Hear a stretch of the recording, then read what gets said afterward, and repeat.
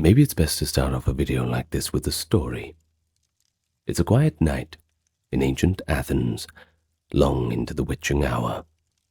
Inside an old creaking dwelling, a lone scholar sits by an oil lamp, determinedly scratching away with his stylus. He's heard rumors that this very house is haunted, but he remains focused on his work. Then comes a sound.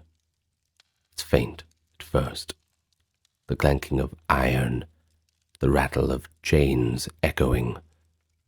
It grows louder. It's coming nearer. The scholar, a stoic named Athenodorus, steels himself and refuses to look up, just ignoring the noise. It's only when the rattling chains seem to be at his very door does he finally glance up. There in the flickering lamplight stands a gaunt spectre, an old man in tattered robes, shackled at the wrists and ankles, hollow eyes staring at him. The ghost silently beckons with a bony finger. Unnerving as the apparition is, Athenodorus remains rational. He calmly gestures for the ghost to wait while he marks his place, and then rises and follows the silent phantom through the moonlit corridors out into the courtyard. But suddenly, the spectre vanishes. The next morning, Athenodorus reports what happened to the local magistrates. They dig at the spot where the ghost disappeared, and they discover a skeleton in rusted chains, buried without the proper funeral rites.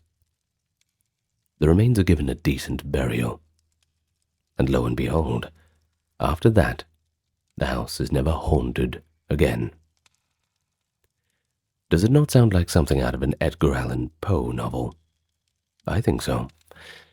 But it goes back a lot earlier than that. This is a tale recorded by the Roman writer Pliny the Younger, nearly 2,000 years ago, and it shows something profound about not just the ancient world, but human psychology. People in antiquity certainly had their own beliefs about ghosts. It's not a modern obsession. Ghosts and restless spirits were accepted facets of life in ancient civilizations. Man, it's not just Greece, Rome, Egypt, Mesopotamia, and beyond. They all had their own views on the ghost phenomenon. But the average person's views on ghosts in ancient times were rooted in their cultural traditions, and that can change from place to place. Also their everyday experiences and how they honored the dead, or perhaps when necessary, placated them. And so today we're going to go through a variety of ancient cultures and eras from the Bronze Age to the Classical period. We're going to try and understand how ordinary people in ancient times understood and dealt with ghosts. But first, let me welcome you to the channel. I am your host, once again, and if you are new here, I bid you a warm welcome. For those returning, a warm welcome back.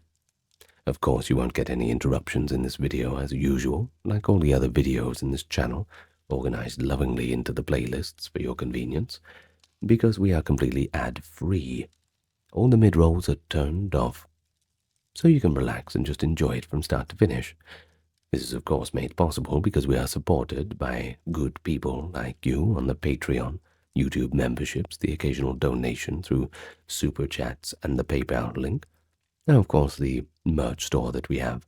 All links available in the pinned comment, video and channel description if you are interested.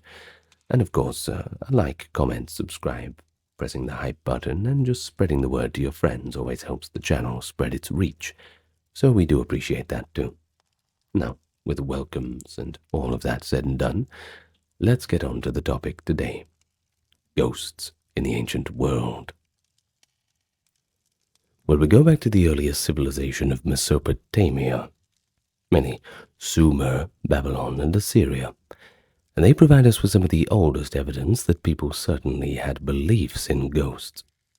In fact, scholars like Irving Finkel, just to name one of them, point out that the idea of spirits surviving after death can be traced back to prehistoric burials, where grave goods were included.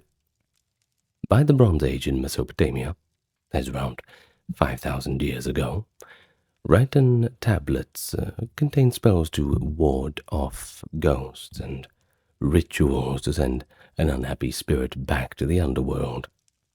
You see, for the Mesopotamians, ghosts, called Gidim in Sumerian or Etemu in Akkadian, were simply just a normal part of life. And everyone became a ghost upon dying.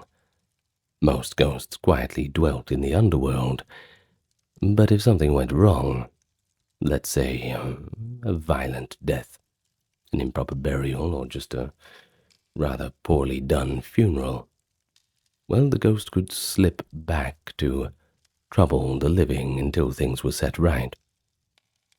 But what exactly was a Mesopotamian ghost like? Well, in their mythology, as best as we can understand it, of course the sands of time blur a few details, but we do know that their afterlife was not like a heaven, nor a hell. It was rather a dreary shadow land. One famous account in the Epic of Gilgamesh describes the dead as wearing feathers like birds, dwelling in darkness, eating clay and dust. Certainly a far removal from heaven, but not quite the burning fires of hell in the Christian tradition. It was more of a miserable existence due to its monotony, especially for those who had no descendants to bring them offerings. Proper burial and regular food and drink offerings could keep a spirit content in the underworld, but a neglected soul would grow hungry. And when you get hungry, you get angry. And when you get angry, you go above to the world and roam around, trying to find what you lack. A common family duty was to pour out cool water or leave bread at the grave to nourish the departed, essentially feeding one's ancestor ghost so it would not inflict illness or misfortune on the household. Now, the most common ghosts in Mesopotamia were not strangers, but they were one's own kin. It wasn't like you'd walk into, I don't know, a new home or something and you would be confronted by a spirit wandering around. Someone who didn't know you wouldn't really trouble you. After all, it's not your fault that they're not getting the proper offerings. It was typical to bury family members under the house floor, however, or in the courtyard, keeping the dead literally close to home. But generally people wouldn't move around too much in those days. If you experienced a mysterious illness or a nightmare, people often suspected a ghost close to them was behind it. Maybe it was grandfather spirit, upset you skipped his memorial meal or forgot his birthday, something like that. Or some other relative's ghosts feeling forgotten. Well, ghosts were even blamed directly for certain symptoms. Cuneiform medical texts sometimes diagnose a patient's ailment as brought by the hand of a ghost. And in these cases, treating the illness involved not only medicine but also spiritual appeasement to pacify the restless. Now, Mesopotamia is a bit special because the society developed many strategies to cope with ghosts. And it wasn't just fear, but it was a bit of practicality too. Of course, there's reflections of both sides of that coin. You see, on one hand, they knew that ghosts could be dangerous. An old Mesopotamian saying essentially was that some ghosts make you sick in order to force you to give them something. The spirits of those who died by violence were considered especially murderous and vengeful. But on the other hand, the living had a few ways to defend themselves. Professional exorcists and priests could be called to recite powerful incantations to send a ghost away. People wore protective amulets and placed fierce-looking figurines on their homes to scare off any wandering spirits. For example, the images of the demon Pazuzu with his ferocious face and wings were used as talismans to frighten away evil influences, including ghosts. And then families, too, also tried to reason with or placate ghosts in their own way. If a spirit was tormenting a household, one could appeal to the gods for justice. In one ritual, the head of the family might formally address the sun god Shamash, the patron of justice, to assert that the family had done their duty, given the proper burial and offerings, and that the ghost had no right to come back and interrupt their daily lives. It kind of amounted to taking the ghost to a bit of a court in a divine sense, defending their own spiritual practices. The living would even swear an oath to symbolically restrain a clay figurine of the ghost, compelling it to cease its harassment once the gods heard the case. The Mesopotamians showed a certain ingenuity in calming restless souls.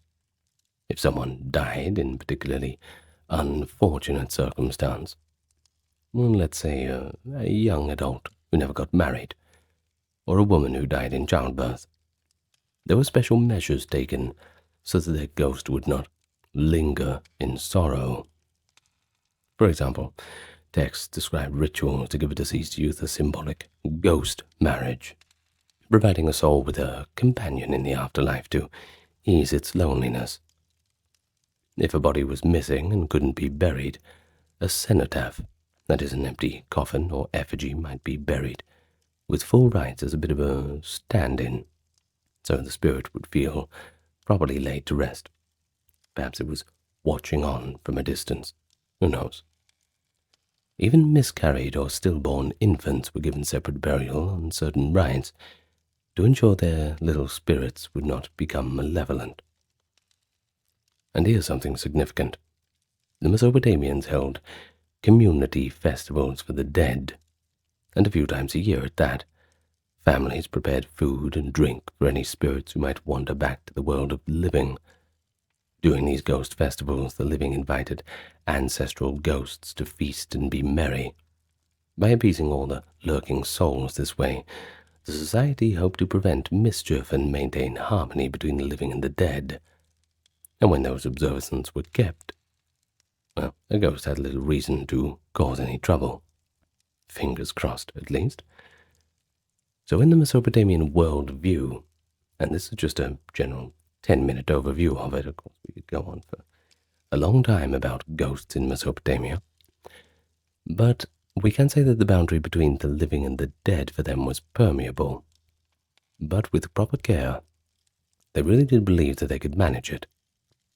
The average Mesopotamian fully expected that ghosts existed, maybe even under their own roof, yet they did not live in constant horror, just a kind of healthy awareness. By honoring the dead with offerings, observing rituals, and knowing when to call an exorcist, or even utter a spell of their own, people felt they had a measure of control. And lack of control is where the real fear comes from. Well, ghosts were of course an ever-present possibility, but if you just kept the rituals and the respect, well, you'd generally be left alone. The restless dead could usually be kept at peace. Well, of course, on the other end of things, we could talk about Egypt extensively, and, well, we'll just cover it within the context of this video. Now, in their society, living and the dead were bound by a kind of mutual obligation. Egyptians believed that maintaining Ma'at, that cosmic order and balance, required proper treatment of the deceased. Well, if a ghost appeared among the living, it was a sign that something had gone wrong. The sacred order had been disturbed. The Egyptians had a complex concept of the soul with parts like the Ka and the Ba, but the aspect that could trouble the living was the Ark, a transfigured spirit, the dead. And normally after death, the person's soul would journey to the blissful realm of Osiris. All things going well, of course, but the living were meant to help this out by mummifying the body, equipping the tomb with food, goods, and spells, as like those in the Book of the Dead, and continually providing offerings in the tomb. Well, that's if the dead was lucky. Ideally, the contented spirit would depart to the afterlife after his family had done the right thing by them, maybe only visited in a few dreams or symbolic forms. But if the living failed in their duties, or if the dead had been wronged, an unhappy ghost could return to set things right. For the average Egyptian, The most likely causes of hauntings were neglected burials or funerary rites. If someone was buried without proper ritual, if their tomb fell into disrepair, or perhaps if their family just stopped showing up to bring the offerings, the ghost might feel angry, or even a sense of betrayal. In Egyptian beliefs, the dead depended on the living for sustenance. Offerings of bread, beer, and water were regularly brought to the tomb chapels. A soul that was hungry or forgotten could lash out. One ancient text even notes that a person buried improperly has permission to roam the earth, upsetting the living until his wrongs are made right. So ghosts in Egypt could certainly cause pretty tangible problems. Illness, bad luck, or domestic strife might be attributed to an offended spirit's interference. One example comes from a Middle Kingdom letter inscribed on a pottery shard, essentially an ancient message to a ghost. In this letter, a widower writes an impassioned plea to the spirit of his dead wife, whom he believes has come back to haunt him. He reminds her that he left no good deed undone for her. He provided a proper funeral, hired a doctor during her illness, mourned her devotedly for years, and, well, even refrained from remarrying or visiting any taverns so as not to disrespect her. He asks in no uncertain terms, "What wicked thing have I done to you, that you should torment me so?" Heartfelt words, painting a picture of a man so desperate to appease his wife's ghost, convinced that his misfortunes are her doing, despite his faithful devotion. It shows as well how personally Egyptians took their relationships with the dead. Even after death, the bonds of love and family had to be carefully maintained to prevent any resentment from creeping in. So how would an ordinary Egyptian address such ghostly problems? The first step was often to seek help from a priest, or a wise woman known for dealing with spiritual ills. Temples sometimes acted as communication hubs between the living and the dead. People could spend a night in a temple sanctuary to receive a message in a dream from a deceased relative or a god, a practice called dream incubation.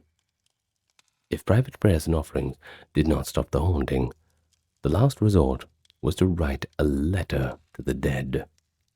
Egyptians would write these letters on papyrus or pottery and deposit them into the tomb of a person's spirit they were addressing. In the letters, the living might beg for forgiveness, maybe promise to repair the tomb or make up for any neglect. They might even ask the ghost for help, for example, to use their influence in the spirit world to resolve a family quarrel, or to protect the household. The letters show that the dead were thought to retain an active interest in the world of the living, and could, if called upon or provoked, exert real power. But don't get it all mixed up. Not all ghostly interactions in Egypt were hostile ones. Just as often, the living might call upon an ancestor spirit for counsel or protection.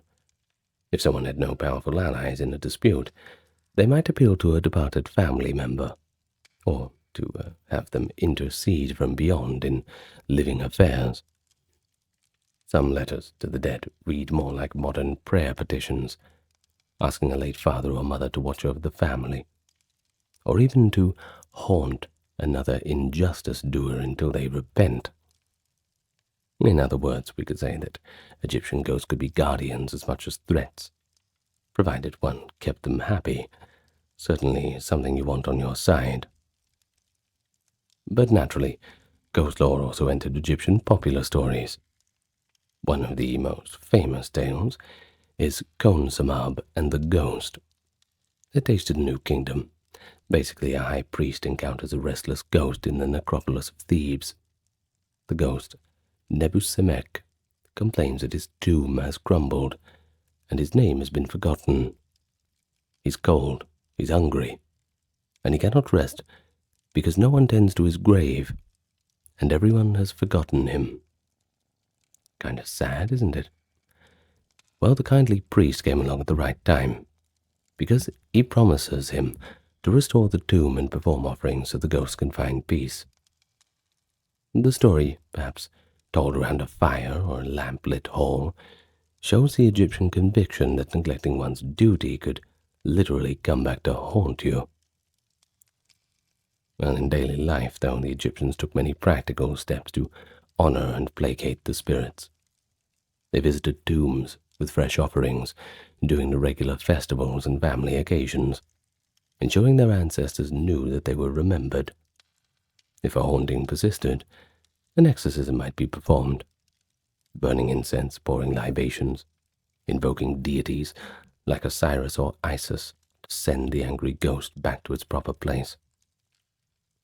To them, a ghost was not a strange and unknown phantom, but usually a familiar presence, a relative, a friend, or at least a fellow Egyptian soul. A ghost's appearance meant a relationship needed mending or an injustice needed correction. Their beliefs held that if the living upheld their responsibilities, providing a proper burial, respecting the tomb, and continuously honoring the deceased, but then the dead would remain at peace. They might even come and help you out. Always good to have that on your side. But if those bonds were neglected, or someone wronged the dead, the restless spirit could become a determined adversary. Adversary, excuse me. Haunted by my poor pronunciation. In any case. Thus the Egyptians approached ghosts with a blend of reverence but also vigilance. They devoutly cared for their departed, and swiftly addressed any signs of discontent. And in that way, they aimed to keep the delicate balance of Ma'at intact, ensuring that the deceased stayed happy in the afterlife, and not lurking angrily in the shadows of the home. Okay, next stop is ancient Greece. They had their own rich beliefs in ghosts, and they often referred to them as psyche, or souls, or eidola, images of the dead. In the classical Greek thought, when someone died, their soul typically traveled to the gloomy realm of Hades beneath the earth. Not the nice place to go. There, the soul existed as an insubstantial shade, visible in dreams or to heroes who ventured to the underworld, but ordinarily they were cut off from the world living. But not all souls made a clean transition to Hades. The Greeks believed that certain circumstance could tether a soul to the living world, and of course, then we have a restless ghost, a problem to be dealt with. Chief among these was the absence of a proper burial. To the Greeks, burial rites were sacred. A body left unburied was not just a social outrage, but it was a spiritual disaster.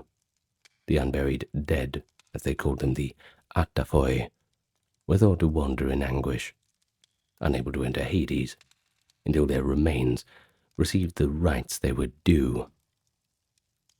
And Greek literature abounds with warnings about it. In Homer's Odyssey, Odysseus encounters the ghost of Elpenor, a crewman who died suddenly and whose body lay unburied. Elpenor's shade begs Odysseus to bury him and mark his grave, lest he be forced to roam and bring the anger of the gods. Similarly, in the Iliad, the fallen warrior, Patroclus, appears in a dream to his friend Achilles, pleading for a proper funeral pyre so that his soul could rest. Stories like that impressed upon Greek audiences that a wandering ghost was a very real threat. If one neglected the duty of burial, you'd have to deal with that kind of issue. Now, the playwright Sophocles, in Antigone, has the heroine proclaim that the laws of the gods demand burial for all, and that reflects the belief that denying burial could offend heaven, and therefore produce vengeful phantoms. Beyond the unburied, the Greeks feared ghosts of those who had died under especially tragic or violent circumstance. They even had classifications. The auroi were souls of people who died too young, before their hour, as the Greeks would say. And then there were the victims of violent deaths. Such spirits were considered prone to unrest. A person cut off in their prime, or a murder victim without justice. They were the ones who'd quite often linger as ghosts, seeking vengeance or fulfillment that they were denied in their life. For example, a popular idea held that the ghost of a young woman who died before marriage could become bitter and haunt the living, since she never attained her expected role within Greek society. Likewise, warriors slain in foreign lands, if left unburied, could become angry apparitions. One reason Greek armies took pains to retrieve and bury their war dead, even arranging truces to do so. It was a mix of honor, but also pragmatism. Honor for the fallen, but fear that their restless spirits might otherwise return to trouble the living. Well, the average Greek accepted that ghosts, while invisible most of the time, might be nearby. Unexplained creaks in empty houses or sudden chills could be attributed to a wandering shade. To keep the spirits pacified, the Greeks observed certain rituals and festivals for the dead. In Athens, for instance, a yearly spring festival, the Anthesteria, included a period where the spirits of the deceased were said to roam the city. During those days, people left out small offerings of food and drink for the invisible visitors. At the festival's end, the Athenians would ceremonially announce that the ghost must depart. A firm but polite eviction. Get out of here and go to Hades. Your time's up. But when a particular ghost made itself known, the Greeks responded by trying to appease or resolve the spirit's grievance. If a house or location was haunted, it usually implied some unfinished business, tying the spirit to that spot, commonly an untended corpse or an unavenged wrong. The remedy was to do whatever the ghost was lacking, find and bury the bones, perform the proper rites, or even avenge a crime. Countless tales reflect that, too. In one famous story, later recounted by a Roman author, a philosopher in Athens found a chain-rattling apparition to a spot in the courtyard, and there uncovered a forgotten skeleton, just like the one we mentioned in our introduction. And once the bones received a proper burial, the haunting ceased. Greek storytellers loved such accounts, in which the living, by performing their duty, released a troubled soul from misery, and simultaneously solved the problem of being haunted. Greek ghost lore also had a more proactive side. Many believed it was possible, though risky, to summon or communicate with ghosts. Oracles of the dead, necromantia, operated in certain locales, where people sought to speak with departed loved ones or renowned heroes. In the epics of Homer, Odysseus himself performs a grim ritual of necromancy, pouring blood offerings to attract the souls of the dead so he can question them, a scene that resonated with later Greek practices. But in everyday life, it wasn't quite like that. A more common way to interact was through curse tablets. These were thin lead sheets inscribed with pleas or commands, then buried in graves or tossed into wells to enlist the aid of spirits below. For example, someone might curse a rival by imploring the restless dead to bind that person or ruin their endeavors. The use of graves as delivery sites for such curses indicates that ordinary people assume the souls of the departed were active and listening, capable of influencing the world of the living, if properly entreated, perhaps even enticed with a few offerings. And so for most Greeks, the ghosts were an accepted reality, not a fantasy, but an expected part of how the cosmos worked. A ghost presence usually pointed to some lapse in duty or upset the moral order, and they needed to set it right. By taking care of that duty, burying the dead, honoring their memory, avenging justice, or just pouring libations to calm an aggrieved spirit, the living could restore balance. And so, in a sense, the Greeks tried to keep the dead integrated into the community through regular remembrance and rites. When the dead were respected, their souls would stay in the proper place, even offer a bit of protection. But neglected and wronged ones would wander as bitter, malevolent spirits, and for those few restless ones, the living stood ready, armed with offerings, rituals, and the blessings of the gods. And with a little bit of luck, those spirits might be guided back to peace by the hands of the living. So next let's go to ancient Rome. And the Romans, just like the Greeks, took the existence of ghosts for granted sometimes. You see, Roman culture inherited Greek ideas about spirits, but they added their own terminology and traditions. The Romans spoke of the benevolent spirits of the dead as the manes, essentially, the honored ancestral spirits, who could help protect their descendants if properly venerated, which just seems to be a prevailing theme. All of this always has roots in these older cultures. It's never just, well, of course you have some cultures that are more isolated than the others, but everyone gets something from somewhere or someone. In any case, as for the Romans, every year in February, families celebrated the Parentalia. This is a festival, and they would do this by visiting their ancestors' tombs, offering wine, bread, violets, and saying prayers to keep the manes content.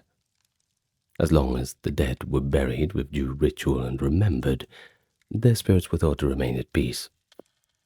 But the Romans also knew of less friendly ghosts, the lemures, or larvae, terms for the wandering and vengeful dead. A lemur was essentially a troubled soul that had not found rest. Most of the time it was because of an improper burial or a violent death in battle. Sometimes a life of greater wrongdoing, the accumulation of many sins. Well, these malevolent ghosts were pretty serious. They inspired quite a bit of dread, and the Romans devised specific rites to placate or banish them.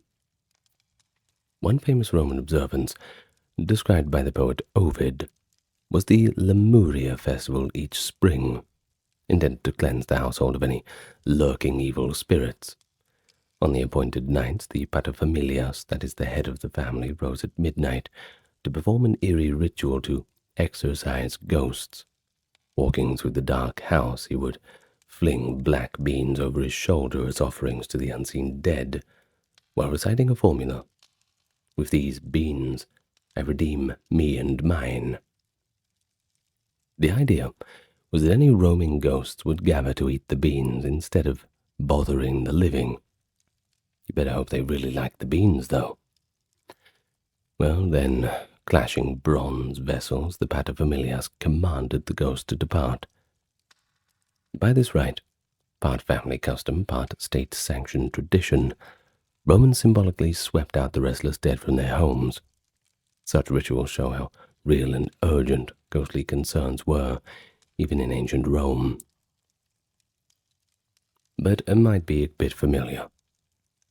Most of the Greek lore was echoed in the later Roman traditions. Unburied bodies or neglected graves, they were primary causes of hauntings, and the cure was to inter the remains and perform the proper funerary rites. Roman literature has many examples. In Virgil's Aeneid, the ghost of Aeneas' helmsman, Palinurus, lost at sea, cannot find peace until a cenotaph, that is an empty tomb, is built for him on land. And in real Roman history, we find similar stories. Suetonius writes that after Emperor Caligula was assassinated, his body was hurriedly buried in a shallow grave without proper rites. Soon people whispered that Caligula's spectre haunted his gardens, screaming and wandering. Eventually, his sisters exhumed his remains and gave them a proper cremation and burial. It was only then that the hauntings reportedly stopped. Now, whether or not that tale is true, the fact that Suetonius thought it prudent to include it shows that Romans readily believed a neglected soul, even that of a notorious emperor, might manifest until its due was done. Ghosts in general pervaded popular imagination in Rome. It wasn't just family lore or legends about emperors. Ordinary people swapped ghost stories too. Pliny the Younger's famous account of a haunted house with a clanking chain ghost circulated wildly, and other writers mention local tales of spectres in graveyards or spirits causing strange noises in bathhouses at night. Many Roman tombstones implore the passerby to respect the grave, often adding dire curses upon anyone who violates it. These inscriptions reflect a fear that a disturbed grave could unleash a ghost's anger. In essence, the Romans tried to keep the dead happy and undisturbed. If you did disturb them, well, you risked a bit of a haunting. Get one of them and you're in real trouble. Yet, just as they fear the angry ghosts, they also embrace the benevolent ones. The lairs were household guardian spirits, often thought to be the souls of the forefathers. Little statues of these guardian spirits stood by the hearth, and daily offerings of a bit of food or wine kept them honored. When the family prospered, they thanked them, and, by extension, the kindly dead. But if a misfortune struck, perhaps a ritual to the mains or a visit to the family tomb was in order, rekindle that goodwill of the departed. But how exactly would a typical Roman deal with a troublesome ghost? Much as our ancients did, through ritual and restitution. If a particular ghost was suspected, I don't know, if apparitions or poltergeist-like antics were plaguing a house, the family might first attempt a private ritual, sprinkling some salt or water, burning incense, invoking the gods of the underworld like Pluto and Prosperina to intervene. Professional help was available too. Roman religion had specialists in purification called haruspices, and other priests who could be consulted to advise on prodigies and hauntings. They might recommend a sacrifice, or the dedication of a tombstone to a spirit that had none. Often the solution was straightforward. Identify what the restless dead wanted and provide it. If the grave was untended, clean it up, leave fresh offerings. If the deceased had died with some injustice, try to set it right. Maybe that needs a proper burial or even a symbolic offering of atonement. I don't know. Try a few things, see what works. Roman law even provided some remedy. A family could set up a shrine, called a situs or cenotaph, for someone who died away from home, giving that lonely spirit a resting place on native soil so it wouldn't wander. To sum it up, the Romans viewed ghosts as a normal part of their world too. Some are helpful, some are dangerous, but they were always deserving of respect regardless. They believed a good relationship with the dead was essential for a harmonious life. By honoring their ancestors, strictly observing funeral rites, and performing periodic ceremonies to chase away unruly spirits, the Romans sought to keep most ghosts happily in the realm of the dead. But if a ghost did cross into the land of the living, the Romans responded in practical fashion, with offerings, rituals, and a firm reminder that it was time for the dead to return to their proper rest. And so through this blend of reverence and ritual control, the Romans, all the way from the peasant to the emperor, tried to ensure that the dead stayed at peace, and that the nights in Rome would be filled with sweet dreams, rather than being disturbed by things go bump in the dark. Well, how about we go a little bit away from Europe now, because belief in ghosts was certainly not confined to the West. Across ancient India and China, we find similar ideas about the restless dead and the duties of the living toward them. It is in these cultures, just as in Mesopotamia or Rome, that people assumed that unless proper rituals were observed, the deceased spirit would linger unhappily and even come back to get you. Ooh, pretty scary, isn't it? Well, the key to preventing ghostly problems in these cultures was ancestor respect, providing the dead with burial offerings and remembrance, and if you met all the obligations, you should be all right. The dead would bless and protect the descendants, but like with everywhere else, if you didn't, the unsettled spirits would make themselves known. Let's look at India first. Hindu tradition taught that when someone died, their soul became a preta, a departed spirit, which would only join the beloved ancestors, the Pitirs, after a sequence of funeral and memorial rites known as sraddha. Now, until these rites were completed, the preta was essentially a ghost. It had nowhere to go. They might be hungry, they might be thirsty, probably would be unhappy, and family members were required to deal with that, make offerings of water, milk, bowls of rice to nourish the soul during its journey. If neglected, the soul would remain a preta and turn into what is known as a bhuta, which is a malignant ghost, rather than peacefully joining its ancestors. One ancient manual warned that a dead relative left unsatisfied by offerings might roam as a ghost and bring disease or other misfortune. To avoid this, Indians diligently performed mourning ceremonies and annual offerings. Even long after a relative's death, one day each year was set aside, during the Pitir Paksha period, for families to offer food and prayers to their ancestors. It was both an act of love but also precaution. A well-fed ancestor wouldn't become hungry, and if they weren't hungry, they wouldn't get angry. Well, Indian epics and folklore have also reinforced these beliefs, and not just in one place either. But let's take, for example, the Mahabharata. The hero, Karna, is said to have received nothing but gold to eat in heaven, because, as generous as he was in life, he never donated food in honor of his ancestors. Only after he returned to Earth briefly to perform those rites could his soul finally find contentment. The clear moral was that caring for your ancestors, feeding their spirits, etc., was a sacred duty. Meanwhile, tales of vengeful ghosts such as specters or those who died untimely or unjustly also circulated. The living could counteract such ghosts by reciting mantras, making offerings in the ghost's name, or, in extreme cases, and this wasn't too often, seeking the help of an exorcist priest. But in general, the preferred solution was prevention. Fulfill your obligations to the dead so you wouldn't have to deal with these problems later on. At least, well, that would be the wise way of dealing with things, but, well, not everyone has time for that, don't they? Well, in ancient China, we see a parallel emphasis on ancestor veneration and ghost appeasement. The Chinese believed that upon death, a person's spirit would live on and could influence the fortune of the living.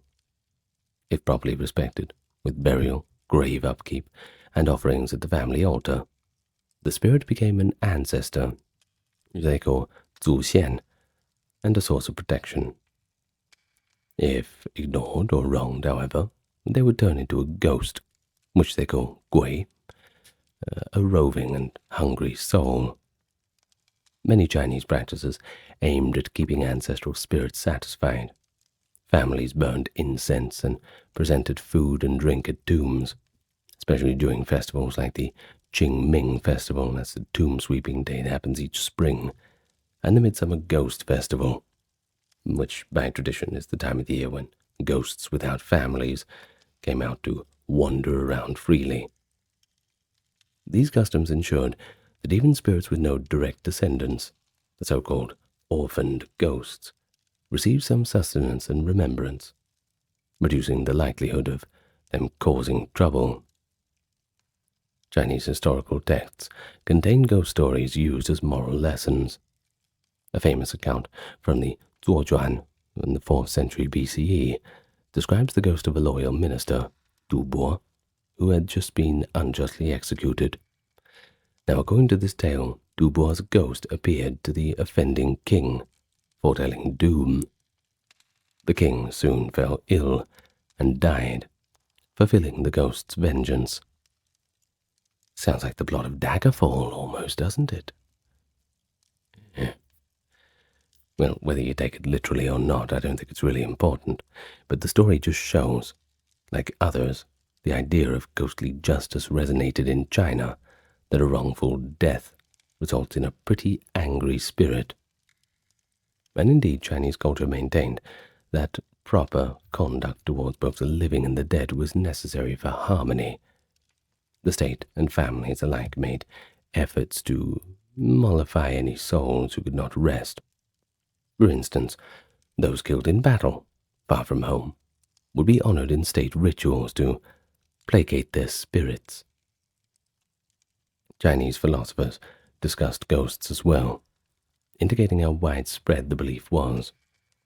The 5th century BC thinker Mozi argued fervently that ghosts and spirits do exist, and he cited numerous eyewitness accounts. Whether you take that as solid evidence or not is up to you, but he chastised those who doubted, asking essentially, if so many people across time have seen ghosts, how can one insist that they aren't real? Well, Mozi's opponents, like some Confucian writers, were a little more skeptical, attributing ghost sightings to fear or deception. But even they acknowledged that the common people firmly believed in such phenomena. Most ordinary Chinese were likely to err on the side of caution, treating any strange knocking or unexplained misfortune as potentially the work of an unhappy ghost, and responding by making offerings or hiring ritual specialists to set things right. Oh, I can only imagine that there's more than one scammer out there, sort of taking advantage of these superstitions, that's for sure. You would say, well, there must be a ghost in your house, sort of thing. Charge money for that. Don't want to give any spoiler alerts of my short novel coming up. I shouldn't give that away. In any case, across both India and China, the pattern's pretty clear. The living were expected to care for the dead, not only out of reverence and love, but mainly just prudence, preventing spiritual discontent, and that's not just for themselves, but for the overall balance of society, the harmony of that collective unit. The notion that a spirit could remain and cause harm if forgotten was practically universal, and as a result, the ancient Indians and Chinese developed elaborate familial rites, seasonal festivals, and folk traditions to keep ghosts at bay. They fed their ancestors, cleaned graves, said prayers, and told stories of what might happen if one failed to do these things. Stories or warnings, perhaps. And in doing so, they found meaning and comfort. The idea that their beloved dead was still part of the family circle somehow. And also they had a measure of security too, believing that a content spirit would not turn into a haunting ghost, but rather help them out a little bit where they can, pull some strings from the afterlife. The form of the rituals varied from region to region, but the underlying principle was the same, as that found every culture that we've explored pretty much has the same kind of things. They have their own eccentricities, but one thing remains very common between them all. Honor the dead, and the dead will not trouble the living. So it's pretty interesting, don't you think? All the way from the Nile and the Euphrates to the Yellow River in China, the ancients lived in a world where they believed they were surrounded with invisible spirits. Well, it's not just the ancients. Many people to this day believe the same thing. It all depends on the person's own spiritual beliefs and all the rest. In any case, ghosts were not fanciful legends back then, but a familiar part of life. Sometimes feared, sometimes even welcomed, but always respected in a way.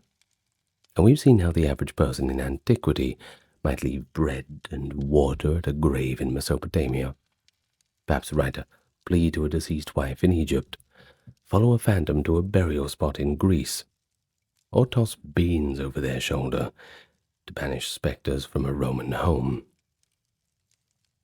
Across all the cultures, the practices speak to a shared understanding. the dead continued to influence the living, and the living had responsibilities toward the dead. Those ancient peoples, for all their cultural differences, found in ghost beliefs a way to explain the unexplainable and to enforce moral duties. The ghost was often the voice of conscience or tradition, demanding that proper honors be paid, wrongs be righted, not rights be wronged, and the natural order just be maintained. An improper burial, or a forgotten ancestor, that was not just an emotional lapse. It risked cosmic order falling apart in the form of a haunting. Thus, ghost stories were more than just spooky tales. They were lessons in piety, memory, and justice. At the same time, these stories surely provided these same shivers and fascination that ghost tales do today, providing that the human imagination has long dwelt on the threshold between life and death. So, did the ancient people believe in ghosts? Yeah, it's a pretty obvious question. A pretty obvious answer, rather. Absolutely they did. Makes a good YouTube title, though, doesn't it? And they did so with a conviction woven into rituals, literature, and daily actions. It was not surface level. They were the ones that lit the lamps in the tombs to guide the spirits. They were the ones who whispered the prayers to appease them. And they told the stories that kept the ideas vividly alive. In doing so, our ancestors grappled with the mystery of death, and ultimately the hope that in remembering and respecting those who came before, the living and the dead could somehow have a kind of harmonious coexistence. And I suppose it makes sense of death, too, that they do have somewhere to go. And it's not so mysterious. The fear of the unknown perhaps becomes a respect or a fascination for the unknown. In any case, the enduring tales of ancient ghosts, they'll always remind us that the questions they asked about the unseen are in many ways the same questions that we're still asking, the same fascinations and fears that we still have. And that's a very common feeling. It connects us to those people thousands of years ago across millennia, in our collective fascination at what lies beyond. In Victorian London, death was everywhere, and it was not polite about it in the slightest. Infant mortality was in a number that would be unthinkable today. Cholera swept through in waves, killing tens of thousands at a time. And industrial accidents created new and avant-garde ways to die. Poverty created more. The dead went in large numbers, often violently, frequently without explanation, and always within arm's reach of families whose grief had nowhere adequate to go. So the dead came back. Not literally, don't get me wrong, but in the cultural imagination of a city that could not stop producing corpses and couldn't satisfactorily explain where the people inside them had gone. You see, Victorian London did not believe in ghosts despite its modernity, but it believed in ghosts because of it, because the specific conditions of urban industrial life created a relationship with death that older frameworks couldn't quite manage. And this all resulted in one of the most elaborate ghost cultures in human history, and quite a unique one at that. And that's what we're talking about today. It's bound to be quite a transparent topic, if you get what I mean. Anyway, welcome to the channel. Good to see you all. And if you can just do a quick like, subscribe, and comment, that helps us in the algorithm. Also, thank you for those supporting us financially, keeping it ad-free, sponsor-free, entirely crowd-funded. Thank you very much. Links are in the pinned comment and description. Anyway, let's get on with it. So let's begin with the specific relationship in Victorian times with death and the dead. This relationship was unlike anything in modern Western experience. You see, death was a lot closer, a lot more frequent. and more physically present, and ultimately more surrounded by elaborate ritual and cultural meaning than anything we now routinely encounter. These days, deaths happen in private. They're sort of tucked away in the corner. But the death rate in Victorian London's poorest districts, Whitechapel, Bermondsey, St. Giles, things like that, was a fact of daily life that everyone who lived there knew in their own family and in the families around them. The average life expectancy at birth in Whitechapel in the 1840s was approximately, wait for it, 27. That's not very old. And that just shows the catastrophic infant and child mortality of the slum districts more than the lifespan of adults who survived childhood. I get it. But still, it nonetheless represents a world in which a majority of children born did not reach adulthood, and in which adults lost children, siblings, and parents to disease with a frequency that modern Western experience has almost no equivalent for. And think about it psychologically, too. You know, like, people losing that many family members, that many children and friends and all the rest, it's bound to take a toll. Really. Anyway, the Victorian response to this intimacy with death was not to look the other way, but rather to look extremely carefully, to surround the experience of death with an elaborate ceremonial and aesthetic culture, whose specific features were distinctive enough to make Victorian synonymous with a particular style of funerary excess. The mourning dress that a widow was required to maintain for 2.5 years after the death of her husband was a public statement that identified the wearer's grief and her community's obligation to acknowledge it. Now, it was basically black bombazine for the first year, and then gradually it would be modified through half-mourning shades of grey and purple over the following period. So it would change after a while. The elaborate funeral processions, with their black horses and professional mourners, glass-sided hearses, there were theatrical performances of loss, whose specific scale was calibrated to the social status of the deceased. The post-mortem photography that preserved the image of the dead in posed arrangements that suggested sleep rather than death. Well, that was a specifically Victorian technology of grief management, keeping the dead present in the household's visual memory even after their physical presence had been removed. The Victorian ceremony was itself a new institution and a revealing one. The great garden cemeteries that were established around London in the first half of the 19th century. You got places like Kensal Green in 1833, West Norwood in 1837, Highgate 1839, Abney Park in 1840, and then you had Brompton and Nunhead in 1842. Not 1842, I mean 1840 as well. Well, they were responses to the specific crisis of urban burial that the rapid growth of London's population had created. The old parish churchyards in the city's interior were full beyond capacity, with bodies buried so close to the surface that the smell of decomposition was a recognized public health problem in the surrounding streets. Certainly would have put the property values down too, one would assume.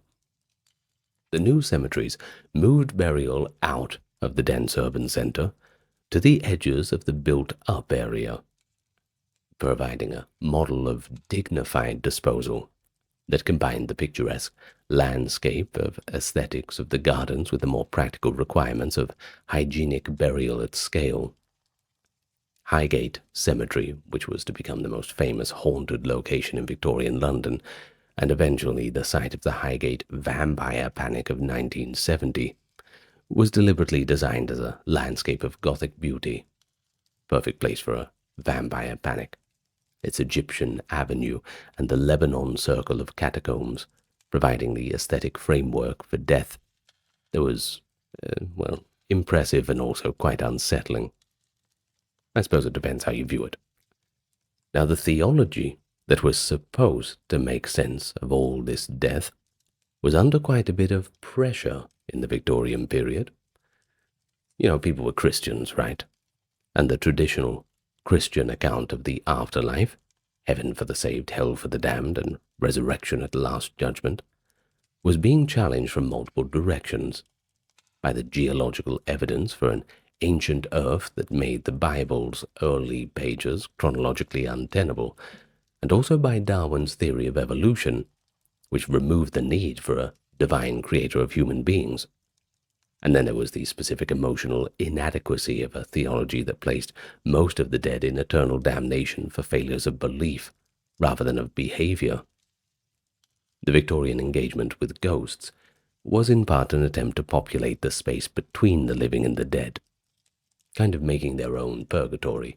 After all, they'd moved away from the Catholic Church, right?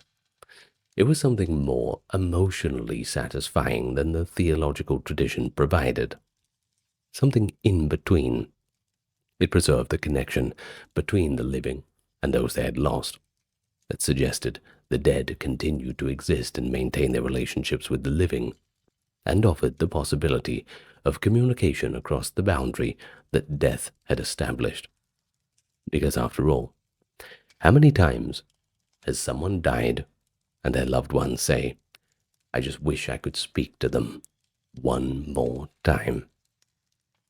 Well, perhaps ways and methods would be developed. The specific form that the Victorian engagement with the ghost took in its most organized expression was the spiritualist movement, which arrived in Britain from America in the early 1850s, becoming one of the most significant popular movements of the Victorian era. The immediate trigger for the American spiritualist movement was the Fox sisters of Hydesville, New York, who in 1848 claimed to have established communication with the spirit of a murdered peddler through a system of knocks and rappings. Well, this specific claim, not that ghosts existed in an atmospheric, undefined sense, but they could communicate in code with the living through physical manifestations that could be observed, counted, and recorded, was the innovation that gave the spiritualist movement its distinctive character. And also, quite a lot of charlatans, but we don't want to ruin the fun, don't we? This was, its proponents insisted, not superstition, but an empirical investigation of the survival of personality after death, conducted under conditions that could be evaluated and discussed. The appeal of spiritualism in Britain was broad enough to encompass both the genuinely bereaved and the intellectually adventurous, who found in the spiritualist movement's claim to empirical investigation a way of taking the question of post-mortem survival seriously, that orthodox religion was just not willing to even entertain. Among the prominent Victorians who engaged seriously with spiritualism were Alfred Russel Wallace, the co-discoverer of natural selection, by the way, also the physicist William Crookes, Arthur Conan Doyle, you'll know him from writing the Sherlock Holmes novels, and Prime Minister William Ewart Gladstone, who actually attended a séance, and that's the ones that he wrote down.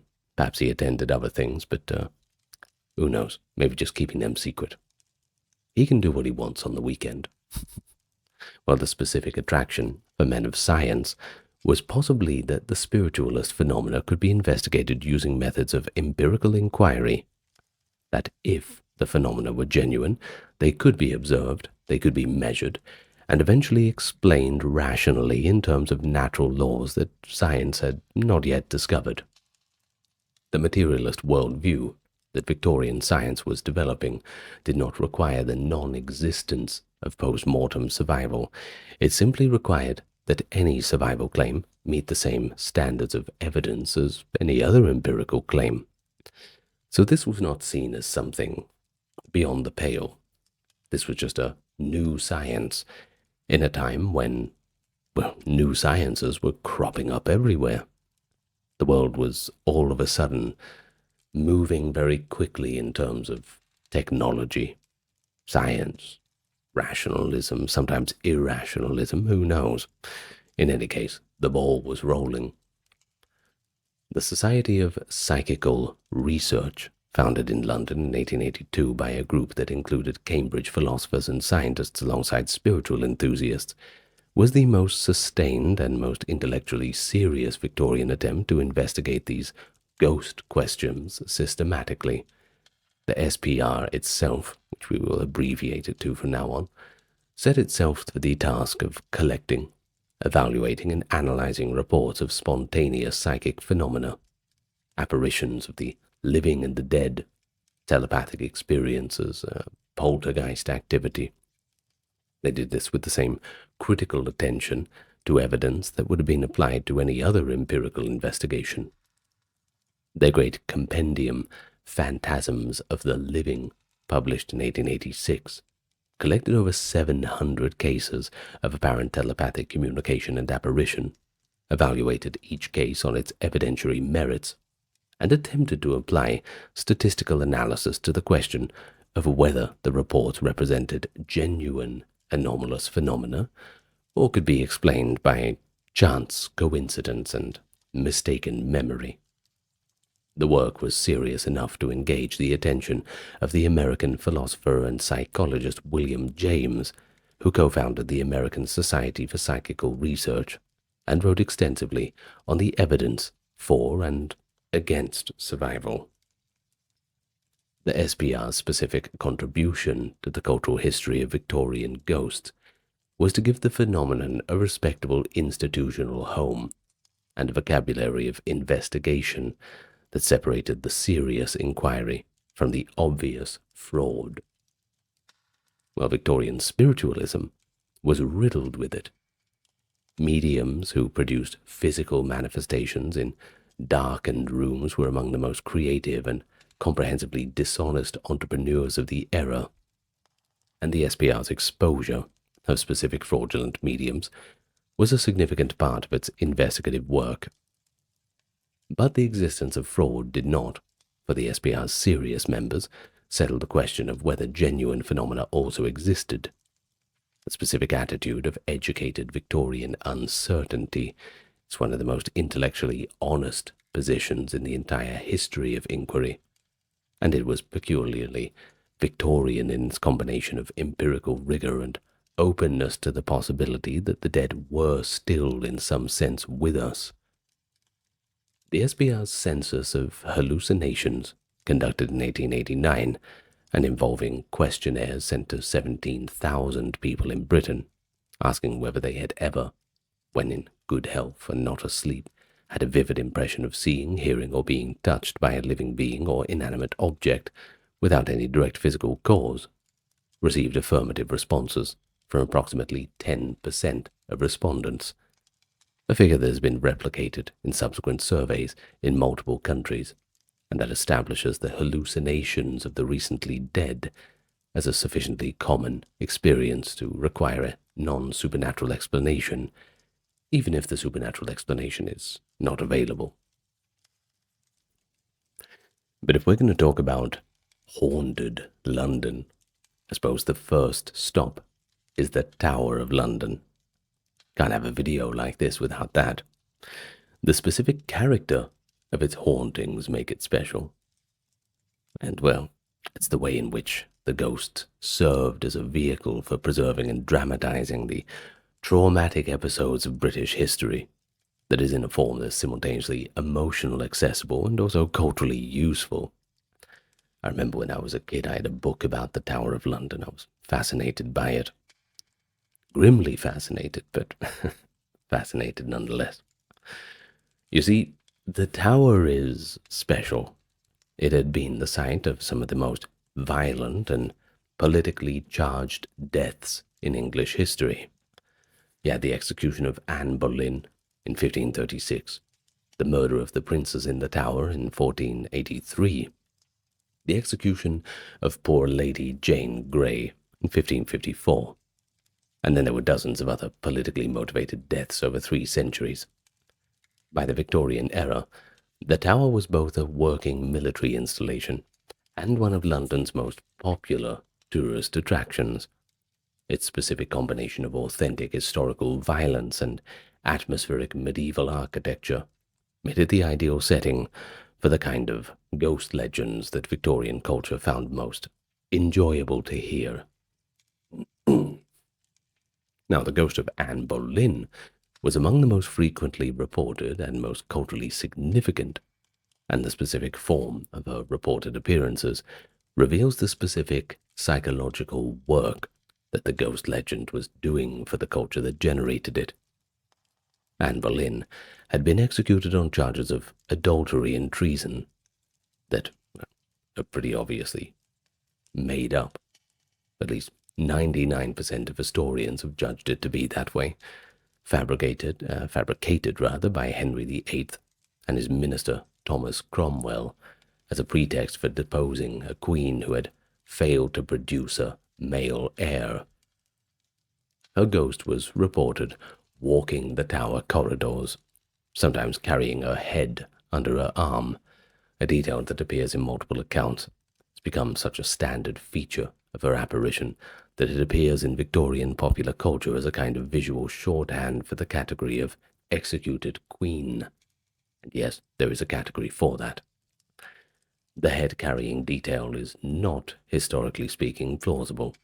You see, Anne Boleyn was beheaded by a French swordsman in a method that left the head separate from the body, but this does not naturally produce an ambulatory head-carrying arrangement that the ghost reports to describe. But its persistence reflects the specific cultural function. The ghost of Anne Boleyn carrying her head was a compressed narrative of unjust political murders, a visible accusation whose specific graphic quality made it quite impossible to look away from.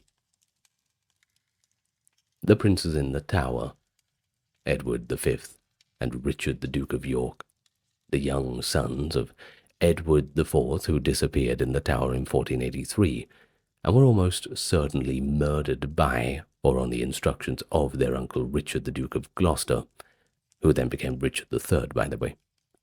They generated a ghost legend of particular pathos in the Victorian era, and they all found it to be quite resonant. The two boys, aged very young, 12 and 9 at the time of their disappearance, were reported to be seen in the tower's upper chambers, sometimes playing, sometimes weeping, but always in doublets and hosen of the 15th century. The specific horror of their fate, children murdered for political convenience and their bodies concealed rather than proper burial, that was the kind of historical crime that Victorian moral imagination found especially disturbing. And the ghost legend that accumulated around them was correspondingly quite elaborate. The discovery in 1674 of bones believed to be those of the princes, subsequently reinterred in Westminster Abbey by Charles II, had not resolved the question of their fate in ways that satisfied the Victorian historical curiosity. And the ghost reports served partly as a form of cultural insistence that the question remain open, and the crime remain unanswered. Then there's the yeoman warders, the tower's resident guards, known properly as beefeaters.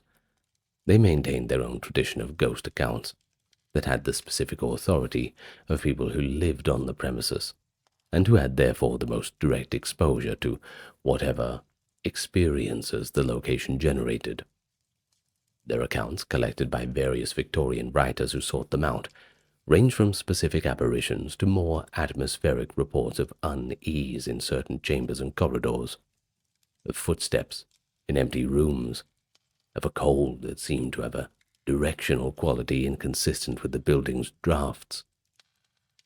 The specific authority of the insider witness, a person who lived with the haunting and could therefore speak about it, was important in the Victorian ghost legend's evaluative framework, and the yeoman warders occupied this authority position in relation to the tower's hauntings in ways that gave those hauntings a specific credibility that a single visit of a tourist, some offhanded report, could not quite match. The spring-heeled Jack phenomenon which erupted across London in the winter of 1837 to 38, and recurred at intervals throughout the subsequent decades, is probably one of the most interesting episodes in urban legends, and one of the most revealing about the specific psychological dynamic that Victorian London's density and anonymity made possible. Spring Hill Jack was reported as a figure of supernatural or semi-supernatural character who attacked women in the streets of South London, in Barnes, Clapham, and Old Ford, with a combination of physical assault and supernatural manifestation. Witnesses described it with a consistency that was remarkable across accounts collected from people who had apparently not compared their experiences with each other. The figure was tall, thin, athletic. It had hands like metal claws. It breathed blue and white flames. It wore a helmet and a cape, and its most distinctive feature was a capacity to leap over walls and rooftops that were clearly beyond ordinary human ability. The first formal public report came in January of 1838, when the Lord Mayor of London, Sir John Cowan, read a letter at a Mansion House meeting from a resident of Peckham, describing the attacks and expressing concern that the local authorities were frankly not taking them seriously. The Lord Mayor's reading of the letter produced the specific effect of making Spring Hill Jack reports a matter of public record, which in the media environment of Victorian London meant immediate newspaper coverage that circulated the reports throughout the city and beyond. Within weeks, new sightings were being reported from multiple locations across London, and the figure was acquiring a kind of mythology in the popular press that elaborated the core description with a few more details, whether about his identity, motives, or supernatural origins. Of course, this was all tabloid-level stuff that had no evidentiary basis, but it served the narrative requirements of a story that the Victorian public found to be quite irresistible. And it also sells lots of advertising in newspapers, which was probably more to the point. Anyway, the most disturbing of the documented Spring Hill Jack encounters were those involving young women who were directly attacked. Jane Alsop, an 18-year-old who answered her door on February 1838 to a figure claiming to be a police officer who had captured Spring Hill Jack and needed a light, was grabbed by the figure she opened the door to, which then tore at her face and neck with metal claws and breathed the flames into her face before her family could intervene and drive it off. Then there was Lucy Scales. She encountered the same week and was blinded temporarily by flames blown into her face by a figure in a dark street. The Alsop and Scales accounts were investigated by the local police, and they were taken seriously enough to produce a formal inquiry, though no perpetrator was ever identified, of course. The specific combination of physical assault, supernatural manifestation, and complete failure of police investigation made Spring Hill Jack a figure who combined the urban menace of criminal with the ontological disturbance of the genuine supernatural, a figure that was worse than either a criminal or a ghost, because it appeared to be both. While the identification of Spring Hill Jack's likely true nature has been debated ever since. Contemporary suggestions included a bet by a young nobleman, a deliberate campaign of terror by a specific individual with unusual athletic ability and theatrical props, or a genuine supernatural entity. Now, what about the modern analysis? Well, once again, it comes in to ruin the fun. The modern analysis tends towards the view that the original Spring Hill Jack attacks were probably the work of one or more human actors with unusual acrobatic ability, the leaping over walls and rooftops that seemed supernatural. It was not impossible for a trained gymnast or athlete of the period, just frankly quite impressive. And The widespread reporting of subsequent sightings represents a combination of genuine copycat attacks, misidentified ordinary individuals, and the specific mass suggestion that follows when a cultural template for a frightening phenomenon has been established by extensive media coverage. Think about it. If everybody's looking over their shoulder for it, they're bound to find something that convinces them they've seen what they're looking for. You know what I mean. Devil behind every door kind of thing. The Spring-Heeled Jack legend continued to generate sightings in various parts of Britain until the late 19th century, long after any original perpetrator could have been active, and that suggests that the legend had by then achieved a self-sustaining life, independent of any specific individual behavior. Moving on from Spring-Heeled Jack, we have the great institutional buildings of Victorian London, the hospitals, the prisons, asylums, workhouses, and they accumulated ghost legends in ways that reflect both the specific suffering that had occurred and the specific unease that these institutions generated in the surrounding population. Let's start up first with the Bethlehem Royal Hospital, the oldest psychiatric institution in Europe, also called Bedlam. It had been housed since 1815 in the building that is now the Imperial War Museum in Southwark, and its ghost legends were among the most elaborate of any London institution, drawing on a history of treatment practices whose specific cruelty had made Bedlam a byword for inhumanity before the Victorian reform movement began to change psychiatric care. Excuse me. The patients who had been confined in the old buildings, subject to treatments that pre-reform psychiatry considered to be appropriate, and who died within the institution's walls, sometimes from these treatments themselves or conditions of confinement, were understood by the communities around Bedlam as a class of people who had particular reason to remain restless after death. Highgate Cemetery was, as noted earlier, deliberately designed as a Gothic landscape, and its specific atmosphere, the overgrown Victorian monuments, the mausolea,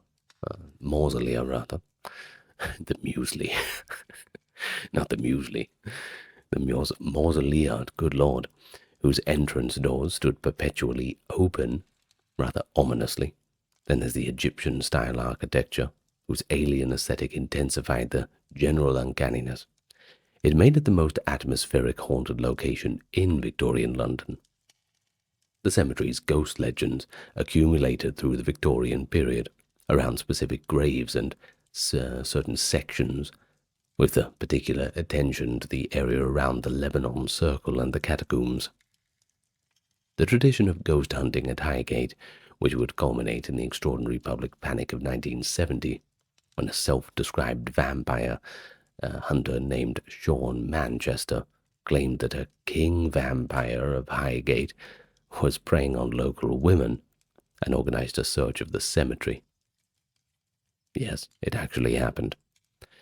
Well, this all had its roots in the Victorian period's specific combination of genuine Gothic atmosphere and the popular appetite for a supernatural narrative. The Victorian cemetery was designed to be moving and impressive, rather than a merely hygienic one. And the Gothic design choices made it moving and impressive, also made it a landscape in which the imagination of the nocturnal visitor could produce exactly the kind of experience that the ghost legends described. Prime breeding ground for the creepy. Next there's Newgate Prison, the notorious old London jail that stood on the site now occupied by the Central Criminal Court, the Old Bailey. That was the site of some of the most specific and best documented ghost legends in Victorian London, partly because the prison was both a site of mass suffering and one of significant public interest. The public executions that took place outside Newgate's walls until 1868 attracted enormous crowds, and the condemned who died there, some innocent, some guilty, all the subjects of intense public attention, were exactly the kind of dead person that the ghost legend requires. i.e. people whose deaths were violent, public, and accompanied by intense emotional engagement from large numbers of witnesses. The ghost of Jack Sheppard, the famous 18th century thief and escape artist who had been hanged at Tyburn in 1724, but whose legendary escapes from Newgate prison made him a specific Newgate figure in the popular imagination, was reported in the prison throughout the Victorian period, a ghost whose specific quality was the playful energy of the escape artist rather than the anguish of the condemned. And that tells us something about how the culture was constructing the ghost legend around a historical figure whose story it found to be entertaining rather than merely tragic. Then there's the workhouse, which is a tragedy of its own. The institution established by the Poor Law Amendment Act of 1834 to provide minimal subsistence, to the destitute in exchange for labor, and I mean extremely minimal. This generated ghost legends of a specific quality that reflect the specific suffering and shame associated with workhouse residents. You see, it was not a place you wanted to end up. It was deliberately made miserable as a last resort. The workhouse ghost was typically a figure of extreme pathos.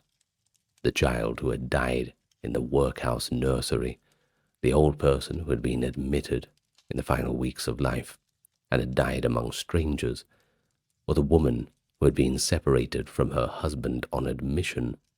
The workhouse system required the separation of men, women, and children into different sections, and had not seen him again before one of them died. The specific horror of the workhouse was that it stripped its inhabitants of the social and family connections that gave death meaning. That a person who died in the workhouse died without the rituals of family attendance and communal mourning that Victorian death culture required. And the ghost legends that accumulated around workhouses were partly an expression of the cultural insistence that the workhouse dead deserved more acknowledgement than the institution had given them. The Victorian ghost story, as a literary form, is one of the most important and accomplished genres of the period, and it has a specific character, that combination of psychological subtlety, atmospheric precision, and this genuine emotional resonance. It's shaped by the cultural conditions that produced the popular ghost legends that we've been talking about. The ghost story was not a separate cultural phenomenon from the popular ghost belief. It drew on the same traditions, the same locations, the same emotional investments in the dead and their relationship to the living, and it fed back into the popular culture in ways that influenced the ghost legends themselves. When Dickens wrote A Christmas Carol in 1843 and established the Christmas ghost story as a recognized cultural institution, he was both drawing on existing popular tradition and creating new templates the subsequent ghost legends would use. Charles Dickens was the most prolific and influential of the Victorian ghost story writers, and his engagements with ghosts was more than simply literary. You see, he was actually a serious investigator of spiritualist claims and a founding member of the Ghost Club, the oldest paranormal investigation society in the world, established in London in 1862. His ghost stories range from the comic, the complication of the Pickwick Papers, the story of the goblins who stole a sexton, to the genuinely disturbing. For example, The Signalman, published in 1866. It's one of the most perfect ghost stories we have in the English language. The Signalman is particularly illuminating about the specific character of the Victorian ghost, because its central question is not whether the apparition the signalman sees is real, but what it wants, what obligation the living owe to the dead who appeared to them, and what the cost of failing to respond to that obligation might be. The ghost in Dickens' best work is not simply frightening. It's more of a moral demand. It's there for a reason. And, well, you don't really have much of a choice. You have to do what the ghost asks you to do. Sheridan Le Fanu, the Irish writer, who spent much of his career in Dublin rather than London, but whose influence on the Victorian ghost story was as significant as Dickens, developed the ghost story in a direction that was less concerned with moral obligation and more interested in the specific psychology of the haunting, the question of what it feels like to be persecuted by someone whose existence cannot be confirmed and whose intentions cannot be determined.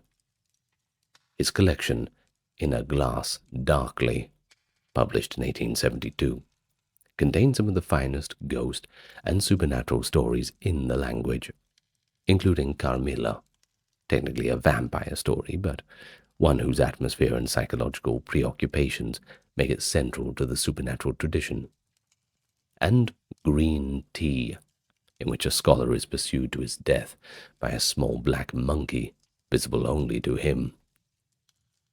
The specific quality of Le Fanu's supernatural is his refusal to confirm the reality of what the afflicted character is experiencing. The haunting might be real, or it might be madness. It might even be the guilt of a suppressed transgression that's now come back to manifest itself in a hallucination. And that's where the horror is. It lies in the ambiguity. M.R. James, whose ghost stories technically belong to the Edwardian period rather than the Victorian, nevertheless represents the culmination of the tradition that the Victorian era established. And his specific innovations in the ghost story illuminate what the Victorian tradition had achieved, and ultimately where it was heading, where it needed to go. James's ghosts, the thing that emerges from the linen in the work "Oh, whistle, and I'll come to you, my lad," the web of figures in casting the runes, and the horrible creature in Count Magnus. They're among the most genuinely frightening entities in English fiction, and they deserve their own movie adaptations, I think. You see, they're frightening because they combine this physical specificity with this incomprehensibility. James's ghosts are not the vague atmospheric presences of the tradition before him. They're different. They've got real teeth and hair and weight and the specific quality of wrong physicality that distinguishes the genuinely uncanny from the merely spooky. Ooh. The Victorian tradition of ghost story writing that James inherited had built the narrative and atmospheric framework. James just provided the figures that could inhabit it with maximum disturbing effect. But of course, this ghost culture was not confined to the parlors where the SPR conducted its investigation, or the Christmas numbers in which Dickens published his seasonal stories. It was right there on the street, in the penny dreadfuls sold at the train stations, in the broadside ballad, the music hall, and the oral tradition of neighborhoods that maintained their own specific hauntings in ways that the printed record only partially captures. The penny dreadful, the serial fiction published weekly at a penny per installment, was the primary reading matter of the urban working class. It was full of ghosts, vampires, skeletons, and every other species of supernatural horror that the reading public found to be quite irresistible. Varney the Vampire, or The Feast of Blood, published in serial form from 1847 onward, and running to 220 chapters across several years, established a vampire mythology in popular culture decades before Dracula by Bram Stoker and its specific blend of Gothic atmosphere, working-class setting, and supernatural horror reflected the penny dreadful's characteristic approach of taking the conventions of the Gothic novel and relocating them to environments that its readers could more easily relate to.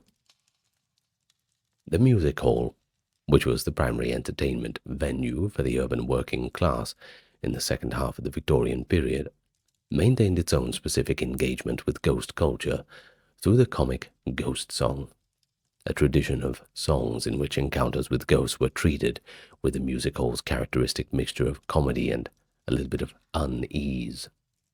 The ghost in the music hall song was typically a frightening figure, rendered comic by the specific quality of the singer's performance, transforming terror into a shared laughter in ways that served the specific social function of collective management of anxiety. The audiences at the South London Palace or the Collins Music Hall who laughed at the ghost song were performing the same psychological operation as an audience at a horror film, experiencing fear and releasing it through entertainment, using the performance as the controlled environment for managing emotions that in their raw, unperformed form would simply be too much to handle. The ghost in the music hall was domesticated without being fully tamed. The specific songs that dealt with ghost encounters, songs like the comic number in which a nervous traveler at an inn is haunted by what turns out to be a sheet blown by the wind, or the sentimental ballad in which a widower is visited by his dead wife, who assures him that she is at peace. They cover the full emotional range, from comedy to genuine pathos, and it shows the music hall's characteristic understanding that its audience needed both. A little bit of release, a little bit of acknowledgement, that the laughter at the ghost song was not quite simple, but something a little more complex. Laughter of people who had lost enough of their own dead to find the subject entertaining only because finding it tragic was just too exhausting to sustain through an evening of entertainment. Then there's the street-level ghost legends of specific London neighbourhoods. They were maintained in oral tradition, whose documentation depends largely on the work of Victorian folklore collectors and local historians, who thought to write down what their neighbours talked about.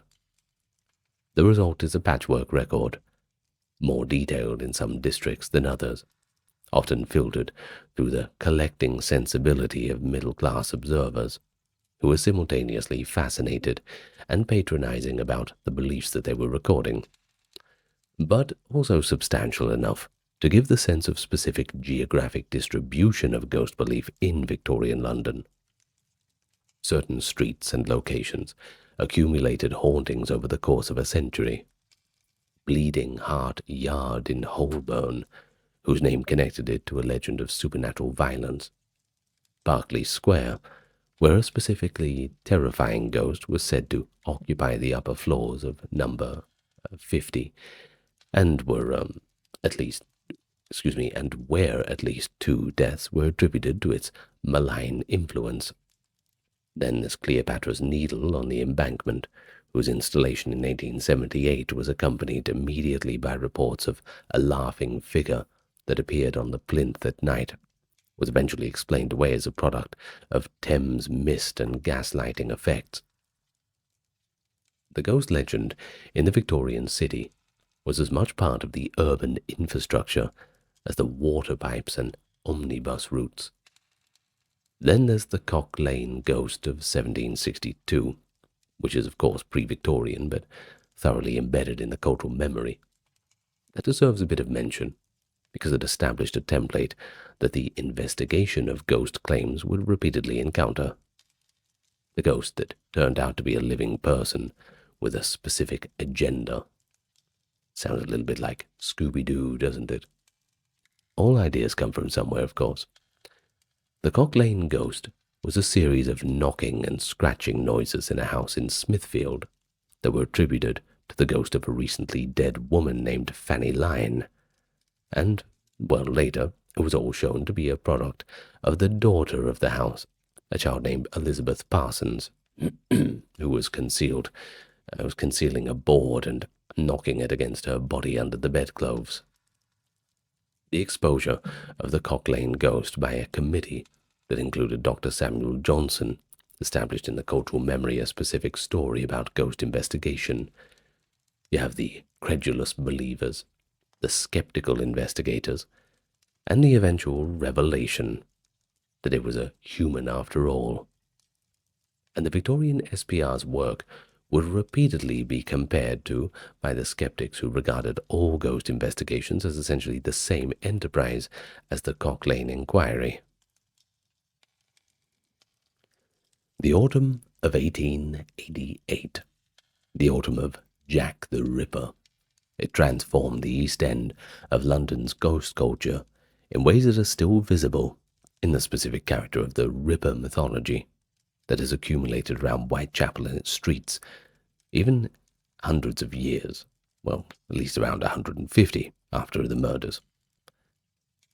The 5 canonical Whitechapel murders, attributed to the unidentified killer, whose specific identity has been the subject of more sustained amateur investigation than perhaps any other crime in history, create a landscape of violent death in a specific geographic area that was already the poorest and most densely populated district in London, already marked by the specific combination of disease, overcrowding, and desperation that the slum produced. The murders created ghost legends almost immediately. The spots where the bodies were found, Bucks Row, Hanbury Street, Mitre Square, Dorset Street, they became locations with a specific atmospheric charge that the surrounding community was acutely aware of. The ghost of Mary Jane Kelly, the last of the canonical victims, murdered in her room at 13 Miller's Court, Dorset Street, in November of 1888 in the most brutal of the 5 attacks, became one of the most persistently reported apparitions of the Victorian East End, partly because the specific horror of her death. She was mutilated beyond recognition in the privacy of her own room, in a way that went far beyond anything the previous murders had suggested. It gave her ghost a quality of particular anguish, and partly because Dorset Street itself was one of the most notorious ones in London. In fact, it was called the worst street in London by various contemporary accounts. It had this specific character of poverty and violence that made it a landscape in which the supernatural seemed simply continuous with the natural rather than a disruption of it. The ghost of Polly Nichols at Bucks Row was reported within weeks of her murder. The ghost of Annie Chapman at Hanbury Street had specific accounts attached with it within months. The Ripper murders had created a haunted district, and the haunting was in specific sense appropriate. These were women whose deaths had been public sensations, but whose lives had been quite invisible. Not the legacy they wanted, I suppose. The ghost legends that accumulated around the murder sites were a form of cultural insistence that the women themselves deserved to remain present in their landscape, one that had enclosed and ignored them in life. So the Jack the Ripper ghost legend itself, i.e. the ghost of the Ripper rather than the victims, that was slower to develop, and has always had a more ambiguous character than the victims' ghosts, for the obvious reasons that an unidentified killer whose crimes were never solved can't be given the specific biographical grounding that makes a ghost figure emotionally coherent. What has instead accumulated around the Ripper figure is something more like a spiritual presence than a specific ghost, a sense of malign energy attached to certain streets and certain times of day that various ghost hunters and sensitive visitors to the area have reported in terms that resist specific identification. The Jack the Ripper walking tours that have operated continuously in Whitechapel since the 80s, taking tens of thousands of visitors per year to the streets and the courts and churches associated with the murders, have created a form of secular haunting, the haunting of repetitive narration and collective imaginative engagement that has no obvious precedent in the ghost legend tradition, but that produces in its participants something that looks a great deal like the Victorian ghost experience, a heightened attention to the physical environment, a sense of the past pressing through the surface of the present, and a specific unease about what the streets of Victorian London were capable of containing. And so the legends of London have not dissipated with the passing of the Victorian era.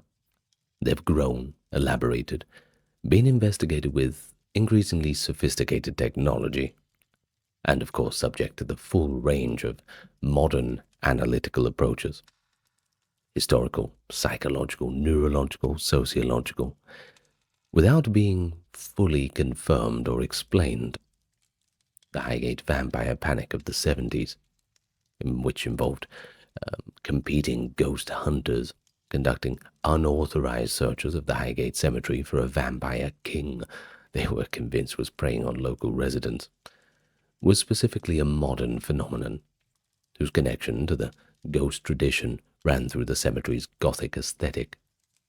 The Victorian ghost story tradition and the specific combination of media amplification with the competitive investigation that the SPR had pioneered made this quite a show to watch. The ghost hunting television programs that have been produced continuously since the early 2000s are direct descendants of the SPR's investigation methodology, conducted with the night vision cameras and electromagnetic field meters rather than the Victorian researchers' notebooks and witness interviews, but organized around the same fundamental proposition that certain locations contain anomalies that might be evidence of a dead person persisting in some form, and that investigation might establish whether this is true. The specifically Victorian contribution to the ghost legend was the combination of two things. Well, you had the empirical investigative impulse, shaped by the scientific culture of the age, but also the emotional urgency of a society that was losing its traditional theological certainty about what happened after death at exactly the moment when death was most intimately and frequently present in daily life. Earlier ghost traditions had not needed empirical investigation because they operated within theological frameworks that made the existence of ghosts simply a theological question. Whether the dead could return was a matter of church teaching, not of evidence. Victorian ghost culture was the first to treat the ghost as an empirical question, which was simultaneously an intellectual advance and a symptom of a theological crisis that empirical investigation could not resolve. Whether the dead persist is not a question that any known form of investigation can really answer, and the Victorian investigators who came closest to understanding this acknowledged as much while continuing their investigation anyway, on the grounds that the question was too important to abandon simply because the evidence was inconclusive. But the deepest legacy of the ghost culture is perhaps the most difficult to see, because it is the most general. The Victorian ghosts taught the city how to be haunted, and London has never entirely recovered. The specific locations that acquired ghost legends in the Victorian period, we talked about the Tower, Highgate, Berkeley Square, Whitechapel, they remain haunted in both the literal and figurative sense. They are places where something that happened in the past continues to exert a specific pull on the present, where the accumulated weight of historical suffering and the historical attention has made the atmosphere different to other spaces. Well, whether those experiences are evidence of the dead persisting, or of the living imagination working on the raw material of history, perhaps some more complicated interaction, we don't know. That is the question that the Victorian investigators posed, and still no subsequent investigation has resolved. The ghost of Victorian London is still, in the most specific sense, with us. After all, you can't really talk about Whitechapel or Highgate without mentioning it. So whether you believe in actual ghosts floating around and scaring people in the night, you can't deny that in some way the dead have persisted. Just that's a little bit different, depending on who you ask. Well, anyway, that is the end of our video for today. I hope you liked it. You learned something. Certainly makes you want to go to London, doesn't it? Anyway, do be careful if you do go there. Hands in your pockets. It's not the ghosts that are scary in London. Lately, I've actually been watching an old program from my youth. Kind of a curiosity. The Scariest Places on Earth. And it was actually hosted by Linda Blair, who was the The Exorcist, the original movie. Well, she was the little girl in The Exorcist, which, in terms of child actors, that's a hell of a gig, right? I suppose no one would be bullying her in school after that one. Yes, it's a little bit dorky, Sometimes it hasn't aged very well, and a lot of the stuff's obviously set up, but hey, it's a bit of fun. And tell me in the comments if you've watched the same program. I'm sure you all. There's a few people, at least, not all of you, but there's a few people around that have. Anyway, I'll stop rambling about that. Thank you very much for joining me. Thank you for those keeping us crowd-funded and ad and sponsor-free. And we'll see you whenever you feel like coming back. You know where we'll be. Good night, and farewell for now. We are all familiar with the image of a Japanese ghost. It's quite unique. Whether you've seen it in film or other media, it always makes an impression. But that concept and aesthetic is not something made up in the modern era. It rather has deep roots, going far back into history. And so today, we're going to try and dredge them up on a deep dive into the ghostly traditions of Japan. A journey through ghost lore from ancient times up into the Meiji era. We'll trace how Japanese beliefs about spirits and supernatural beings evolved over centuries, involving folklore, religion, and history. Ghosts in Japan, often called yurei, literally faint spirits, have long been a source of both fascination and fear. They appear in old myths, medieval war tales, and Edo period kabuki plays, serving at times as moral warnings, and other times as thrilling entertainment. We'll encounter vengeful spirits of Onryo too, said to bring calamity on the living, that playful shape-shifting monsters called yokai that enliven folk tales, even compassionate ghosts that watch over their loved ones. And so as we journey from the age of the gods to the dawn of modern Japan, we'll also talk about how Shinto and Buddhist worldviews shaped these tales and how local superstitions varied from region to region. So get relaxed, settled in, and let's cross the threshold together, where the veil between the living and the dead is at its thinnest. Welcome to the channel. Bit of an exciting one today, isn't it? For those newcomers, I invite you to hit that subscribe button. It's right next to the like button. And thank you for those supporting on the Patreon and the people who checked out the merch store. Thank you very much. Now, with all that being said, let's get into the topic for today. Nice and slow. Well, of course, before getting into the history, it's probably a good idea we clarify some key terms in Japanese ghost lore. There will be a few Japanese words, so I will quickly clear up their meanings first.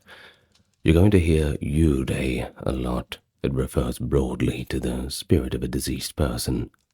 Essentially, a ghost. Now, the kanji characters mean dim or faint soul, and that indicates something that lingers at the edge of the living world. Yurei are analogous to Western ghosts. They are the disembodied souls of humans who, for various reasons, have not quite managed to move on peacefully. But yurei is kind of a category, an umbrella term, and within this category, one infamous type is the onryo, often translated as vengeful spirit. Onryo are the ghost of those who died with such powerful grievances, anger, jealousy, or a desire for revenge, that they return to wreak harm on the living. In history and legend, onryo are often women betrayed, or people wronged, coming back to settle scores from beyond the grave.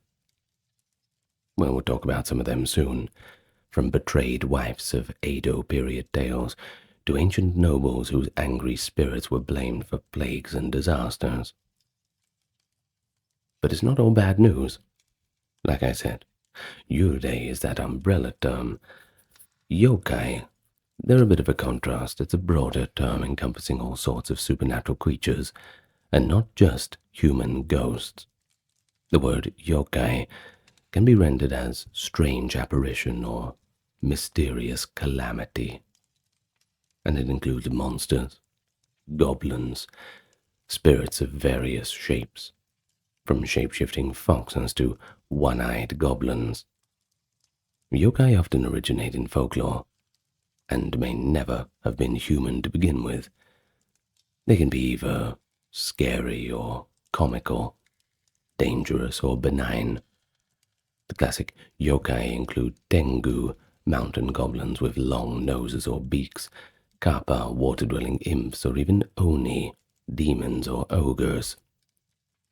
Many yokai are tied to specific locales or natural features. For example, kappas stay in the river, while the tengus hide in the forests. There is some overlap between yurei and yokai. For instance, a mononoke in older usage is a general term for uncanny beings, and could either mean a ghost or a spirit that causes mysterious phenomena. Similarly, an obake simply means a thing that changes, often used for any shape-shifting spirit or ghost. So, just for clarity, in our exploration we'll use yurei to mean human ghosts, whether peaceful or vengeful, and yokai to mean other folkloric creatures or apparitions.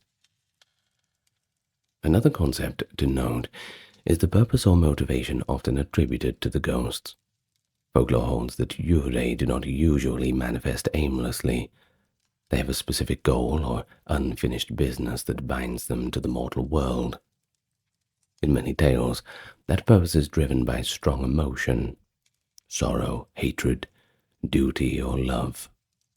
A classic belief is that a person becomes a ghost if they died harboring resentment, affection, or duty unfulfilled. For example, a slain samurai, one who was slain unjustly, might return as a ghost warrior to seek justice, or a mother who died, leaving young children, might appear to care for them from beyond the grave. Japanese ghosts seem to have a specific goal in mind, a purpose.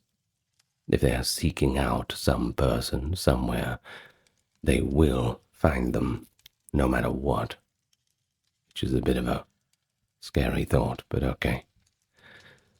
So later we'll see how Edo period theater even established rules for ghost behavior along these lines. And finally, it's worth noting the standard appearance of a yurei as depicted in art and drama. By the Edo era, ghosts were commonly seen as pale, disheveled figures, wearing white burial kimonos, with long black hair, sometimes lacking legs, floating above the ground. This image, often with the ghost accompanied by eerie blue flames called hitodama, became iconic through ukiyo-e woodblock prints, and continues to influence how we imagine Japanese ghosts today. And so, with the concepts in mind, let's step back to the earliest roots of ghost lore in Japan and see how these ideas really took shape over time. The origins of Japanese ghost lore reach deep into the ancient world, long before written records. In Japan's earliest animistic worldview, the natural and supernatural were one and the same. The indigenous Shinto faith regarded the world as populated by a myriad kami, spirits or deities of natural phenomena and ancestral forces. Now, not all kami are ghosts, at least not in the way that we think of them. Many are just gods of nature. However, the reverence for ancestors in Shinto laid an important foundation, the idea that the spirits of the dead continue to exist and can influence the living. From prehistoric times, it was believed that if ancestral spirits, called sore, were properly revered through rituals and memorial tablets, they would protect their descendants. But if neglected, those spirits could become restless or even malevolent. Thus, a form of ancestor worship, like much of the Asian world, became central, and with it, the implicit fear of muen botoke, unattached spirits of those who died without family or proper rites, who might wander and cause misfortune.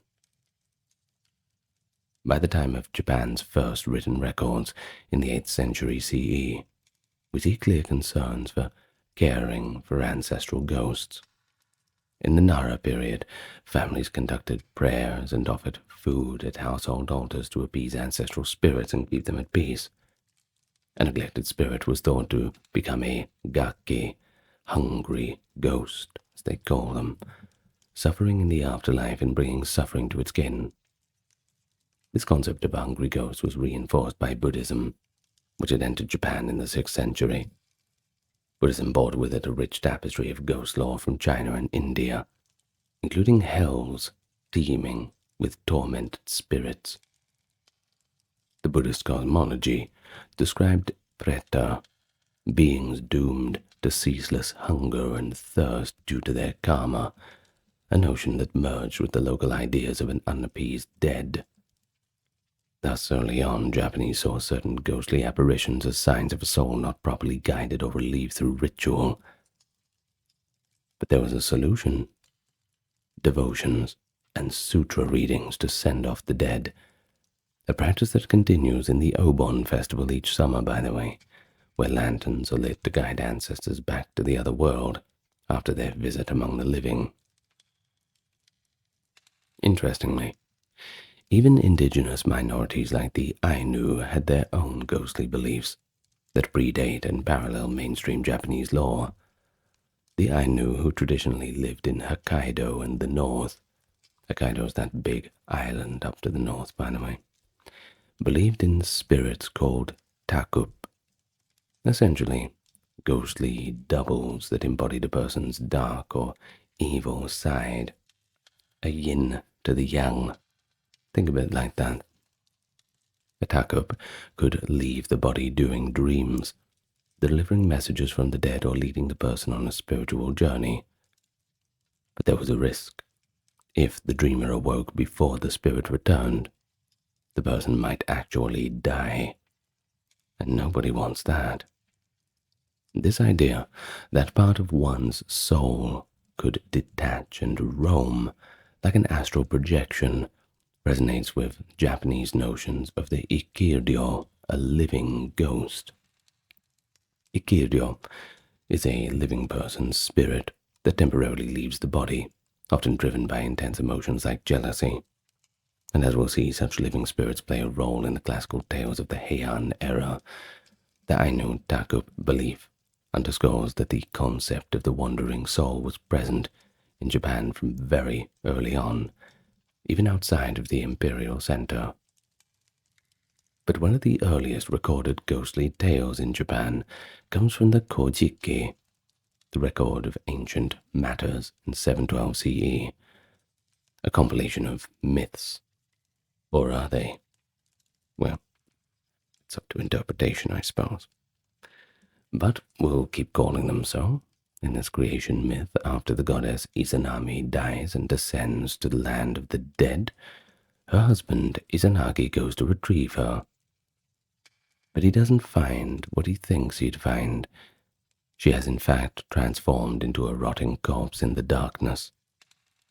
Izanami's decaying spirit, ashamed and enraged that he saw her putrid form, chases Izanagi to the surface to punish him. And Izanagi barely escapes, sealing the entrance to the underworld. and Izanami's voice thunders from behind the boulder that she will claim 1,000 lives a day in revenge. Izanagi retorts that he will ensure 1,500 births a day to offset her curse. Hard work for Izanagi. Well, this early myth has all the drama of a ghost story. A loved one turned vengeful revenant, a terrifying pursuit from beyond the grave, and even a curse upon the living. It's really got it all. But in Shinto terms, Izanami becomes a Yomotsu Shikome, ugly spirit of Yomi. But we can also see her as an archetypal Onryo, a wronged woman whose wrath curses the world. The tale ultimately sets a precedent that untimely or unhappy death could lead to a powerful malice from the other side.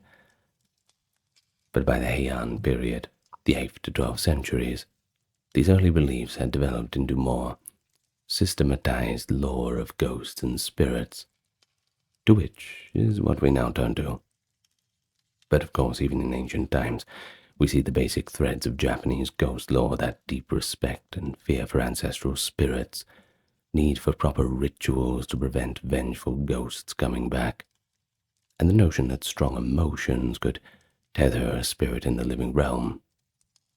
Thus we have the early storytellers to thank for such groundwork being laid, and the rich tradition to come.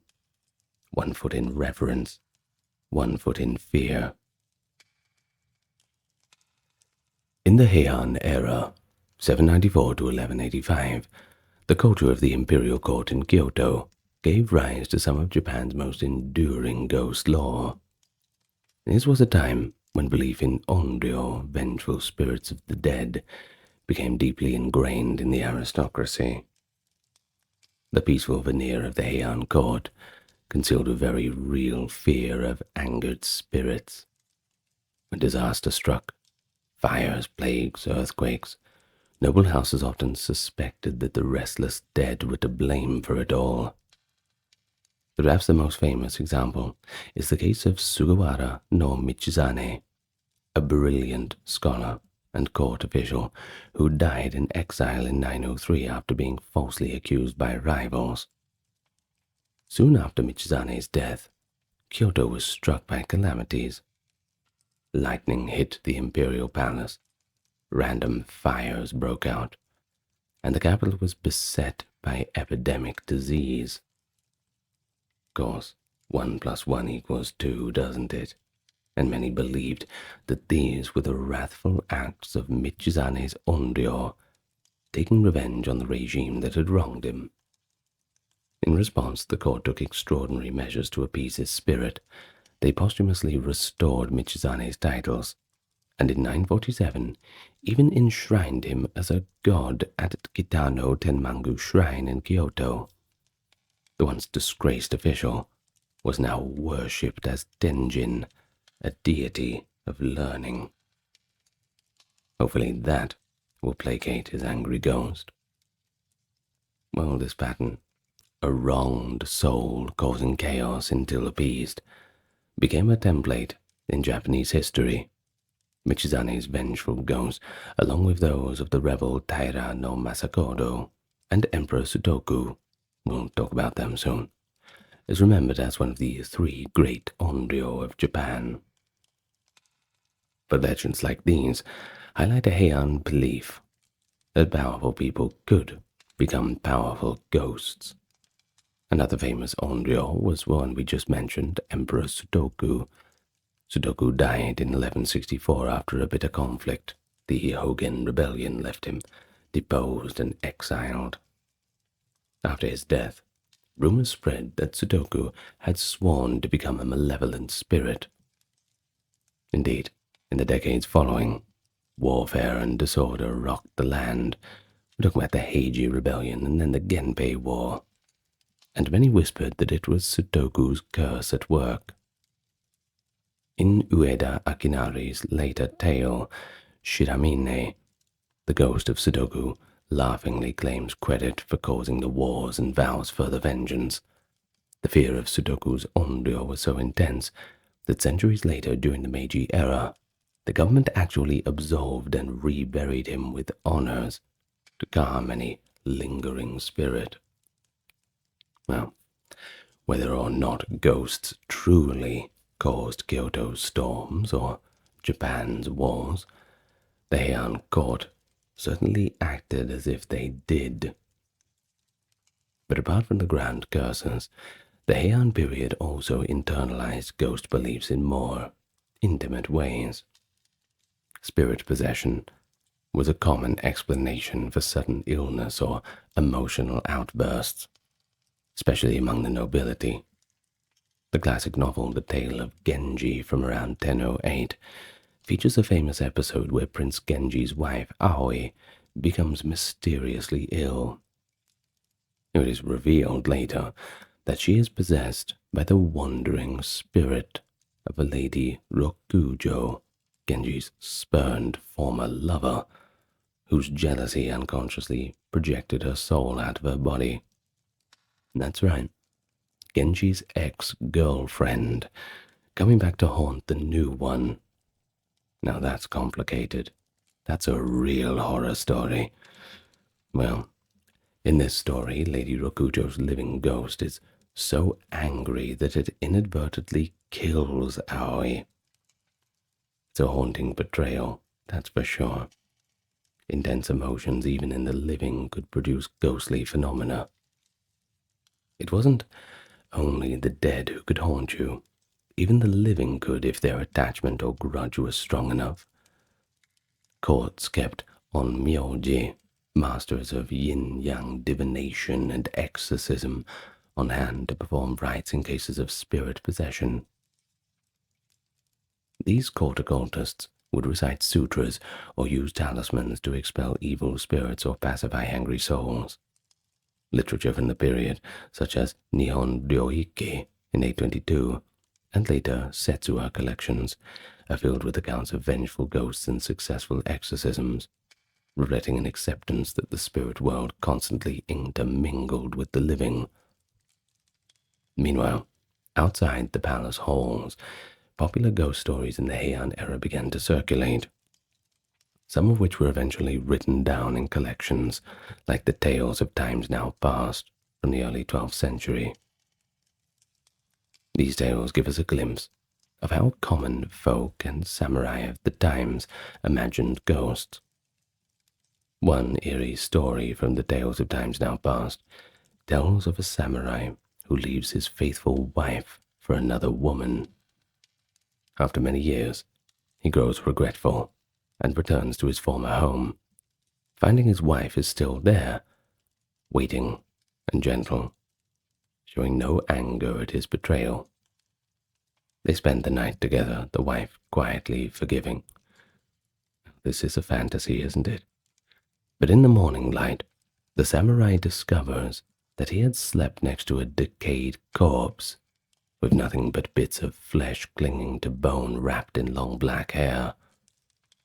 He flees in horror and asks the neighbor what happened to the lady at the house. The neighbor replied, "Her. She was abandoned by her husband long ago and died of an illness brought on by her sorrow. Because there was no one to care for her or give her a funeral, her body lies still where she died." Now that's a pretty chilling anecdote, isn't it? It's often called the black hair story, a classic Yurei tale. A woman's love and agony anchor her ghost to the world, resulting in a haunting that is both heartbreaking and terrifying. A tragedy in the typical Asian story fashion. But it also illustrates a moral common in ghost lore. Neglect and betrayal can have dire consequences. So the moral of the story is, don't do it.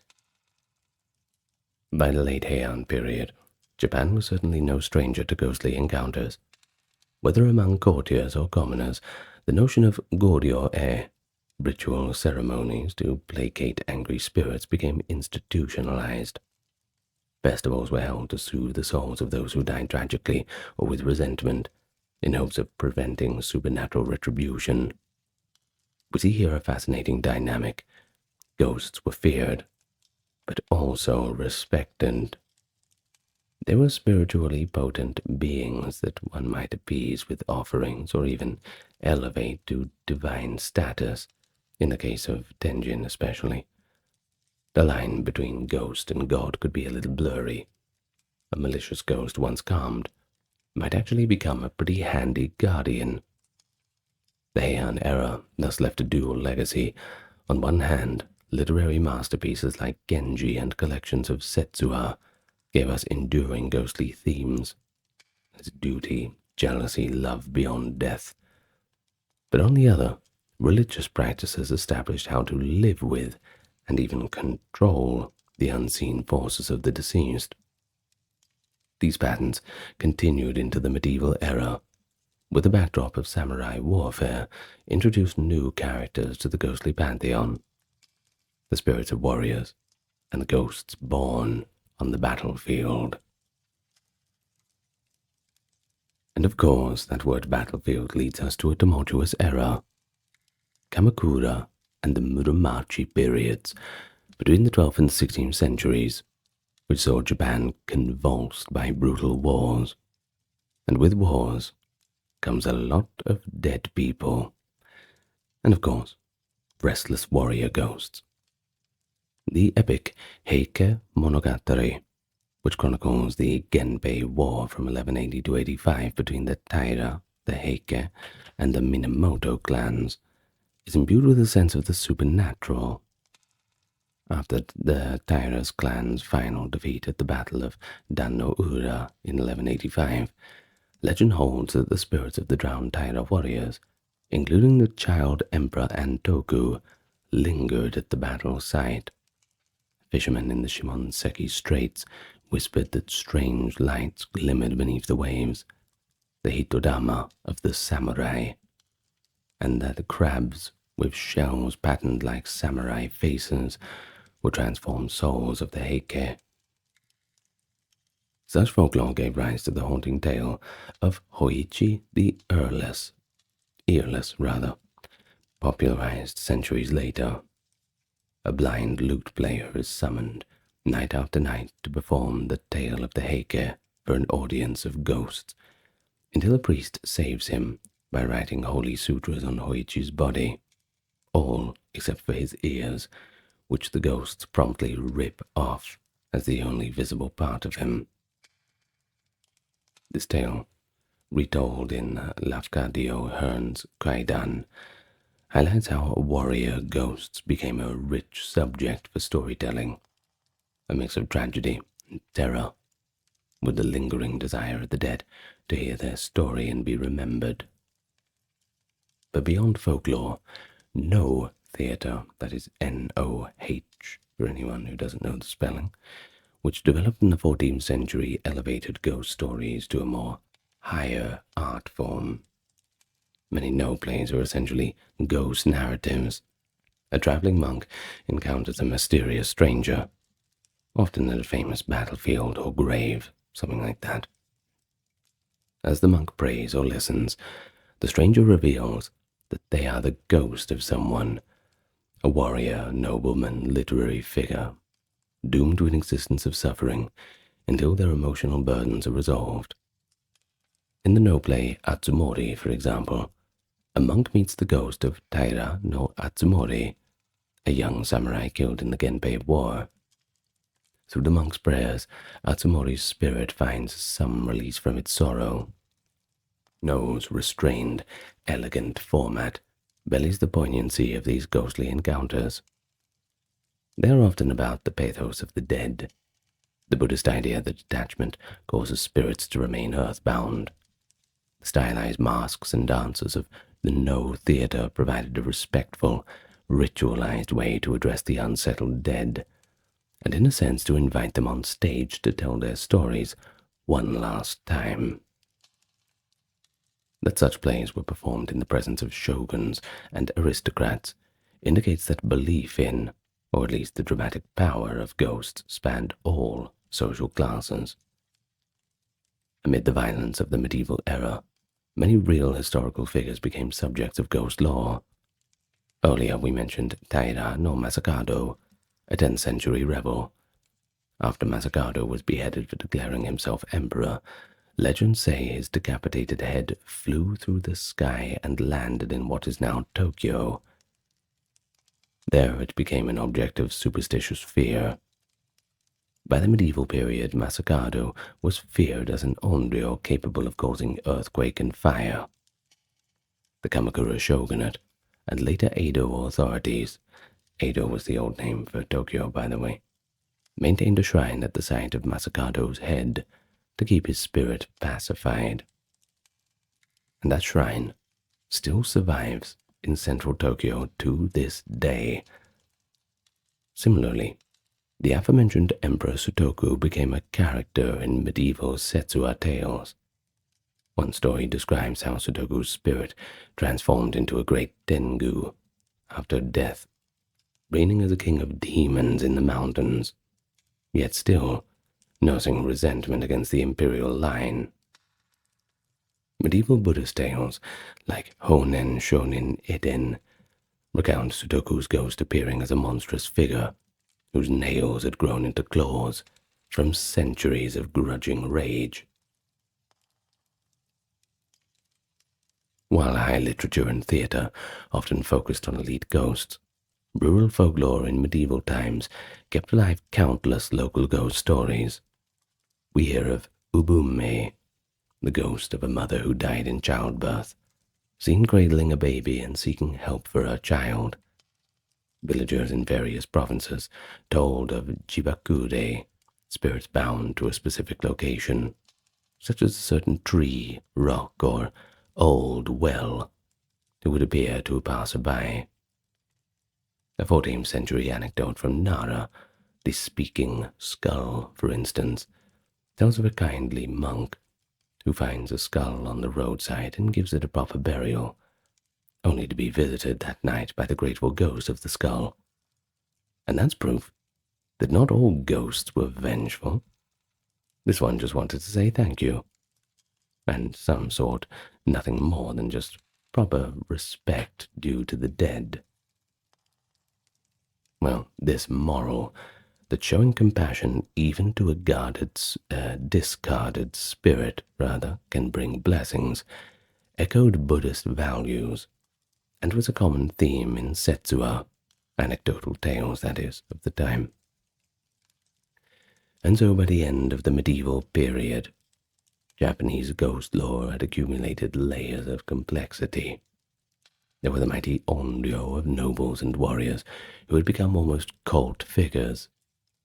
There were the intimate ghosts, too, of love and family in literature, and the pious tales of salvation for troubled souls.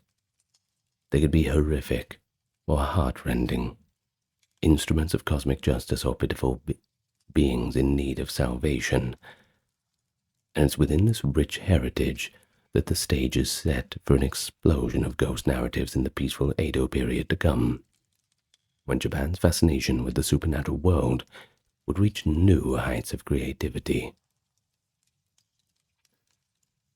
The Edo period, 1603 to 1868, the golden age of ghost lore in Japan.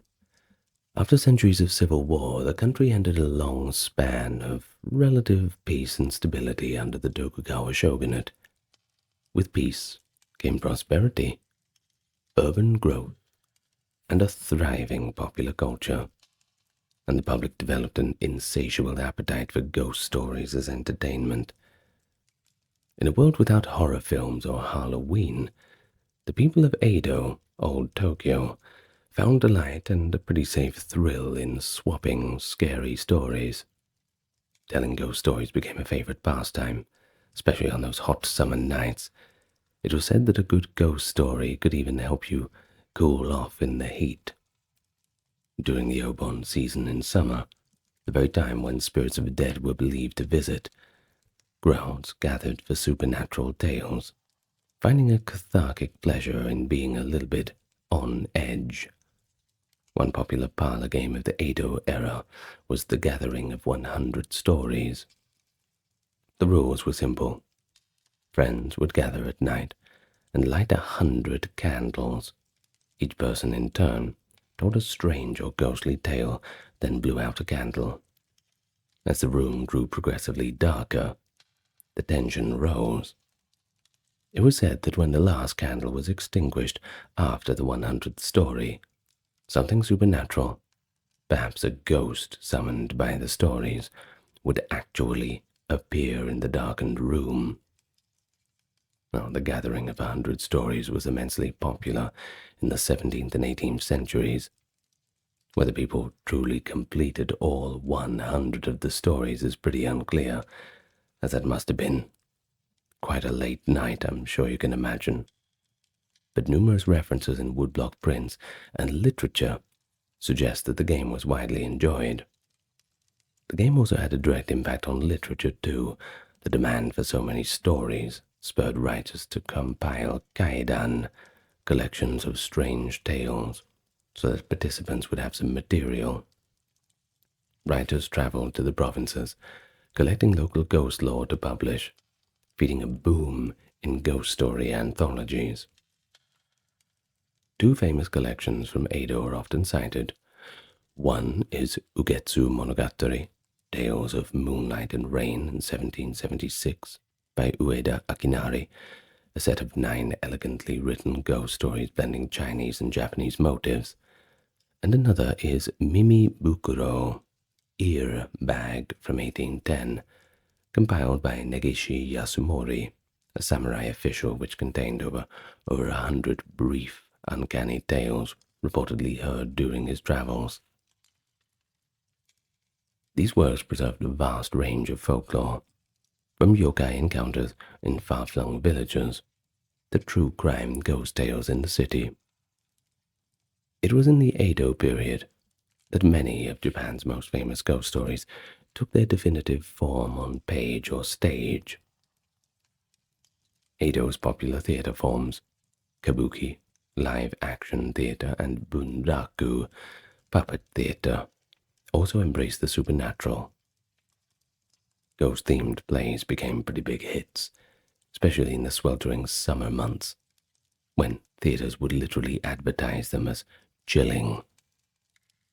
In fact, kabuki had featured ghostly characters since its early days, but censorship and decorum often required that ghosts only be presented in a moral context, for example as cautionary tales. However, by the 18th and 19th centuries, audiences relished the pure horror and drama of these ghostly revenge stories. Well, the most celebrated of all kabuki ghost plays is Tokaido Yotsuya Kaidan, first staged in 1825 by the playwright Tsuruya Nanboku. Yotsuya Kaidan tells the story of Oiwa, a wife poisoned and betrayed by her samurai husband, who returns as a terrifying ghost to take revenge. Oiwa's apparition, her face disfigured, one eye drooping as she carries a lantern, became an icon of Japanese theater. Hokusai's 1830s woodblock print series, 100 Ghost Stories, even includes a design of the ghost of Oiwa, showing her spectral form with stringy hair and a ghastly face. Another classic tale from this era is Bancho Sarayashiki, the story of Okiku, a servant girl falsely accused of losing one of 10 precious plates and executed by her master. Okiku's ghost is said to haunt a well, eternally counting from 1 to 9, and then emitting a blood-curdling shriek upon reaching the missing 10th plate. Her tale, too, became a kabuki staple. These two women, Oiwa and Okiku, along with the ghost Otsuya from the love story Botan Doro, are often called the 3 great yurei of Japan. Famed through prints and kabuki lore, they embody the archetype of onryo, women who have been wronged, bringing with them wrath that cannot even be stopped by the barrier of death. What is notable is how widespread and standardized the image of Yurei became in Edo culture. Artists like Katsushiki Hokusai, Utagawa Kuniyoshi, and Tsukiyoka Yoshitoshi produced popular illustrations of ghosts and yokai. These prints contributed to a shared visual language for ghosts, typically showing them in white burial robes called katabira, with unkempt long black hair and sometimes missing lower bodies, floating or rising from darkness. The hitai kakushi, a small white triangular headcloth worn by the dead in Edo funerals, also became an accessory in ghost depictions. An early 1836 print by Kuniyoshi, for example, shows the spectre of Oiwa emerging from a lantern, her face merging with the lamp, a pretty striking representation of how vengeance consumes and transforms. Such imagery was mass-produced, indicating that even those who never experienced a ghost firsthand had a pretty vivid idea of what a ghost would probably look like. But the ghost stories in Edo weren't just for cheap thrills. They often contained social commentary on moral lessons beneath all the horror. Censors, during the Tenpo era of the 1830s, kept an eye on theater and literature, so authors had to find clever ways to critique society through allegory. Ueda Akinari, in the preface to his Ugetsu Monogatari, hinted that he used old ghost tales to veil commentary on his own times. To quote Akinari, "Sometimes an author laments the insincerity of the world. Other times he laments the nation's arrogance. However, considering the forces of current times and fearing the displeasure of the people of high rank, an author would set the story as an affair of the past to veil the present." Isn't that interesting? Well, people still do that these days, I suppose. In other words, a story about an ancient spirit's revenge might really be a disguised jab at contemporary corruption or folly. Similarly, the popularity of vengeful female ghosts in kabuki like Oiwa and Okiku has been interpreted as a subtle critique of the injustices women suffered in the rigid society of Edo. While audiences screamed at the ghost's appearance, they might also cheer inwardly as the downtrodden, albeit in spectral form, struck back against those who wronged her. The geographic spread of ghost lore during the Edo period is also significant. As commerce and travel flourished, the 5 highway routes that linked provinces to Edo spread stories that were once local to a national level. A merchant from Osaka might tell an Edo friend about a ghost from Kansai, and vice versa. Folklorists of the time compiled multi-region anthologies. For example, Negishi's Mimi Bukuro contains tales from all over Japan that he heard in his duties. Through such sharing, certain regional ghosts entered national imagination. The Kappa, once a provincial river imp, became universally known as a water goblin who drags the unwary into the streams. The Yuki Onna, snow woman of northern folk legend, a beautiful spirit who appears in blizzards to freeze travelers, became a standard ghostly figure in repertoires. Many yokai have multiple local names and variations, but Edo period encyclopedists like Toriyama Sekin tried to catalog them. His illustrated books, etc., Kazuhyaki Yagyo, The Illustrated Night Parade of 100 Demons in 1776, gathered monsters and ghosts from various provinces into a kind of taxonomy of the supernatural. In doing so, he inadvertently created new standard models, turning disparate village bogies into widely recognized characters with fixed names and appearances. There is one delightful Edo period custom of that summer ghost story nights hosted by storytellers, rakugo performers, or itinerant monks who actually specialized in kaidan.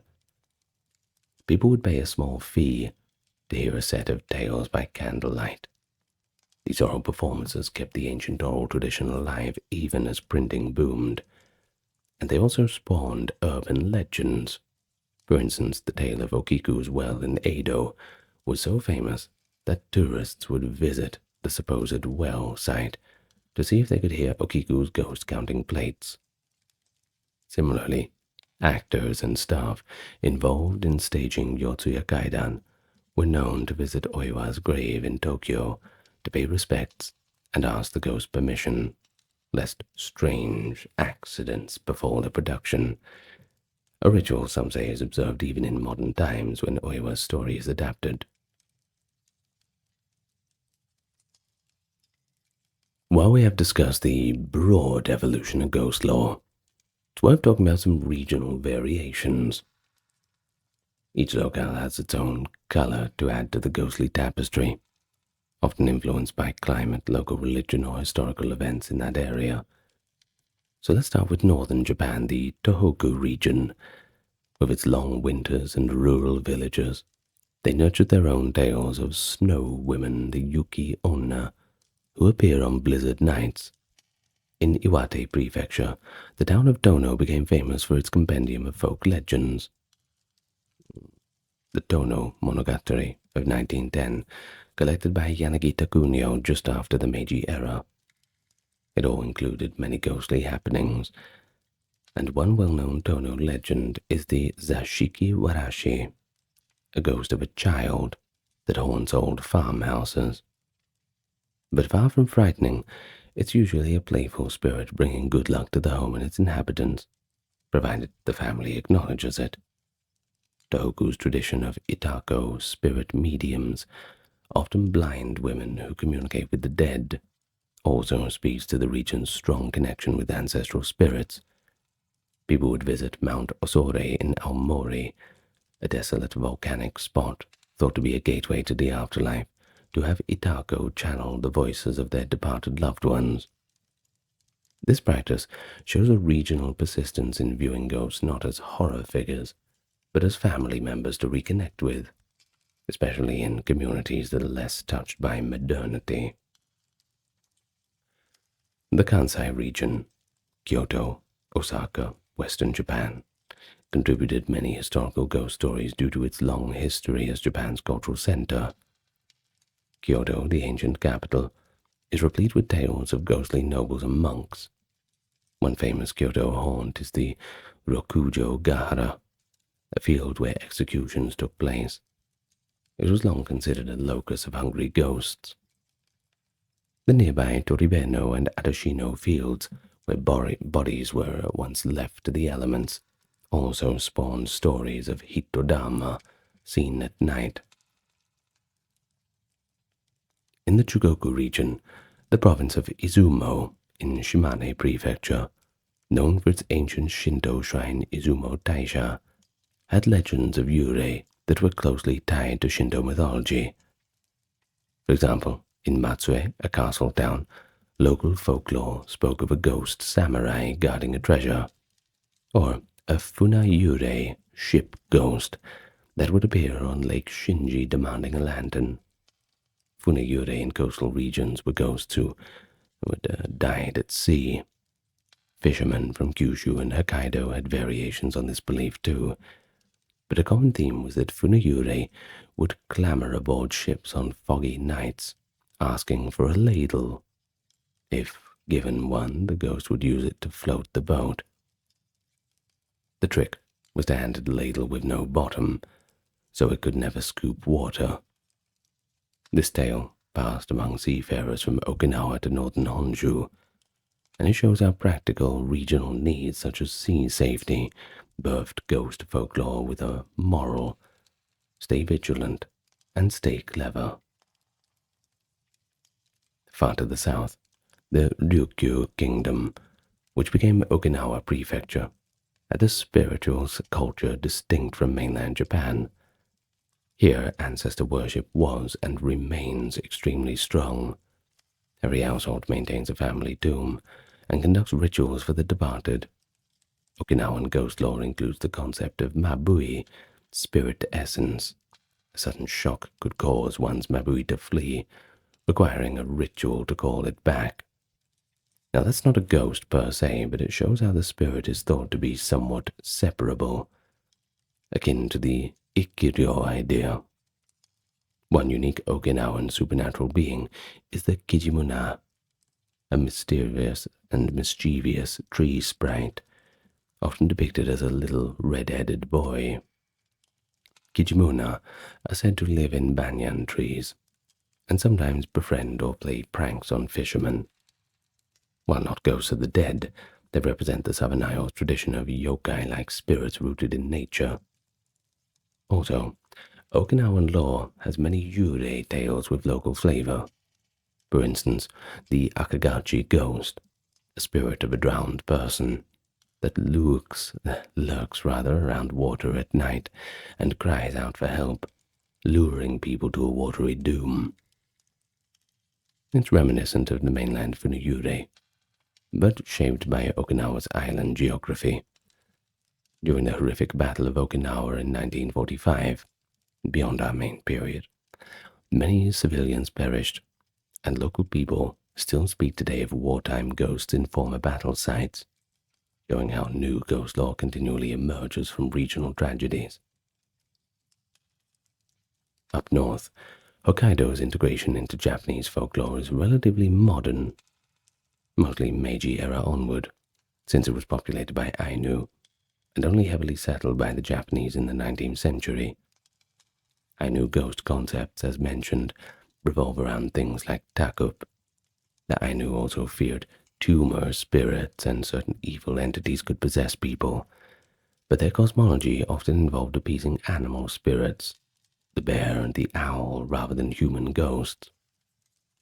As Hokkaido became part of Japan, Japanese settlers likely brought their own tales with them.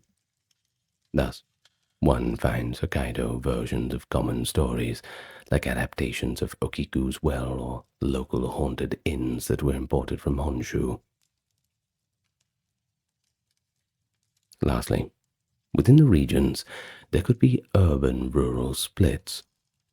In Edo, Tokyo, and Osaka, the big cities of the time, ghost lore often took the form of kidan, that is, strange rumors, or later urban legends. For example, Edo folks whispered of the Noperabo, a faceless ghost, startling people near the imperial palace at night. A famous story recounts an Edo merchant seeing a sobbing woman by a moat. When he tries to help, she reveals her face has no eyes, nose, or mouth, causing him to flee in terror. Fair enough, so would I. This story, Mujinna, became a classic Edo legend of a shape-shifting yokai in the city. In contrast, rural ghost stories might focus on local figures. The old miller's ghost still walks in the riverbank, or cautionary tales tied to specific sites, a shrine or a certain forest path.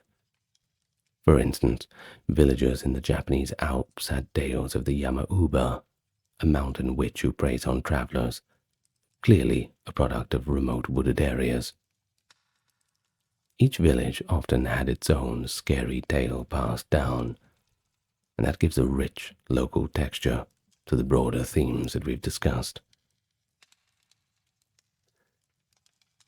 And so we head into 1868, with the Meiji Restoration swept away the old feudal order and modernized Japan. This transition profoundly affected all aspects of culture, and of course that includes ghost lore. The new Meiji leadership, intent on civilization and enlightenment, promoted Western science, technology, and education. Supernatural beliefs came to be seen by many in power as backward or, frankly, embarrassing, relics of a superstitious feudal past. As Western rationalism gained prestige, Japan's intellectual elite grew skeptical of the old ways. During the Meiji era, there was a concerted effort to cast off what was termed as superstitions.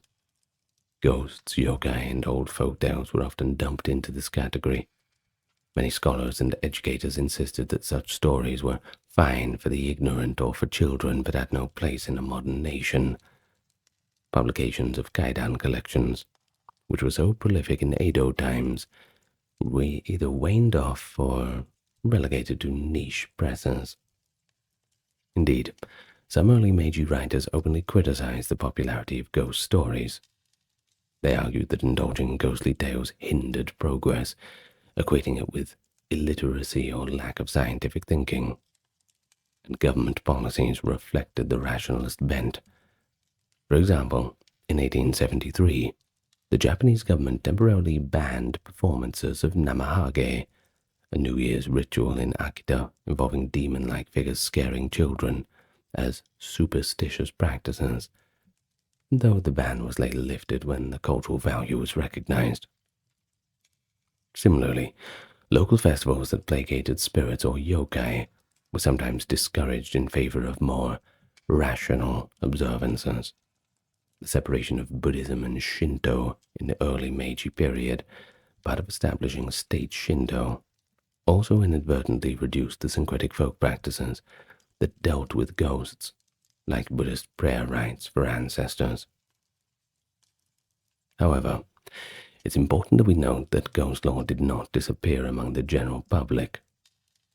Ordinary people still told the stories and attended the gatherings, even if the elite journals wouldn't publish them. In fact, the late 19th century saw a nostalgia for the disappearing Edo culture, and with it, ghost stories found a new champion. Strangely enough, a foreigner turned naturalized Japanese, Lafcadio Hearn, known in Japan as Koizumi Yakumo. Hearn arrived in Japan in 1890 and developed a keen interest in preserving old folk tales and ghost stories at a time when few Japanese scholars took them seriously. Yeah, sometimes it takes an outsider. Well, he wrote articles and books in English celebrating Japan's rich ghostly heritage, and in 1904 he published Kaidan, Stories and Studies of Strange Things, a collection of translated Japanese ghost stories that effectively introduced the Western world to yurei and yokai. Ironically, Hearn's works also reawakened Japanese appreciation for their own folklore. His recounting of tales like Mujina, the faceless ghost story from Edo, and Yuki Onna, the snow woman, showed that these artful narratives were something worthy of pride, nothing shameful about them.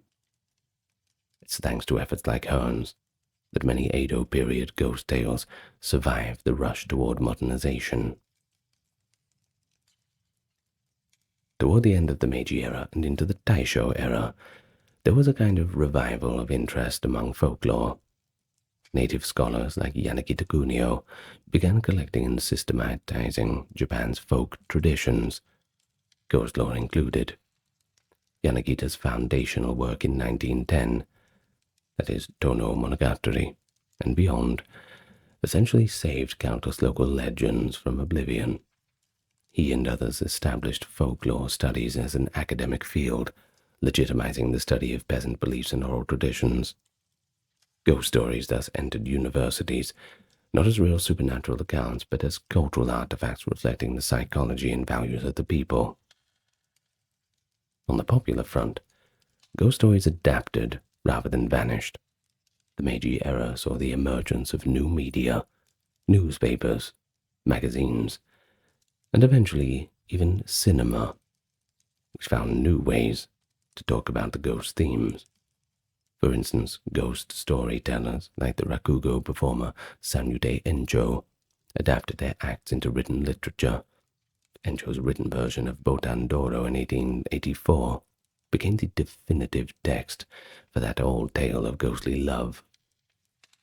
Meanwhile, newspapers occasionally reported on alleged ghost sightings, though often with a skeptical tone. Either way, it certainly piqued the reader's interest. The tension between belief and doubt became part of the fun. A rationalist might say, I don't believe in ghosts, but I won't go alone into that haunted ruin. certainly captures a society in transition.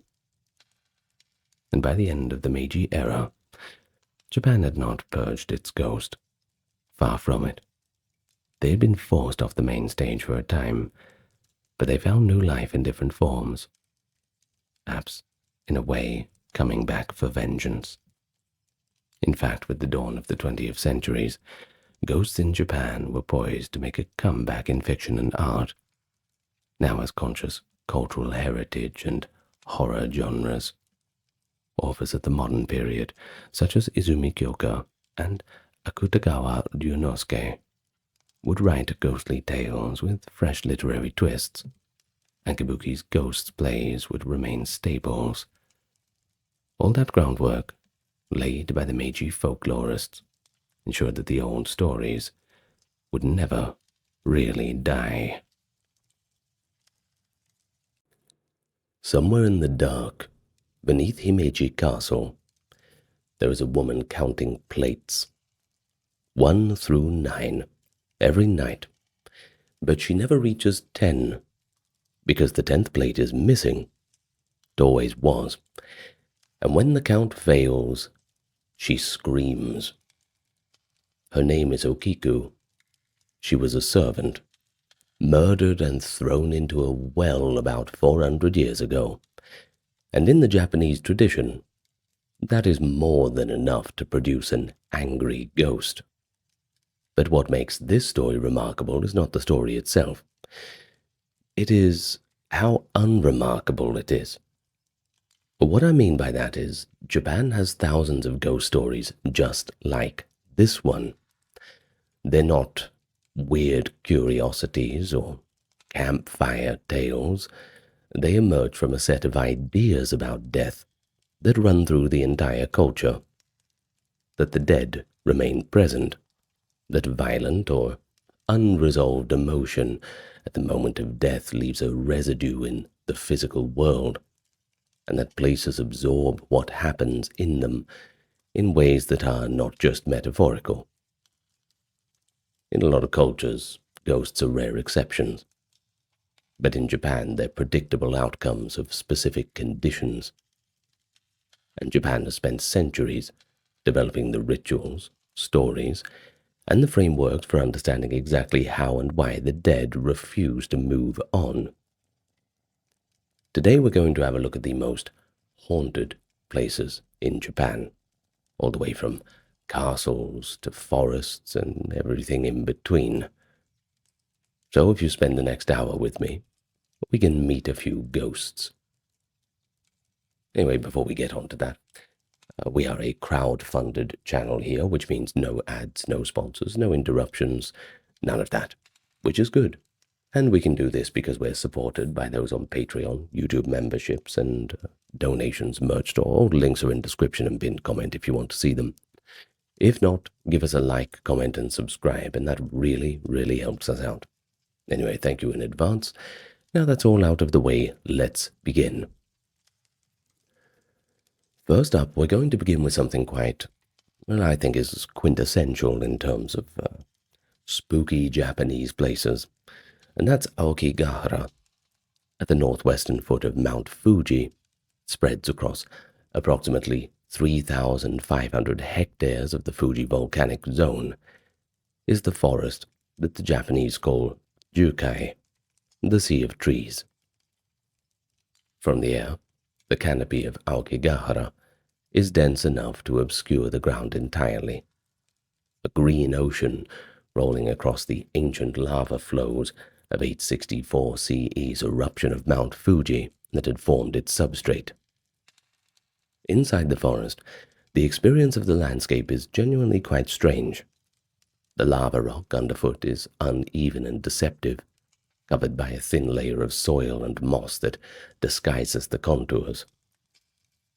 The tree roots are forced to grow horizontally across the surface, rather than down the rock, and this creates a maze of raised roots that catch the feet. The canopy overhead is so dense that the light filters through in a way that makes the time of day difficult to judge.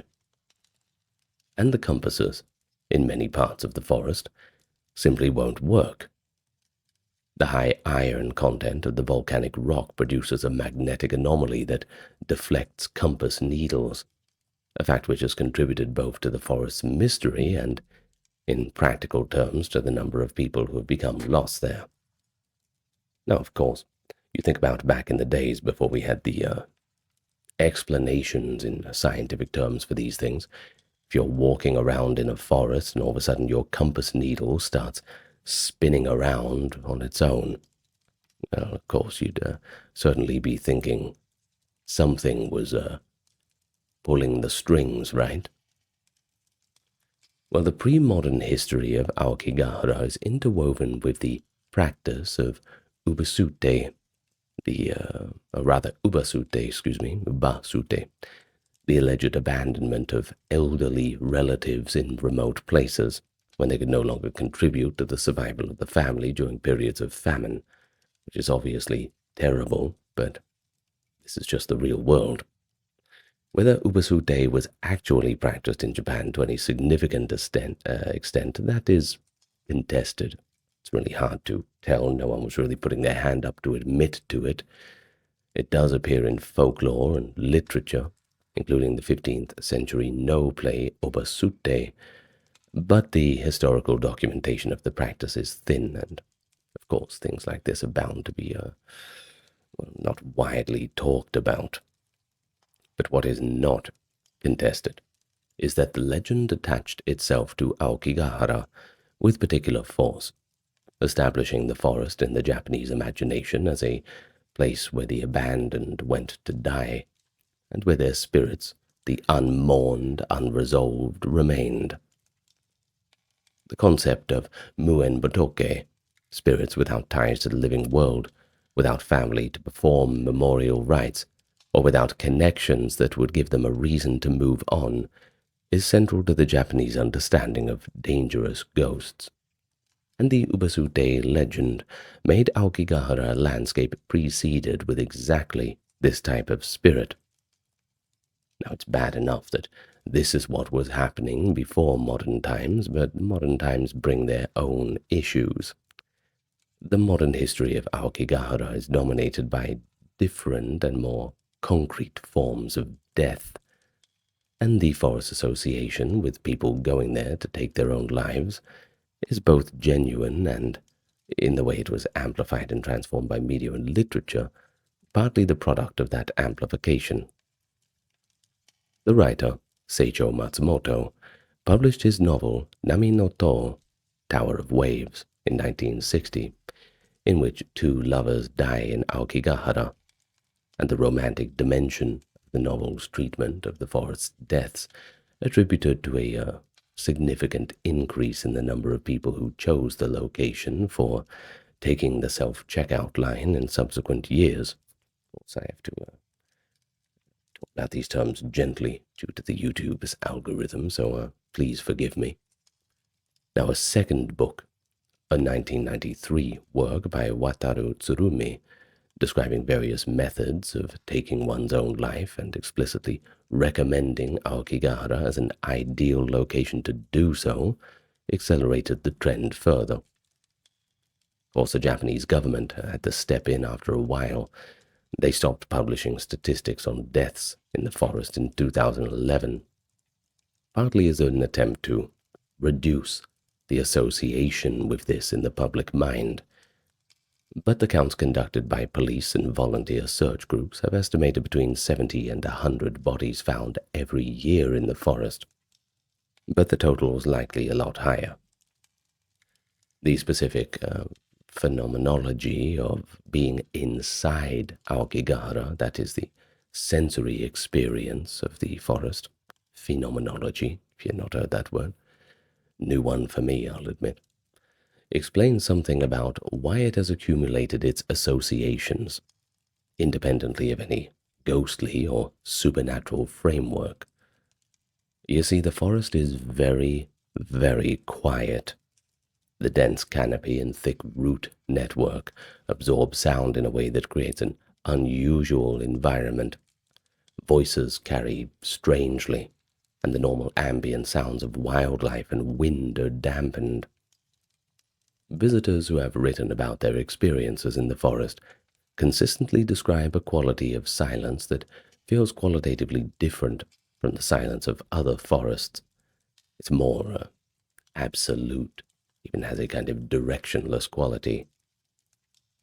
The lava caves and tunnels that run under parts of the forest create a further strangeness. Openings in the ground that exhale cold air, unexpected voids beneath a surface that appears solid. For the living visitor, the forest presents a landscape that's genuinely disorienting, beautiful, and difficult, in which the usual navigational cues of landscape and compass don't function reliably, and in which the conventional boundary between the surface world and what lies beneath is physically permeable. The volunteer organizations that periodically comb sections of the forest have documented in their searches the traces left by those who entered Aokigahara and did not return. They have abandoned belongings, camping equipment set up near places of death, ropes, notes, things like that. Now these traces create their own category of haunted object within the Japanese tradition. The concept of tsuku mogami, the spirit that inhabit objects after they've been used for a long period or abandoned with strong emotion. A bit of a Shinto concept. Perhaps Shintoism is a video for another time. Well, it applies with particular force to the possessions of the dead and the objects found in Aokigahara. Well, in the framework of Japanese spiritual belief, the emotional charge of the moments in which they were last used is very important and gives it some kind of permanence. Some visitors to the forest report a specific unease associated with the occasional discovery of these little trace objects. I mean, they're not there by accident, right? It's not the generic unease of a dark forest. I mean, I think we all get that. But it's a directed feeling as though the objects are still connected to the people who left them. Well, whether this constitutes a haunting in a traditional sense or simply the natural human response to evidence of suffering, the distinction may be less important than it appears. As for the yurei of Aokigahara, the Japanese word for ghost, well, one of them will meet a few other different kinds. Well, the yurei in the Japanese tradition would be the most dangerous type. Muen bodoke, without family connections, without memorial rites, or any of the social infrastructure through which the dead are maintained in proper relationship with the living.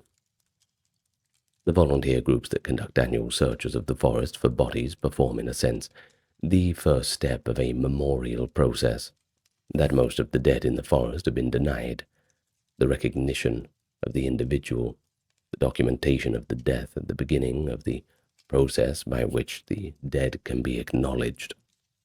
At the forest entrance, signs have been placed by health authorities and volunteer organizations urging anyone in distress to call a helpline. How many people actually called a helpline? Well, we don't know. But we assume that some people ignore the signs. Also, the signs are translated into English and Chinese as well as Japanese. And that's an acknowledgement that the reputation in Aokigahara has become global, which, for what it is, that's a little concerning. But the forest continues in all seasons to receive its visitors.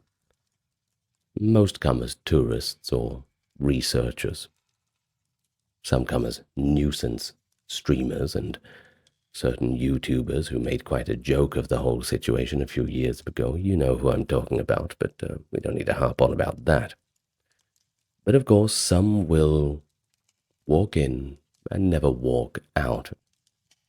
And somewhere in the dense canopy, perhaps there's a compass in someone's pocket right now, still wildly spinning around. Don't believe it? Well, maybe get some camping gear and spend a night there yourself. You'll find out if there's anything supernatural going on. Who knows? Next up, we've got the Well of Okiku at Himeji Castle. We mentioned it, of course, in the introduction, but, we go in a bit more detail, huh? Himeji Castle is the largest and most complete surviving feudal castle in Japan, a UNESCO site and a national treasure. Its white walls and layered roofs visible for kilometers across the surrounding plain of Hyogo Prefecture. And it is also home to one of the oldest and most formally told, most culturally persuasive ghost stories in the Japanese tradition. A story that's been adapted for kabuki theater, bunraku performance, which is like puppets basically, woodblock prints, novels, films, and in the 20th century, the Ring films, whose Sadako was a direct descendant of the tradition. Crawling out of the well, all that sort of thing. Scared the hell out of me. I saw that one when I was, maybe 9 years old? Little too young for that, maybe. Oh well, you can't unwatch it. Well, the story of Okiku is a story about 10 plates, a well, and the specific weight of an injustice that cannot be resolved. The version of the story is set at Himeji, of course. There are multiple regional variants across Japan, of course, and they all share the same essential structure. It involves a castle servant named Okiku, who was employed in the household of a samurai named Aoyama Tesan. Aoyama desires Okiku as a lover, but she's not too keen on Aoyama. She repeatedly refuses him, doesn't want anything to do with the fella despite his samurai status. Well, of course, Aoyama is not too impressed with this. Whether it be by vengeance or frustration, Aoyama hides one of a set of 10 valuable plates for which Okiku is responsible, and then he accuses her of losing it. The punishment for losing such a plate was, of course, quite severe. Okiku was thrown into the well on the castle grounds. A ghost rises from the well each night and counts the plates, and breaks into a shriek when she can't find the 10th one. In some versions, a spectator eventually calls out 10 before she reaches the critical moment, and this completion of the count allows her spirit to rest, at least for that night, maybe.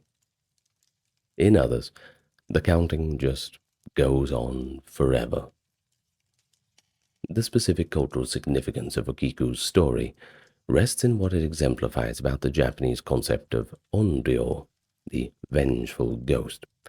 Now remember, we have Yurei, we've got onryo, and those are the two main sort of ghost characters. Now an onryo is not simply a dead person whose spirits fail to move on.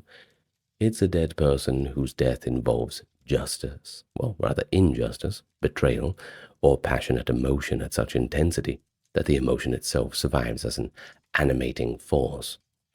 The onryo's power derives directly from the intensity of the emotion that generated it. Okiku's counting is not simply just a memory or a habit. It's basically a demonstration of the wrong that was done to her, endlessly repeated, because it's never really been acknowledged or remedied, especially by Aoyama.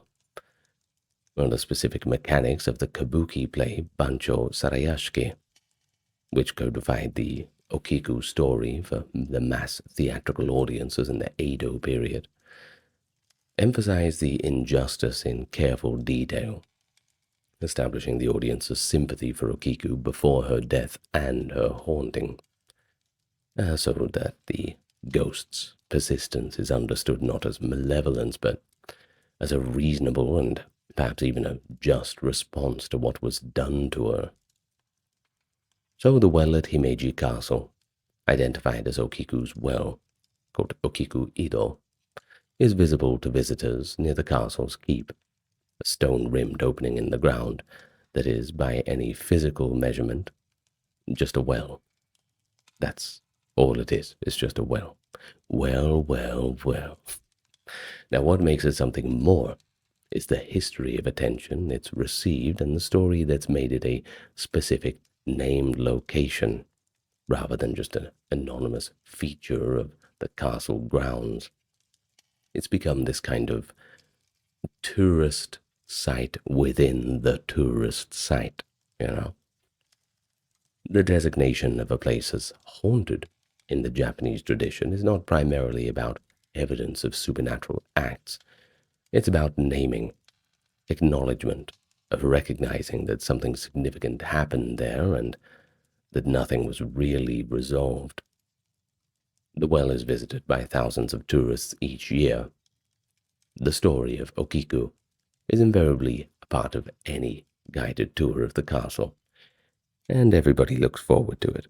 You never get tired of hearing stories like that. Though the ghost is, in a sense, an active participant in the site's continued cultural life. The lineage in popular culture extends in a direct line from the Edo period ghost tradition, through to the most internationally recognized horror imagery in the late 20th and early 21st centuries. Of course, we've got Sadako of the Ring films.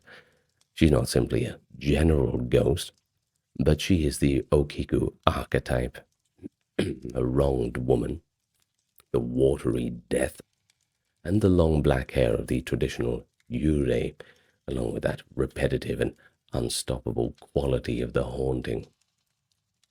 The Ring's international success translated this specifically Japanese ghost topology into popular global culture.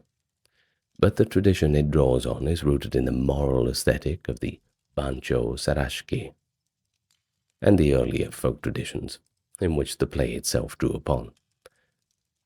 So Okiku tonight is probably going to count the plates at Himeji again, and Sadako is going to climb out of the well in the television. The water, the injustice, and the counting are one continuous tradition, 4 centuries deep. And who knows how the story will develop over the next few hundred years. I don't think they'll be forgetting it any time soon. Next up, we have Mount Osore. There are places in the world that seem to have been designed for their associations with death, and Osorezan, Mount Osore, or more precisely the Caldera complex, a complex rather of which the mountain is a part, located on the Shimokita Peninsula of Aomori Prefecture in northern Japan, is one of them. The approach to the site passes through sparse, windswept landscapes of a kind unusual even by the standards of northern Honshu, where there's a fair bit of this kind of stuff.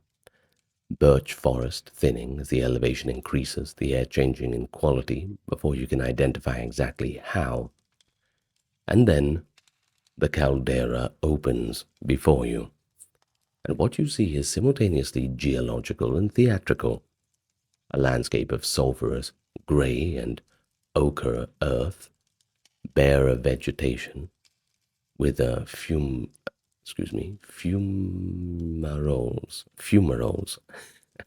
that's a difficult word, releasing pale steam into the sky.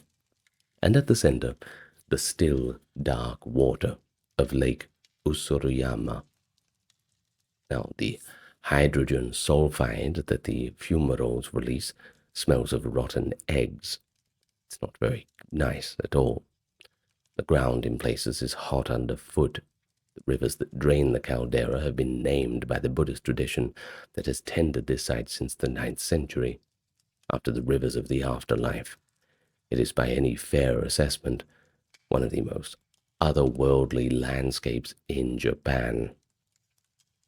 The association of Osorezan with death and the afterlife long predates its formalization as a Buddhist site, and the site's power derives from the layering of indigenous Japanese spirit beliefs, the Shinto-rooted understanding of kami, spirits that inhabit particular features of the natural world, with the Buddhist framework of death, judgment, and the transmigration of souls that arrived from China via Korea, at the beginning of the 6th century CE. The 9th century Buddhist monk Ennin, who established Bodaji Temple at the site, is said to have recognized the landscape as a manifestation of the Buddhist hell realms, the sulfur and heat and the dead earth, making it a physical representation of the theological underworld. Now, the name itself, Osore, means dread or fear. The local topography, the multiple rivers, the lake, the grey shores, mapped with unusual precision onto the Buddhist understanding of the landscape the dead must navigate after death. And the site became, in the religious geography of northern Japan, a place where the boundary between the world of the living and the dead was unusually thin. The figures most associated with Osore-san in its living religious practice are the Itako, blind female shamans who serve as mediums between the living and dead, channeling the voices of the departed for grieving family members. The Itako tradition is ancient and has declined significantly over the past century as the number of women entering the training has fallen.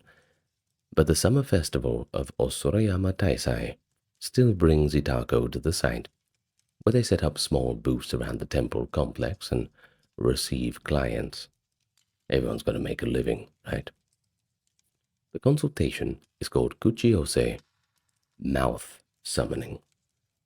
The client sits with the Itako, provides the name and approximate age of the deceased, and the Itako enters a trance and speaks in the voice of the dead person.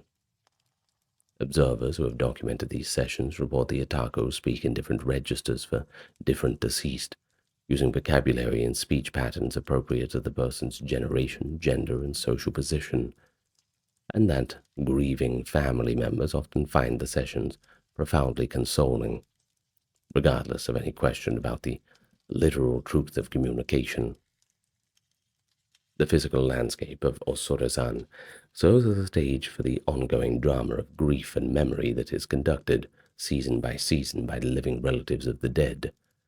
The shores of Lake Usoriyama are lined with the small stone Jizo figures, the Buddhist protector deity associated specifically with the souls of children and the dead in general. These are left by families and for relatives that have died, particularly children. The figures are dressed in red bibs and small knitted caps. The red of the garments, a traditional offering color associated with Jizo. Pinwheels are placed beside the figures, and they spin in the wind off the lake. The accumulation of these small shrines, hundreds of them by the way, in various states of preservation, some very old and weathered, some clearly quite recent, it creates one of the most quietly devastating landscapes in Japan. The visible record of grief that extends across decades and generations, each Jizo a specific person's loss, and each cap a family's act of continued love. The specific geology of Osore-san matters to its haunted character in a way that the social construction of haunted places usually does not. The landscape is genuinely strange by any measure. The soil is barren and the water is acidic. The volcanic gases that seep from the fumaroles are toxic in concentration. Animals do not inhabit the central caldera. They couldn't. The silence of the site is different from normal silence because it has no ambient biological noise that characterizes most of Mother Nature. The steam that rises from the ground creates an intermittent visual ambiguity, shapes that form and dissolve without pattern, that in the right conditions of light and weather produce exactly the kind of uncertain visual stimulus that the human pattern recognition system tends to resolve into figures. Whether or not anything supernatural is present at Osore-san, and the tradition, maintained across more than 1,000 years, that the site is a gateway between worlds of living dead, or the physical experience of the place is entirely sufficient to explain why it was understood as something beyond human comprehension. Next up, we are moving off the mainland a little bit. From a boat, Hashima Island looks like a warship. The concrete walls that were built around the perimeter to protect the island from typhoons give it a low, armored silhouette that has earned the popular name Gunkanjima, Battleship Island. And the name has stuck, even though the actual occupants of the island were not soldiers but miners, and the actual activity conducted there for most of its history was the extraction of submarine coal from seams running under the floor of the East China Sea. The island itself is tiny, 6.3 hectares, located approximately 15 kilometers from Nagasaki. At the peak of its occupation in 1959, its population density was the highest ever recorded for a permanent settlement anywhere in the world. 5,259 people on 6.3 hectares, a concentration of human life per square meter that the urban planning literature struggles to contextualize. If you want to put it into layman's terms, it's worse than Hong Kong. That's all I can tell you. And Hong Kong's crowded. Well, then, in 1974, the coal ran out, and the company that owned the island shuttered operations. The population left in a matter of months, but the buildings did not. It's not that you can take them away. The history of Hashima as a coal mining site begins in 1887, when the Mitsubishi Corporation acquired the island and began to extract the high-quality coal deposits that lay beneath the seabed. The island was progressively built up across the following decades. Concrete apartment blocks rising 9 and 10 stories, a school, a hospital, shops, a cinema, swimming pool, a Shinto shrine. They had it all, creating a self-contained urban settlement whose physical density was necessitated by the fact it was surrounded on all sides by the ocean. The coal mines ran horizontally under the seabed, at depths of up to 1,000 meters below sea level, and the miners descended into galleries of oppressive heat, humidity, and gas concentration, working in conditions that were, even by the standards of the mid-20th century industrial mining, extremely hazardous. The island's company records document a continuous toll of accidents, illness, and deaths throughout its operational period. Mining, of course, being one of those trades that are not known for its safety, especially back in those days, but you do what you have to do, don't you? The darkest chapter of Hashima's history is the period of the Second World War, during which the Mitsubishi Corporation used the island as a site for the forced labor of Korean and Chinese workers, conscripted or rather kidnapped under the Japanese wartime labor mobilization program. Estimates of the number of forced laborers on Hashima during the war period range from several hundred to over 1,000 at any given time, and the conditions under which they worked were considerably worse than those experienced by the Japanese miners. Longer hours, reduced rations, severe physical punishment for infractions or resistance. Contemporary accounts and post-war testimonies describe the island as a prison from which escape was impossible. The ocean surrounded it on all sides, remember, and the water between the island and the mainland was patrolled. The deaths among the forced labor population were substantial. The Nagasaki city government documented 122 Korean deaths on Hashima during the war period, though survivor testimonies and other sources suggest the actual figure would have been quite higher.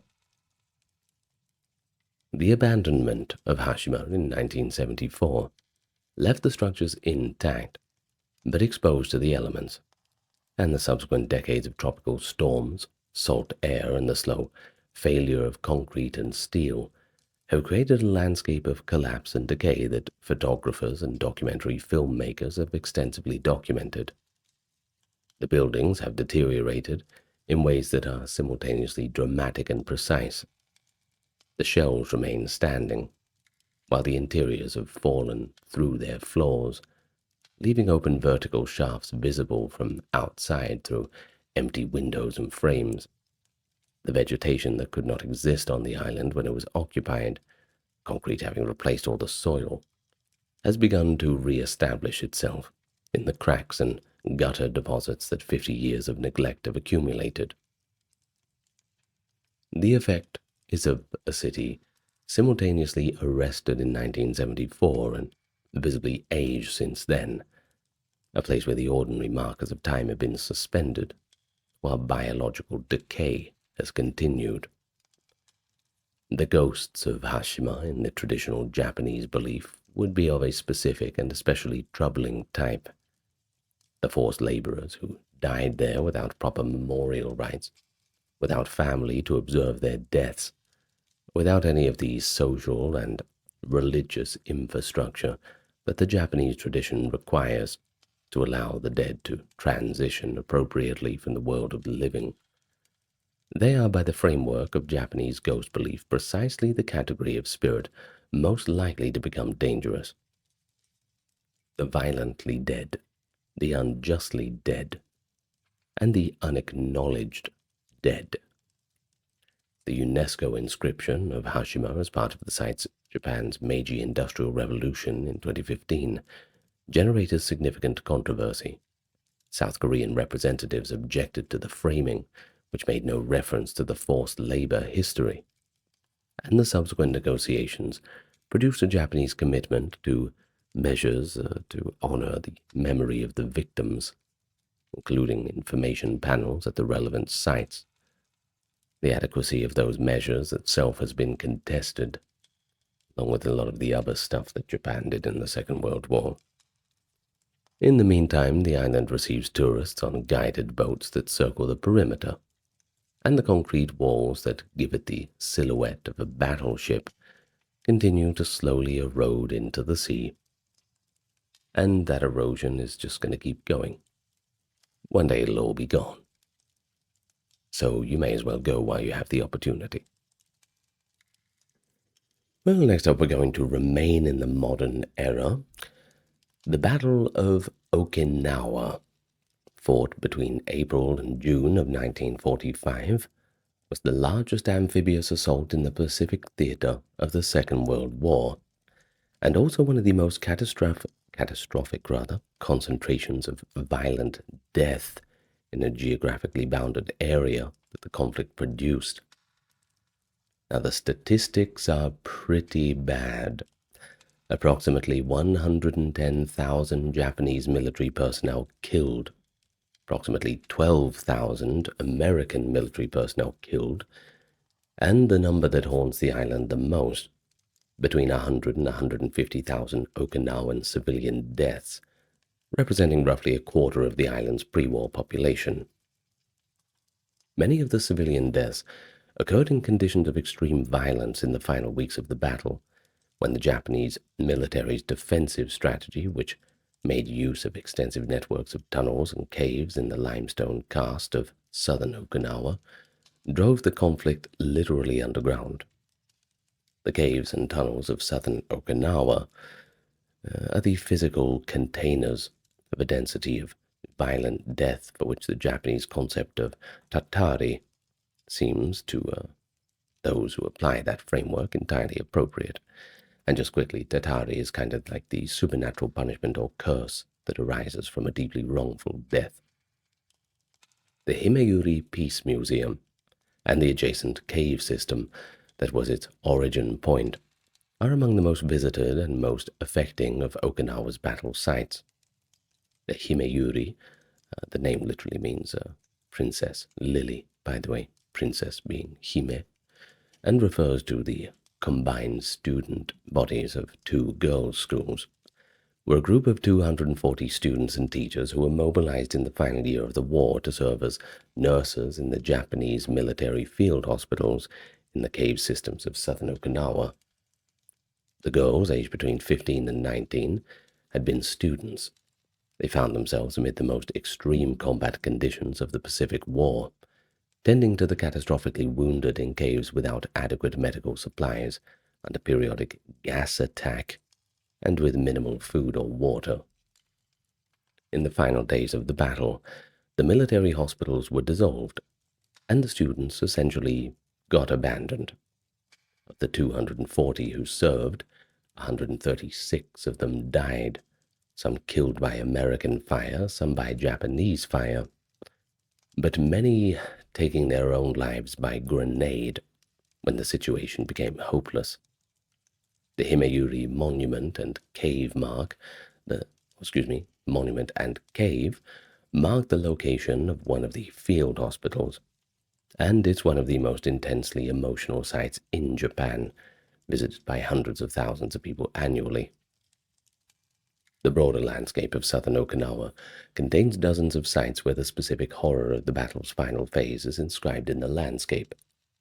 The cave systems, natural limestone formations that the Japanese military had expanded and connected into a network stretching for kilometers, were used as military headquarters, field hospitals, and as hiding places by civilian populations who had been told by Japanese military propaganda that American soldiers would torture and kill all of the Okinawans. The civilians who sheltered in the caves faced an impossible situation. The caves were targets of American flamethrower and explosive attacks, and the Japanese military did not uniformly protect civilian populations sheltering inside them. There was also the ordering of mass suicide occurring in multiple caves, carried out with grenades-edged weapons, and in some documented cases by family members killing each other, driven by the conviction instilled by the Japanese military propaganda that capture was worse than death. The Okinawan concept of muen bodoke, the spirit without ties whose death is unacknowledged and unresolved, applies with particular force to the battle's civilian dead. Many of the dead in the cave systems were never recovered. The limestone geology and scale of the destruction prevented systematic retrieval, and the physical remains of battle dead are still being found in Okinawa today. The Okinawa Prefectural Peace Memorial Museum reports that identification and repatriation of remains continues annually, with bones still emerging from construction sites and agricultural fields in the southern part of the island. Each set of remains represents a person who died in violence and has been physically present in the ground for 8 decades, without the memorial observances that Japanese tradition requires. The religious concept of vengeful spirits arising from mass violent death is, an active framework within which the island's relationship with its past has to be managed. The physical archaeology of the Battle of Okinawa continues in the contemporary period, in ways that makes its status as historical event unusually present. Okinawa's Office of War Remains Disposal, funded by the national government, conducts ongoing excavations at battle sites across the island, and has recovered and repatriated hundreds of thousands of individual bone fragments since its establishment in 1952. The process of identification, determining from skeletal remains whether a set of bones belongs to a Japanese soldier, an Okinawan civilian, or an American serviceman, is conducted through a combination of physical analysis, dental records when you can get them, and DNA testing. Many sets of remains defy identification and are interred collectively at the Okinawa Memorial Park at Mabuni, in a ceremony that acknowledges their presence without being able to name them.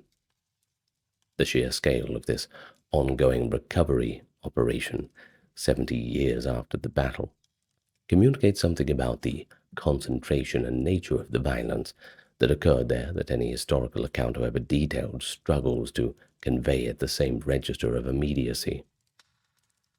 The Kujimuna, the mischievous tree spirits of the traditional Okinawan folklore, are one indicator of the degree to which Okinawa's ghost tradition differs from the mainland Japanese framework.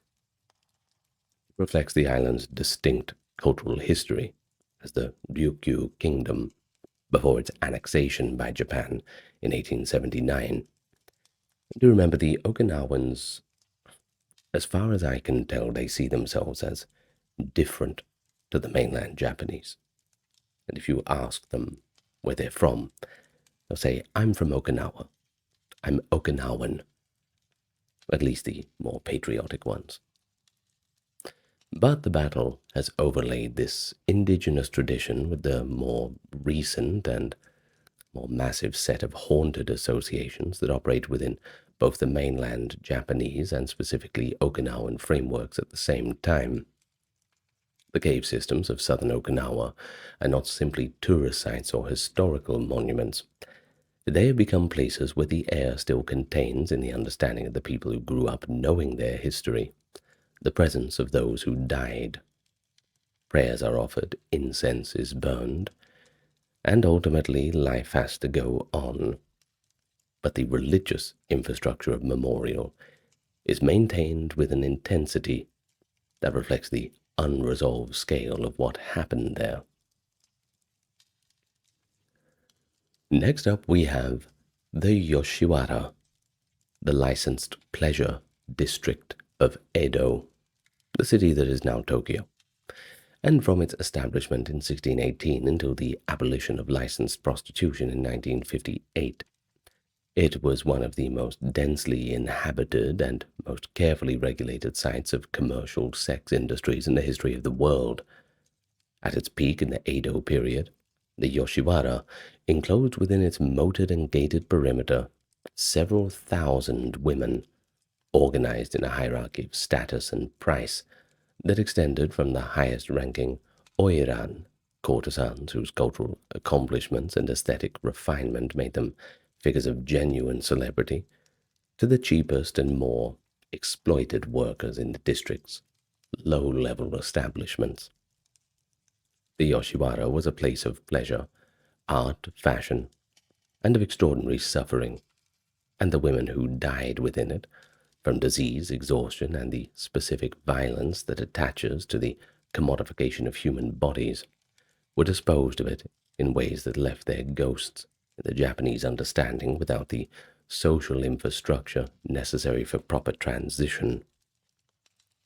The Jokanji Temple in the Minoa area of what is now northeastern Tokyo is known colloquially as the Nage Komidera, the throwaway temple. And the name is not metaphorical. I think you see where this is going. Courtesans who died in the Yoshiwara without family to claim them, without the means for private burial, and without the legal status that would have entitled them to the ordinary ceremonies of death that were brought to, ordinary ceremonies of death were brought to Jokanji and interred in mass graves in its grounds. Excuse me. Now, the temple estimates that approximately 25,000 bodies were recovered in this way across the Edo and Meiji periods. The mass graves have never fully been excavated, and I suppose no one really putting their hand up to volunteer. The temple continues to hold memorial services for the women buried there, whose individual identities are largely irrecoverable. The ghost tradition of the Yoshiwara is, at its core, a tradition generated by exactly this anonymity and exactly this scale of unacknowledged violent loss. The oiran of the Yoshiwara occupy a complex position in the tradition, appearing in kabuki drama and woodblock print tradition as figures of tragic glamour, whose deaths are typically the product of betrayal.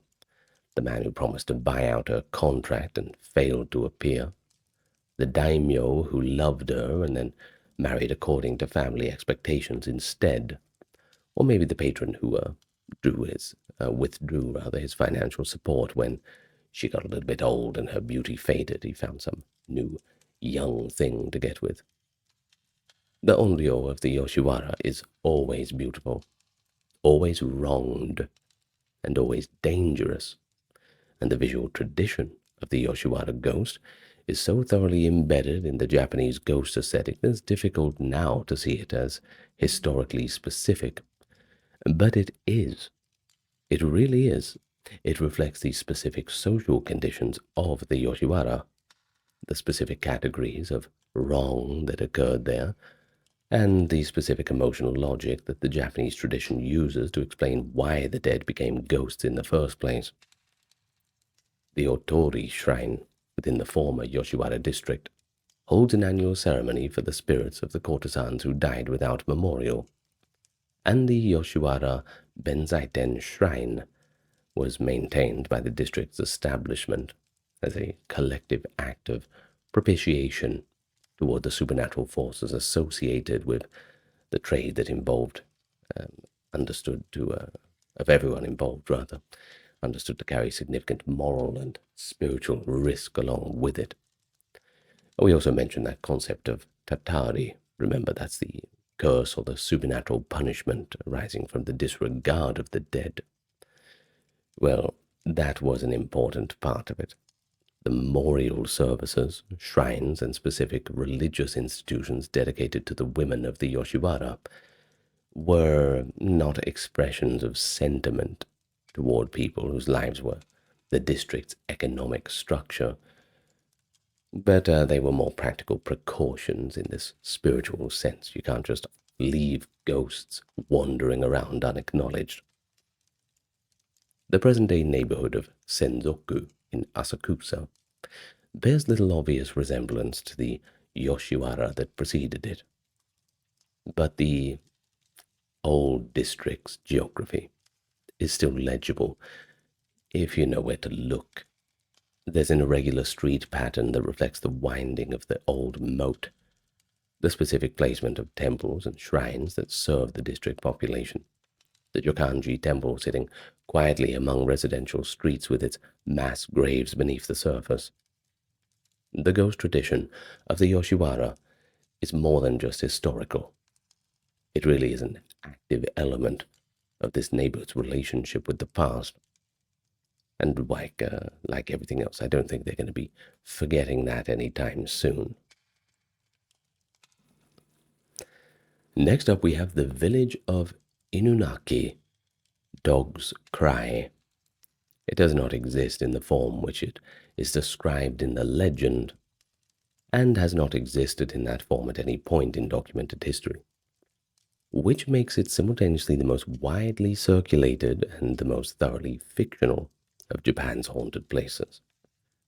The legend, which spread across Japan primarily through the internet in the late 90s and 2000s, describes a remote village in Fukuoka Prefecture, in Kyushu, that is separated from the modern-day world by an old tunnel whose entrance bears a sign reading, "The laws of Japan do not apply beyond this point." Beyond the tunnel, the legend claims, lives an inbred community cut off from the outside world for generations, practicing violence against strangers. It's kind of like that movie Wrong Turn. You ever seen that one? Very scary. Of course, this community gets blamed for a series of murders that the authorities have never investigated because, well, read the sign. It's out of the Japanese jurisdiction. Problem is, the sign does not exist. Neither does the community. And neither do the murders. Or maybe that's what they want you to believe. I don't know, maybe. But what does exist in Fukuoka Prefecture is the Inunaki Shrine and the Inunaki Pass. They are real locations in the mountains of the Itoshima area, with a genuine history that's considerably less dramatic, we have to admit, but still quite interesting. You see, the pass takes its name from a legend about a dog whose howling guided travelers safely through the mountain path in ancient times. And the shrine at the top of the pass is dedicated to the kami, the spirit of that dog. The old tunnel that features in the urban legend is a genuine structure, an abandoned road replaced by a newer one in the 90s, and the physical reality of an old, dark, unused tunnel in a remote mountain location, well, that provides a good sensory stimulus from which these kinds of legends seem to grow from, kind of like a liminal space situation.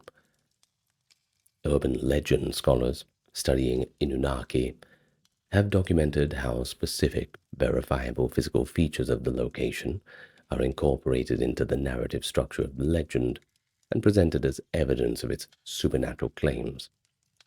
The Inunaki legend belongs to a category of Japanese urban legend that academic folklorists call forbidden places, i.e., locations that are narratively designed as outside boundaries from the normal social order, where the rules of ordinary Japanese society don't comply. The designation of a place as legally or socially anomalous is itself a haunting mechanism.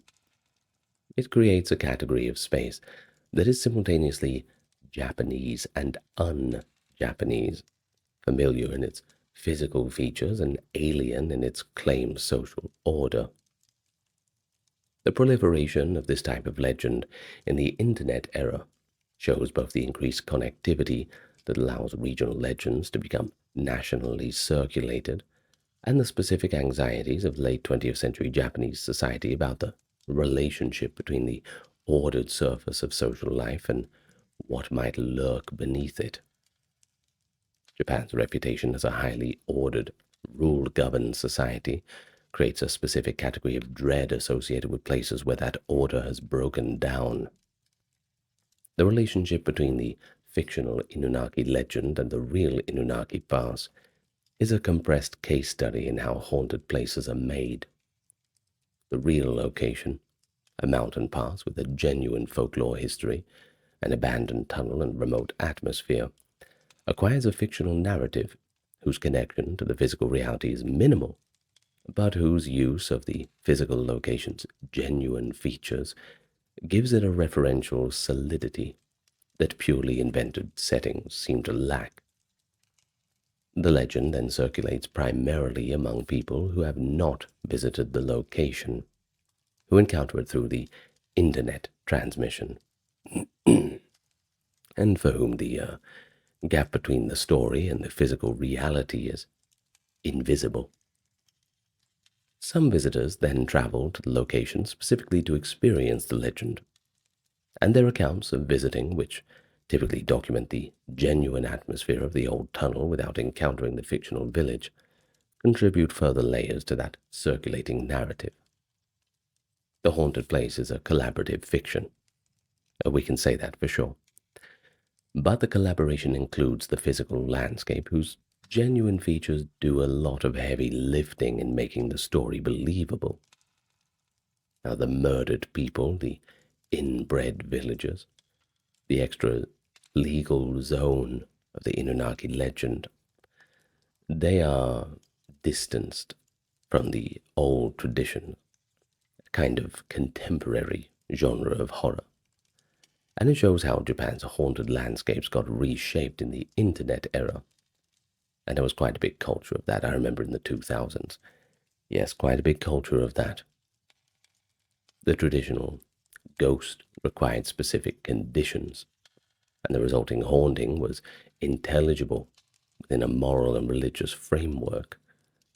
The internet era haunted place requires only a creepy atmosphere and inaccessibility, and it generates not spirits with specific histories, but a generic, unspecified threat that draws on international horror genre conventions as much as on Japanese spiritualist traditions.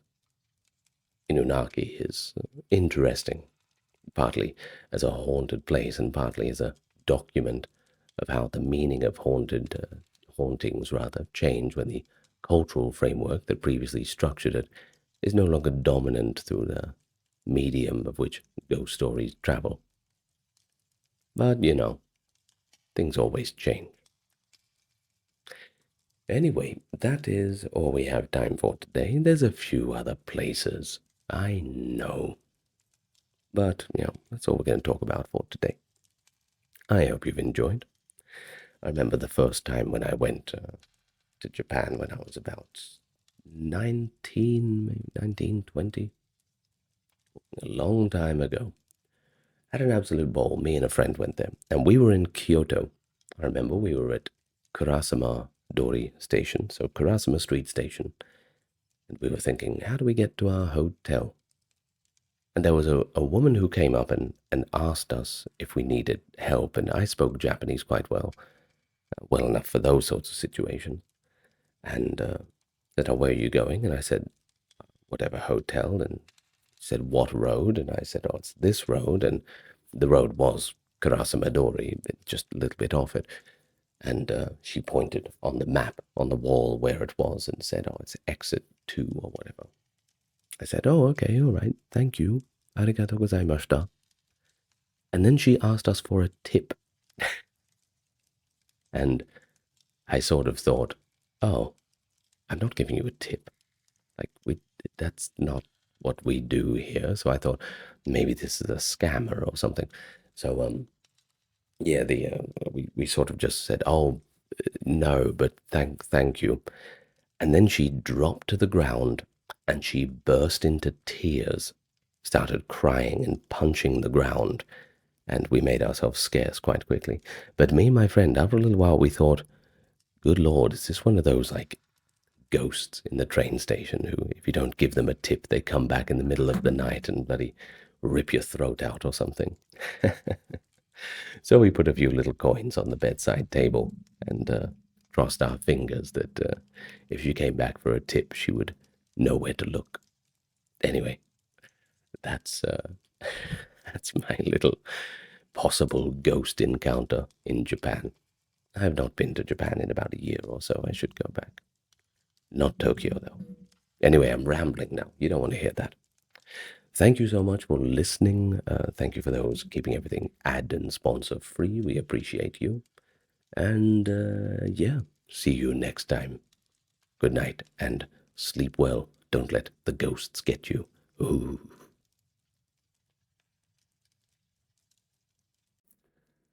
There is a theme that you might notice among the old stories, and that is when you get to the Scottish ghosts. They're not quite like the other ones. They don't really linger around to deliver messages or seek closure. They warn, they foretell. They mostly arrive before a death, not after one. And the tradition they belong to is far older than Christianity, rooted in a Gaelic supernatural world that was never fully overwritten by the church, only partly buried beneath it. First up, and just for a few examples, you have the Bennia, the washerwoman at the ford, scrubbing the blood-stained clothes of someone who hasn't yet died. And then you have the Ech Ushke, the water horse of the lochs, beautiful and lethal. Then, of course, there's the second sight, the ability to see death before it arrives, running through Highland cultures like a geological fault. These aren't ghost stories in a conventional sense. There's something a lot more stranger than that.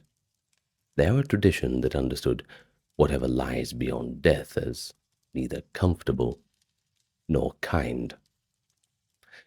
Scotland is a haunted place, and understanding why means understanding its history. And that's why we're here. Hello and welcome to the channel. Good to have you with us today for more Scottish things. Now, I just quickly thank you to everyone keeping us ad-free and crowd-funded. No sponsors, no ads to be found. If you want to help us and join that group, there's links in the description and pinned comment. If you don't, that's fine too. Just enjoy the video and do us a favor with a like, comment, and subscribe because it does help push us out more. And also, I'm going to do my very best with the Gaelic pronunciations here. I have consulted an actual Scottish person, so hopefully they were telling me the truth. Anyway, let us begin the ghost legends of Scotland. Ooh. Now, of course, we have to go back quite a while to find that. The Gaelic supernatural tradition of Scotland, i.e. the tradition of the Highlands and the islands whose specific character was shaped by thousands of years of Celtic and pre-Celtic culture, is one of the most coherent and sustained supernatural traditions in European culture. course, it was partially modified by the Christianity that came to the Western Islands with Columba in the 6th century that never quite displaced the older tradition it found there. It is coherent in the sense that its various elements form an internally consistent picture of the world, and that is one in which the boundary between the living and the dead, between the human and non-human, visible and invisible, is quite real, and in which certain people at certain times, provided the proper conditions, can gain a little bit of access to that world, the other side of the boundary, in ways that the general layman cannot quite do. Now, the central concept in the Highland supernatural tradition is the andarchaoog, the two sights, the faculty of second sight, that is, the ability to perceive events and people at a distance, to see the future in symbolic visions, and specifically to see the fetch or wraith of a person who is about to die. The tradition of second sight in the Highlands is documented in the historical record from at least the 17th century, when a minister named Robert Kirk was collecting accounts of the phenomenon from his Highland parishioners, and is attested across a sufficiently wide range of sources and cultural context to require taking quite seriously as a genuine and widespread belief rather than a simple literary convention. Martin, and yes, that is his name rather. Interestingly, the traveller whose late 17th century account of the Western Isles is one of the primary sources for the Highland culture of the period, collected numerous accounts of second sight among the island communities, and described its specific character with careful attention. The involuntary nature of the faculty. Second sight was not chosen and could not be turned on and off, by the way. The specific visual quality of the visions, i.e. typically accompanied by a sense of chill and a momentary loss of normal vision, and the specific content, typically a vision of a person in the shrouds of the dead, or surrounded by the imagery of death, predicting that person's imminent demise. Now, we already mentioned the Ben Nia. Let's go into a bit more detail with that. She was the washerwoman at the ford, basically the Scottish equivalent of the Irish banshee, was one of the most feared figures in the Gaelic supernatural tradition. But her specific character reveals something important about the tradition's understanding of the relationship between the supernatural and human. The Ben Nia was seen at fords and river crossings, washing blood from the clothes of those about to die in battle or violence. Now, to see her was not a good thing. It was a warning. To encounter her at close quarters was a specific kind of danger, because she had the power to afflict those who surprised her. But here's the thing, she also had constraints. If you could catch her before she saw you, you could demand answers to questions about the manner and timing of the death she was presaging, and she was obligated to tell you the truth. The specific contractual quality of this supernatural relationship, i.e. the exchange of information and obligations on both sides, along with this ritual of approach and encounter, that truly is characteristic of this supernatural tradition, which thought of the boundary between the human and non-human world as governed by a set of rules. And if you knew the rules, well, you could navigate them, and maybe things would be a little bit easier to handle. Now, the Ech Ushcha, the water horse, was the most dangerous of the Gaelic supernatural beings in its immediate physical threat, and its specific character shows the specific relationship between the Highland supernatural tradition and the Highland landscape. The water horse was a shape-shifting creature that appeared as a magnificent horse at the edges of lochs and rivers, enticed riders to mount it, and then plunged in the water to drown and devour them. It could also appear as a beautiful young man to attract women. Its specific dangerousness was the beauty that concealed its true nature. You could identify it by the sand or waterweed on its mane, or by the specific coldness of its skin, perhaps by the way it drew irresistibly toward water. The Ushke was not a ghost in a conventional sense. It was not the spirit of a dead person, but it still belongs to the Scottish ghost tradition, in the sense that it represented the specific hostile intelligence that the Highland tradition located in the landscape itself. The loch was not simply a body of water, but rather a domain with its own inhabitants and its own rules, and those who entered it carelessly, well, very rarely they would return. Now, all that being said, that's kind of the main characters in the supernatural pantheon. Should we use those words? They're kind of the main characters just in the supernatural introduction of what we have in the older traditions. And that really goes more into folklore. So if you want to know more about the folklore of things, you can check out the Scottish folklore video. But we're going to move on a little bit more from that to the human realm. I'm going to talk about the haunted places in Scotland now, and a few little stories that are going to be relevant moving forward. Well, first up, we've got the castle ghost. It's one of the most defining features of the Scottish tradition, and Scotland's specific density of ancient fortified structures, the consequence of centuries of interclan warfare and border conflicts, along with the just general political instability that made the stone tower the basic unit of aristocratic security. It all produced a ghost geography of extraordinary richness.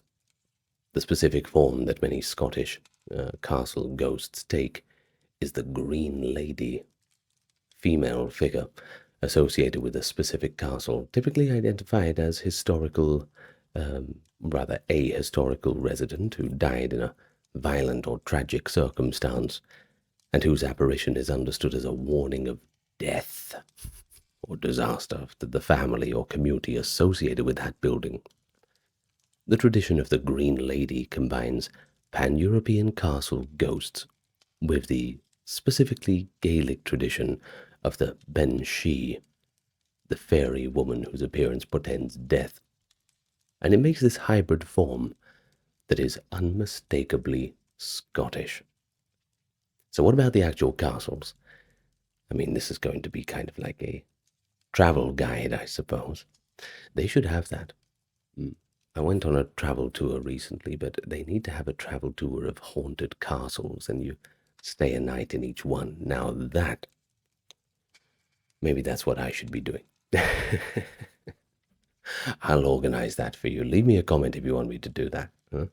I could be your guide, perhaps. First, we've got Craith's Castle in Aberdeenshire, perhaps the best documented example of the Green Lady tradition, partly because its ghost has been associated with specific physical evidence that gives the legend a material anchoring that most castle ghosts lack. The Green Lady of Craith's, reported as a figure carrying a child in her arms, appearing in the room known as the Green Lady's Room, which makes sense, was connected in local tradition to a story of seduction, illegitimacy, and murder, whose details varied in the telling, of course, but whose core remained consistent across centuries. The specific evidence that gave the legend its material grounding came in the 19th century, when workmen renovating the fireplace in the relevant room discovered the bones of a woman and an infant child concealed in the floor beneath the hearth. The discovery confirmed the tradition's claim that a body was indeed hidden in the castle, though it could not confirm the specific circumstances of death that the tradition described. Now here's the thing. Whether the Green Lady appearances increased, decreased, or remained the same after the bones were removed from the castle and given proper burial is not consistently recorded, but the discovery itself fixed the Green Lady of Craith's in the ghost tradition as a case where the physical evidence and supernatural report aligned in ways that made simple dismissal very difficult. Next up is Glamis Castle in Angus, the childhood home of Queen Elizabeth, the Queen Mother, and the setting of Shakespeare's Macbeth.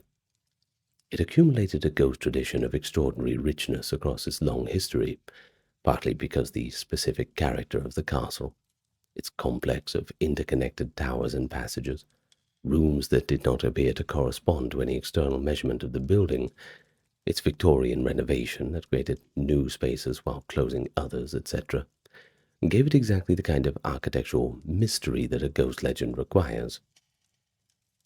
The monster of Glamis, a hidden room, a hidden inhabitant, a family secret whose specific content was passed from each earl to his heir on the eve of his majority, was one of the most elaborate of Victorian aristocratic mysteries, circulated at dinner tables across Scotland and England in a version that specified the existence of a deformed or monstrous family member concealed in a secret chamber within the castle. It doesn't get much more of a ghost story than that, right?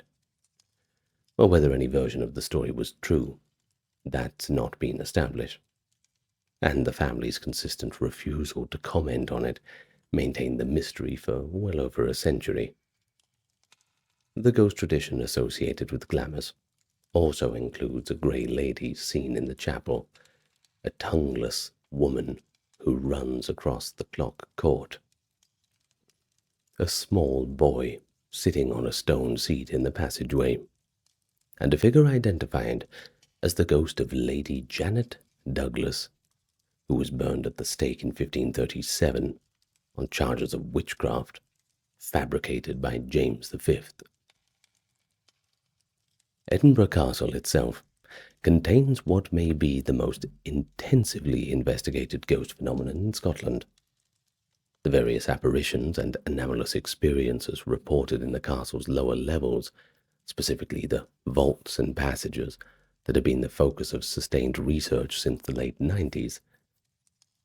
The Paranormal Research Organization's systematic study of the castle, involving large numbers of volunteer participants who were given questionnaires about their experiences in different parts of the building, without being told which areas were associated with reported phenomena, produced a body of data that the investigators found to be genuinely anomalous.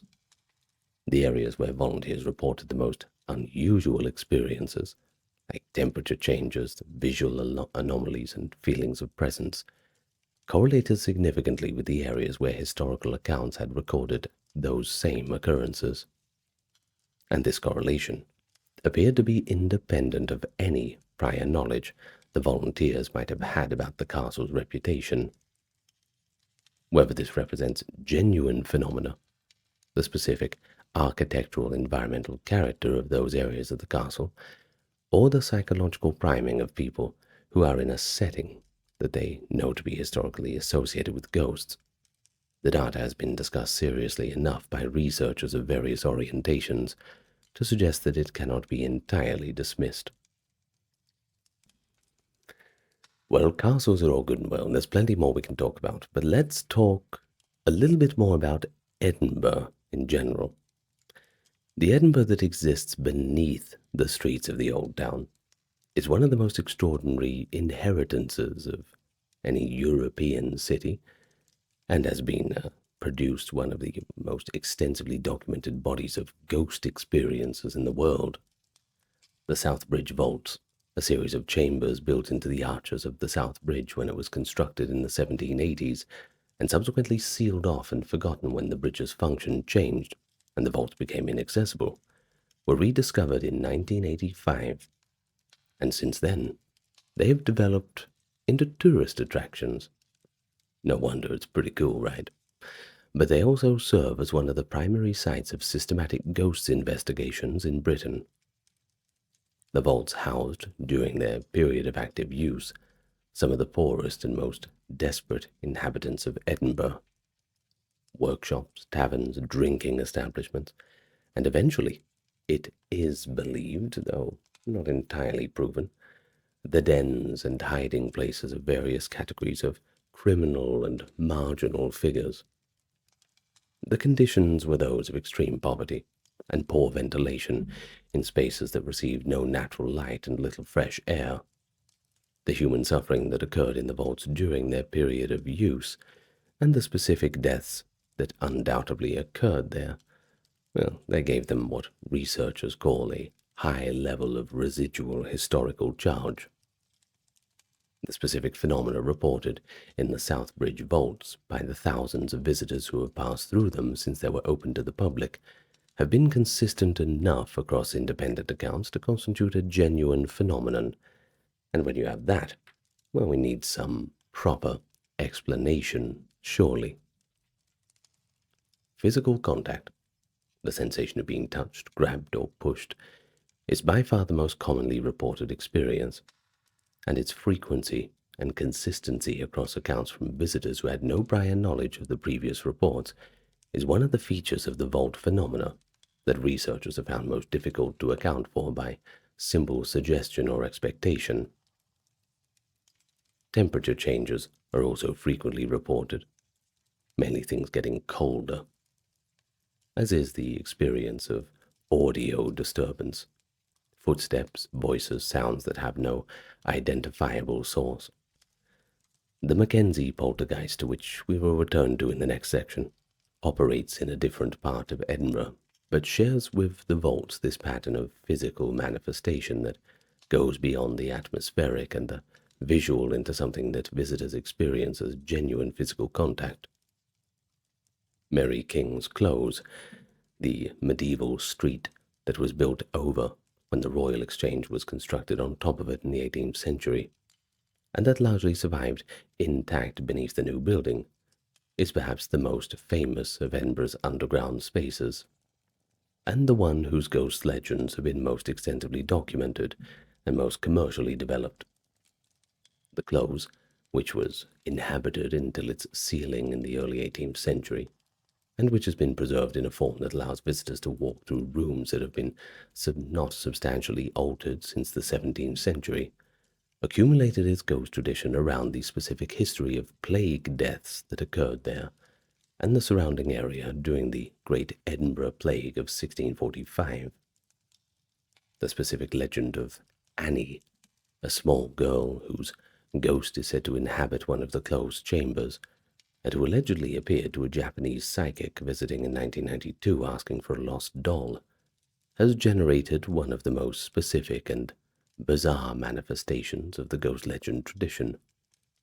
A room in the Close that is now filled with hundreds of small dolls left by visitors as offerings to the ghost of a child who may or may not have existed. Either way, it's a nice gesture, I think. The room, with its accumulated offerings from across the world, has itself become a kind of sacred space, a shrine to a ghost whose historical reality is unestablished, but whose emotional reality for the people who leave offerings is clearly quite sincere. The specific character of Edinburgh's ghost culture requires understanding the physical character of the town itself. The Royal Mile runs along a ridge, and the buildings on either side of it extend downward in multiple stories below the street level, creating a city that exists in vertical layers rather than simply in horizontal extent. The closes and wynds that run off the Royal Mile descend steeply into districts where the buildings are 5 and 6 stories below the street above, creating a permanent twilight and a sense of enclosure that makes the supernatural feel less like an intrusion into the familiar world and more like a natural quality of the environment. Edinburgh is a city in which the relationship between the surface and the depths is fundamental to its physical character, and the ghost culture that has developed around its underground spaces is an expression of this specific geography. The depths contain what the surface does not want to acknowledge, and the ghosts are the acknowledgement. Well, let's move on to the Greyfriars Kirkyard, the ancient burial ground adjacent to Greyfriars Kirk in Edinburgh's Old Town. This video is really going to make you want to go to Edinburgh, by the way. Anyway, It's one of the most historically significant and atmospherically oppressive cemeteries in Scotland, and it contains the graves of figures who shaped Scottish history across the 17th century. The Covenanters, who signed their commitment to Presbyterian worship against the imposition of episcopal authority in the kirk, were buried here, and the specific section of the kirkyard known as the Covenanters' Prison. Well, we got there eventually. This was basically a walled enclosure in the northwestern corner of the graveyard, where the Covenanters, imprisoned after the battles of Bothwell Brig in 1679, were held in conditions of deliberate privation. That place is the epicenter of the most active ghost phenomena that the kirkyard has generated. The proximity to the mausoleum of Sir George Mackenzie, the King's advocate, who prosecuted the Covenanters with ferocity that earned him the nickname Bloody Mackenzie. You don't get that through charity works, even in an era not known for squeamishness about the treatment of religious dissidents, is understood in the ghost tradition as the specific cause of the phenomena. The Mackenzie poltergeist, as it has become known, began in 1999, when a homeless man forced open the mausoleum's iron door and fell into the chambers below, where, according to his subsequent account, he encountered something that caused him to flee in terror. In the weeks and months following the incident, visitors to the section of the kirkyard adjacent to the mausoleum began reporting experiences of a character and frequency that made Greyfriars one of the most intensively investigated ghost locations in Britain. The reports included physical attack, being scratched, grabbed, pushed, and punched, at a rate that no other ghost location in Scotland even came close to matching. People fell unconscious. People were found with unexplained bruising and scratches that appeared to have been caused by something with multiple thin points. People were reduced to states of extreme distress that required medical attention. Over the first decade of the phenomena's documented activity, the numbers involved were substantial enough to attract serious investigative attention. More than 250 people had reported being knocked unconscious, and over 400 reported unexplained injuries. Now, the question of what is happening at the Mackenzie Mausoleum is one that serious investigators have not been able to resolve, at least to any general satisfaction.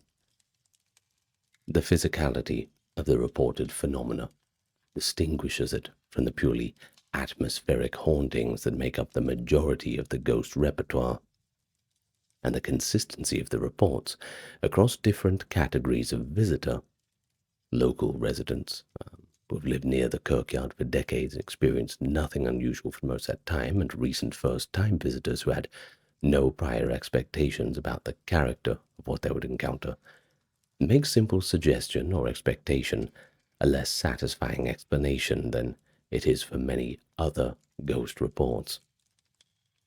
The specific connection in the tradition between the phenomena and the figure of George Mackenzie, a real historical person, whose real historical actions caused great suffering to a large number of individuals, gives the Mackenzie poltergeist a specific historical groundedness that a lot of ghost phenomena lacks. Now, whether that groundedness means anything about the phenomena's actual cause is an entirely different question. Greyfriars Kirkyard also contains in the southeast corner a small headstone that is the putative grave of the famous Greyfriars Bobby, a Skye Terrier who reportedly spent 14 years after his master's death guarding the grave, becoming one of the most sentimental figures in Scottish cultural memory. The Bobby story, whose historical accuracy has been extensively debated, is relevant to the ghost tradition in a very specific way: the devotion of an animal to a dead person, and the question of whether that devotion represents a form of perception that humans lack. It connects the Bobby legend to the broader tradition of animal sensitivity to the supernatural that runs through many ghost accounts. Now, animals in the Scottish tradition frequently perceive what humans cannot.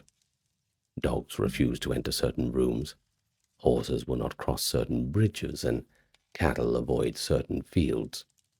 And the Bobby story is the most famous Scottish expression of a tradition that attributes to animals a specific form of perception that ghost belief requires. But we'll move on from that, as much as we could talk about little dogs all day. Maybe we do a video about famous dogs or very loyal dogs. That's a good idea. Anyway, we'll do that later. Now, the religious conflicts of the 17th century in Scotland left a ghost tradition whose specific character was shaped by the quality of the violence they produced, not the violence of battle, which was just normal to a soldier's life. I'm talking about the violence of judicial and extrajudicial execution applied to civilians.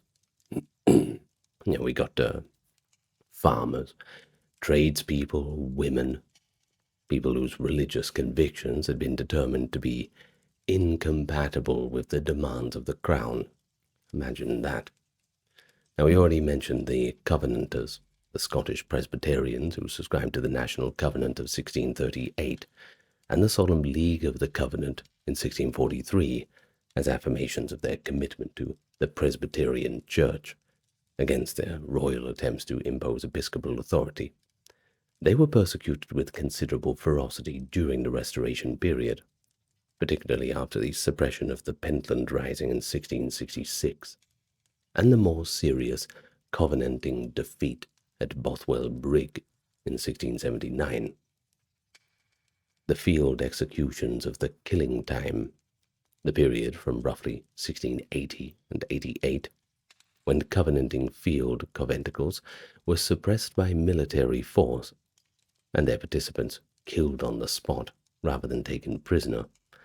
They produced ghost legends that are specific to precise locations where the killings took place.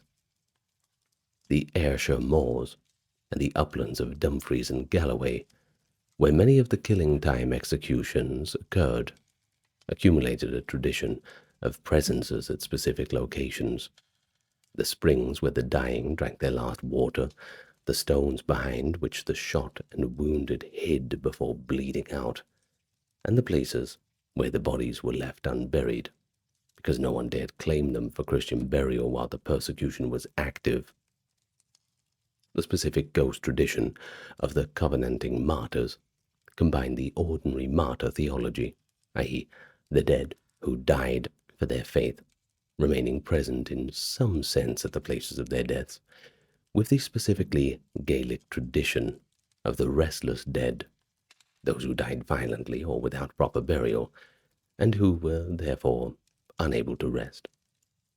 The ghost of John Brown of Priesthill, executed in front of his wife and children by John Graham of Claverhouse, Bonnie Dundee to his supporters, but bloody Clavers to the Covenanters. This all happened in 1685. It had been reported at Priesthill in Ayrshire across centuries since his death that his ghost was wandering about. Brown was a Covenanter who was found by Claverhouse's dragoons at his own home on a Sunday morning, refused to pray for the king, and was shot in front of his wife and children. His wife, after the soldiers left, composed him and buried him herself. The specific quality of his death, its domestic setting, the presence of the family as witnesses, and the wife's action of burial gave it this emotional charge that made it like a martyrdom story, certainly to the Covenanters, and the ghost legend that accumulated around Priesthill carried that emotional charge into the subsequent centuries. Whether the persistence of the ghost legend represents genuine anomalous experience, or perhaps the specific way in which a community maintains its memory of a crime committed against it, doesn't really matter because the function is the same.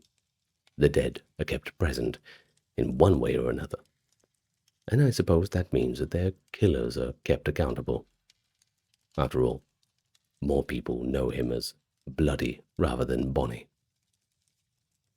Now the ghost of Claverhouse himself, John Graham of Claverhouse, Viscount Dundee, who was killed at the Battle of Killiecrankie in 1689 fighting for the Jacobite cause of James VII, is one of the more morally complicated of the ghost figures, because Claverhouse was simultaneously a hero to the Jacobites, that remembered him as a brilliant cavalry commander who died at the moment of his greatest victory, and a villain to the Covenanters, that remembered him as the man who had shot John Brown in front of his family. The ghost tradition around Killiecrankie, where he died, attributes to him both the specific quality of the military ghost, the figure in armor or in uniform seen on battlefield sites, and a more ambiguous presence that the Jacobite tradition interpreted as protective and the Covenanting tradition interpreted as continuing malign. A ghost whose meaning depends on whose tradition is doing the interpreting is a specifically Scottish ghost. The country's historical divisions run deep enough that even the dead can't really be agreed upon. Well, next up we've got the big one, Mary, Queen of Scots. No one's really generated a richer and more geographically dispersed story than her, and the specific character of her haunting shows an emotional hold that her story is maintained on Scottish culture and the specific way in which the ghost legend accumulates around a historical figure whose life was simultaneously dramatically eventful, but also deeply ambiguous in its moral and political significance, I mean. Now, Mary Stuart's story, as we can call her, has everything that ghost legend requires. You've got a childhood of exile and European sophistication, a return to Scotland whose religious landscape has been transformed in her absence, a marriage to a man who may have been a little bit involved in the murder of her secretary, and who was himself subsequently murdered, an imprisonment and escape, and a final flight to England, and then 18 years of captivity that ended on the execution block in 1587. Across all of this, and across the locations that her turbulent life touched, ghost traditions have accumulated and persisted. Holyrood Palace in Edinburgh, Mary's primary royal residence during her years as Queen of Scotland, is the location most closely associated with the most specific and traumatic episode of her Scottish career, the murder of David Rizzio, her Italian secretary, and apparently her rumoured favourite, in the supper chamber adjacent to her bedroom in March 1566. He met his end. The murder was carried out by a conspiracy of Protestant lords and her husband, Lord Darnley. Rizzio was dragged from Mary's presence and stabbed 56 times in the outer room. The bloodstain on the floor of the supper chamber that is shown to visitors as evidence of the murder is almost certainly not original. I mean, the floor's been replaced multiple times in the centuries since. But its presence as a tourist exhibit reflects the specific way in which Mary, Queen of Scots tradition, manages a relationship between the physical evidence and the narrative legend. The ghost of Rizzio himself, rather than of Mary, is the most commonly reported apparition in the Holyrood Palace area, a dark, agitated figure associated with the area of the supper chamber, whose specific quality of extreme distress connects the apparition to the specific circumstances of one of the most violent and politically charged murders in Scottish royal history. The specific distribution of Mary's ghost across Scotland reflects the geography of her 5 years as queen. Edinburgh and Holyrood, which, by the way, rood is an old word for cross, it's a R-O-O-D, but also Lochleven Castle, where she was imprisoned after the murder of Darnley, and the Battle of Carbery Hill, Borthwick Castle as well, where she and Bothwell, sheltered briefly after their marriage, and various other locations where her flight across Scotland took her. Lochleven Castle, on its island in the middle of Lochleven in Kinross, has a ghost tradition centered on a figure of a woman seen at the water's edge, and sometimes on the walls of the castle itself, looking south toward England, the direction in which her escape eventually took her. The specific orientation of the apparition has been noted by multiple independent accounts, though whether this constitutes evidence of anything beyond the observer's knowledge of the historical connection between Mary and Lochleven's direction of her escape, that is a question that the traditions don't really address. I mean, it's not really up to them to address it, I suppose. Hermitage Castle in Roxburghshire, the foreboding medieval fortress on the border with England, where Mary made her famous October 1566 ride to visit the wounded Bothwell, and which is among the most atmospherically oppressive buildings in Scotland, has its own ghost traditions that predate Mary's visit, and that the Mary legend became grafted onto rather than generating independently so. The figure of Mary, Queen of Scots, as a ghost rather than a person, it's interesting from a theoretical perspective on ghost legends at least, because she appears at the intersection of so many different cultural needs at the same time. She ticks a lot of boxes. She is the beautiful young queen, whose beauty is preserved in death. She's also a Catholic martyr, whose Protestant persecutors destroyed her.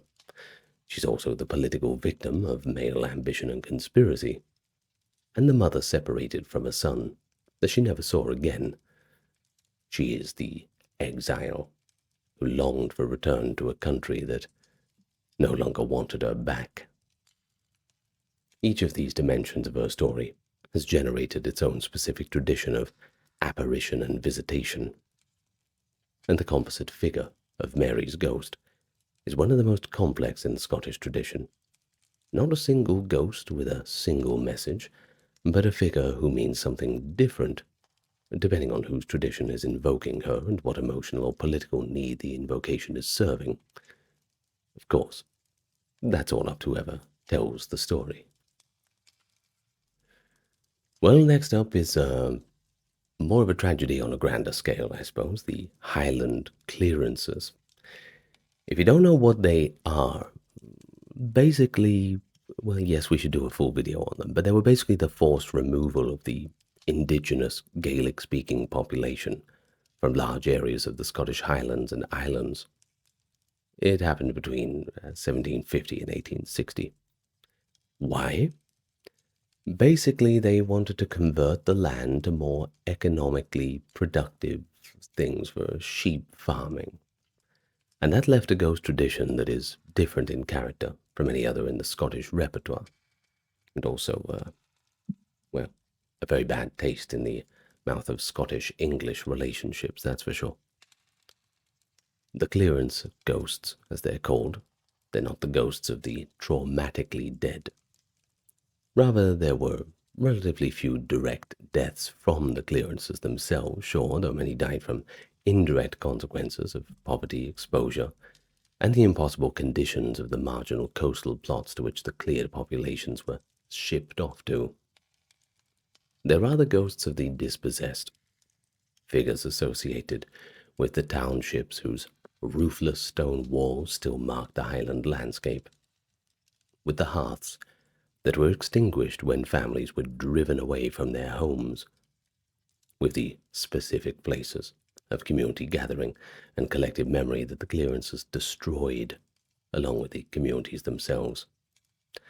The tradition of the ghost of the cleared township, the figure seen near the ruins of a house that was inhabited within living or near-living memory, the sounds of children that seemed to come from the empty gable walls, and the smell of peat smoke in places where no fire has burned for 100 years. It's one of the most distinctive contributions of the Highland clearances to the Scottish tradition.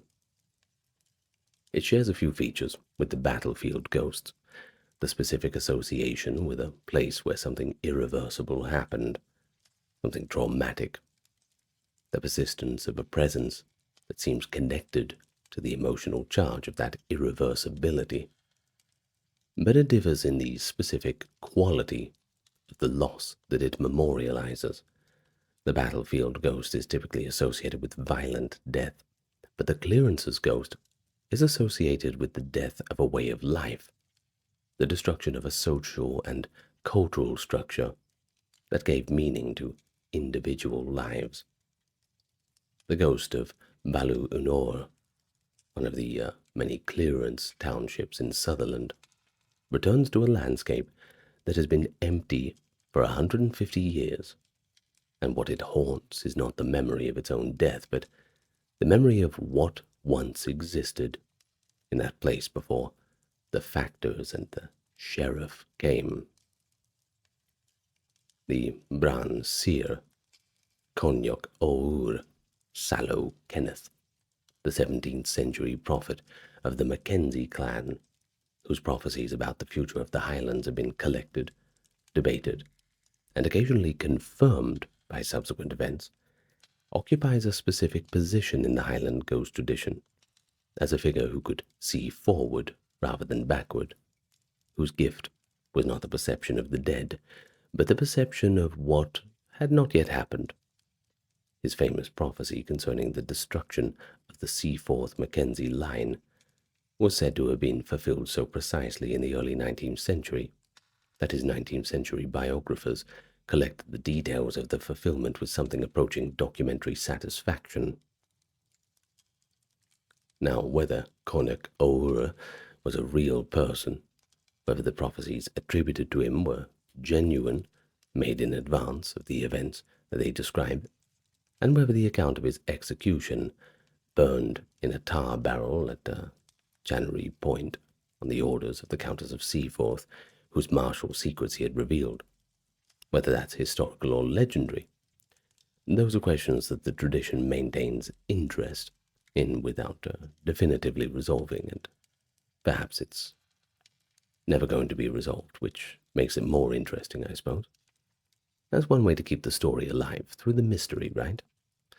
In any case, his ghost, said to appear at Chancery Point and at various locations in the Black Isle associated with his life, carries the specific quality of the prophetic ghost. Not the presence of someone who died and can't rest, but the presence of someone whose knowledge of what is coming is so specific and so certain that it generates its own form of haunting. The ghost tradition of the clearances has its most concentrated modern expression in the specific relationship between the communities that were cleared from Sutherland, and in particular, the landscape they were removed from. The descendants of the cleared communities, many of whom emigrated to Canada, New Zealand, the US, have maintained a tradition of return, a pilgrimage to the townships where their ancestors lived. That is itself a form of haunting in reverse, I suppose, the living returning to find the dead still present, the stone walls and lazy beds, the wells that still spring from the hillside. It speaks a language of habitation that 2 centuries of absence have not entirely managed to silence. Well, next up, let's look at a more literary tradition. The Scottish literary tradition's engagement with the supernatural is one of the most sustained in European literature, and it runs from the medieval markers who recorded the folk belief of their time to Burns and Scott and Hogg in the Romantic period, all the way up to the present day. Now, what distinguishes the Scottish literary ghost tradition from its English equivalent is the specific directness of its relationship with the folk tradition, where English literary ghost writers like Dickens and Le Fanu drew on folk belief as a source of atmosphere and narrative material. Scottish writers like Burns and Hogg were themselves products of the communities whose beliefs they were representing, and their engagement with the supernatural had the insider quality of people who had grown up with the tradition rather than the outsider quality of educated observers looking in and making judgments, which isn't a bad thing, it's just a different thing. Robert Burns's engagement with the Scottish supernatural tradition is famously represented by Tam O'Shanter, published in 1791, generally considered the first, well, rather not the first, but the finest poem in the Scottish literary tradition. The poem's central ghost scene, Tam's discovery of witches dancing at Alloway Kirk, with the devil playing the bagpipes for them, and his subsequent flight, pursued by the witch Nanny in her cutty sark, is simultaneously a literary tour de force and a faithful representation of the specific character of the Scottish tradition, i.e., the specific church as a site of a diabolical gathering, a specific bridge as a boundary that the supernatural can't get across, the specific detail of the witch's abbreviated garment as evidence of her nature. Things like that. You see, Burns was drawing on folk beliefs that he had absorbed from childhood in Ayrshire, and the poem's power comes partly from the specific accuracy of its supernatural geography. These were actual places in the landscape around Alloway, and the tradition located actual supernatural events in them. Next up, we have James Hogg, the Ettrick Shepherd, the self-educated shepherd poet from Selkirkshire, whose literary career Burns encouraged before his early death. He produced, in the private Memoirs and Confessions of a Justified Sinner, 1824, what may be the most genuinely disturbing work in the Scottish tradition, a novel whose supernatural dimensions, i.e. the demonic doppelganger who attaches himself to the Calvinist protagonist and gradually destroys him, are present with sufficient ambiguity that the reader is left uncertain whether the devil's real or whether the protagonist is simply descending into a murderous madness. The Confessions, which we shall abbreviate it to, is relevant to the ghost tradition because it takes the specifically Scottish theological anxiety of the Calvinist tradition, i.e. the question of whether one is saved or damned, and the specific spiritual danger of that certainty that one is saved, and it gives it a supernatural embodiment whose specific horror is its familiarity. The devil in the Confessions looks exactly like the protagonist. He knows everything that the protagonist knows, and he offers him exactly what he most desires. Lastly, we have Sir Walter Scott, whose influence on European Romanticism was second only to Lord Byron's. He engaged with the Scottish supernatural tradition in a form that was simultaneously more scholarly and popular than Hogg's. Scott's interest in Scottish folklore led him to collect and preserve traditions that might otherwise have been lost, and his own fiction drew extensively on supernatural elements whose specific character reflected his dual position as an antiquarian who valued the traditions as a historical evidence and a novelist who valued them as narrative material. The Ghost of Red Gauntlet, the story within Rob Roy in which a clerk named Wandering Willie tells the supernatural tale of a debt collected from a dead man. It has been called the finest supernatural short fiction in English language before M.R. James, and its specific quality is its grounding in a specific historical and political context, i.e. the Jacobite tradition, the loyalty of the servant class to the dispossessed gentry, and the specific form of the supernatural that emerges from these loyalties in the tradition of Scotland. So, as we get to the end, you might have noticed something, and that is a very distinctive feature of the Scottish tradition: the degree to which the landscape itself is understood as haunted. You see, in the Scottish tradition, ghosts aren't confined to buildings. They inhabit mountains, lochs, moorlands, passes, river crossings, and even the open spaces between communities, just as naturally as they would inhabit a ruined tower or an abandoned township. And this is a consequence of the specific character of the landscape itself.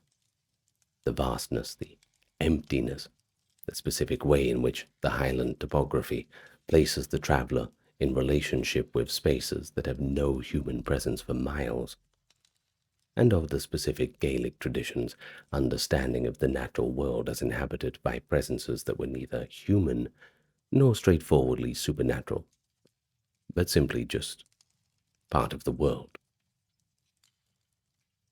Now the Schachelion, the fairy hill of the Caledonians, the mountain in Perthshire, whose name preserves its Gaelic etymology, a tradition of supernatural inhabitants older than Christianity, is one of the clearest examples of a haunted landscape in Scotland.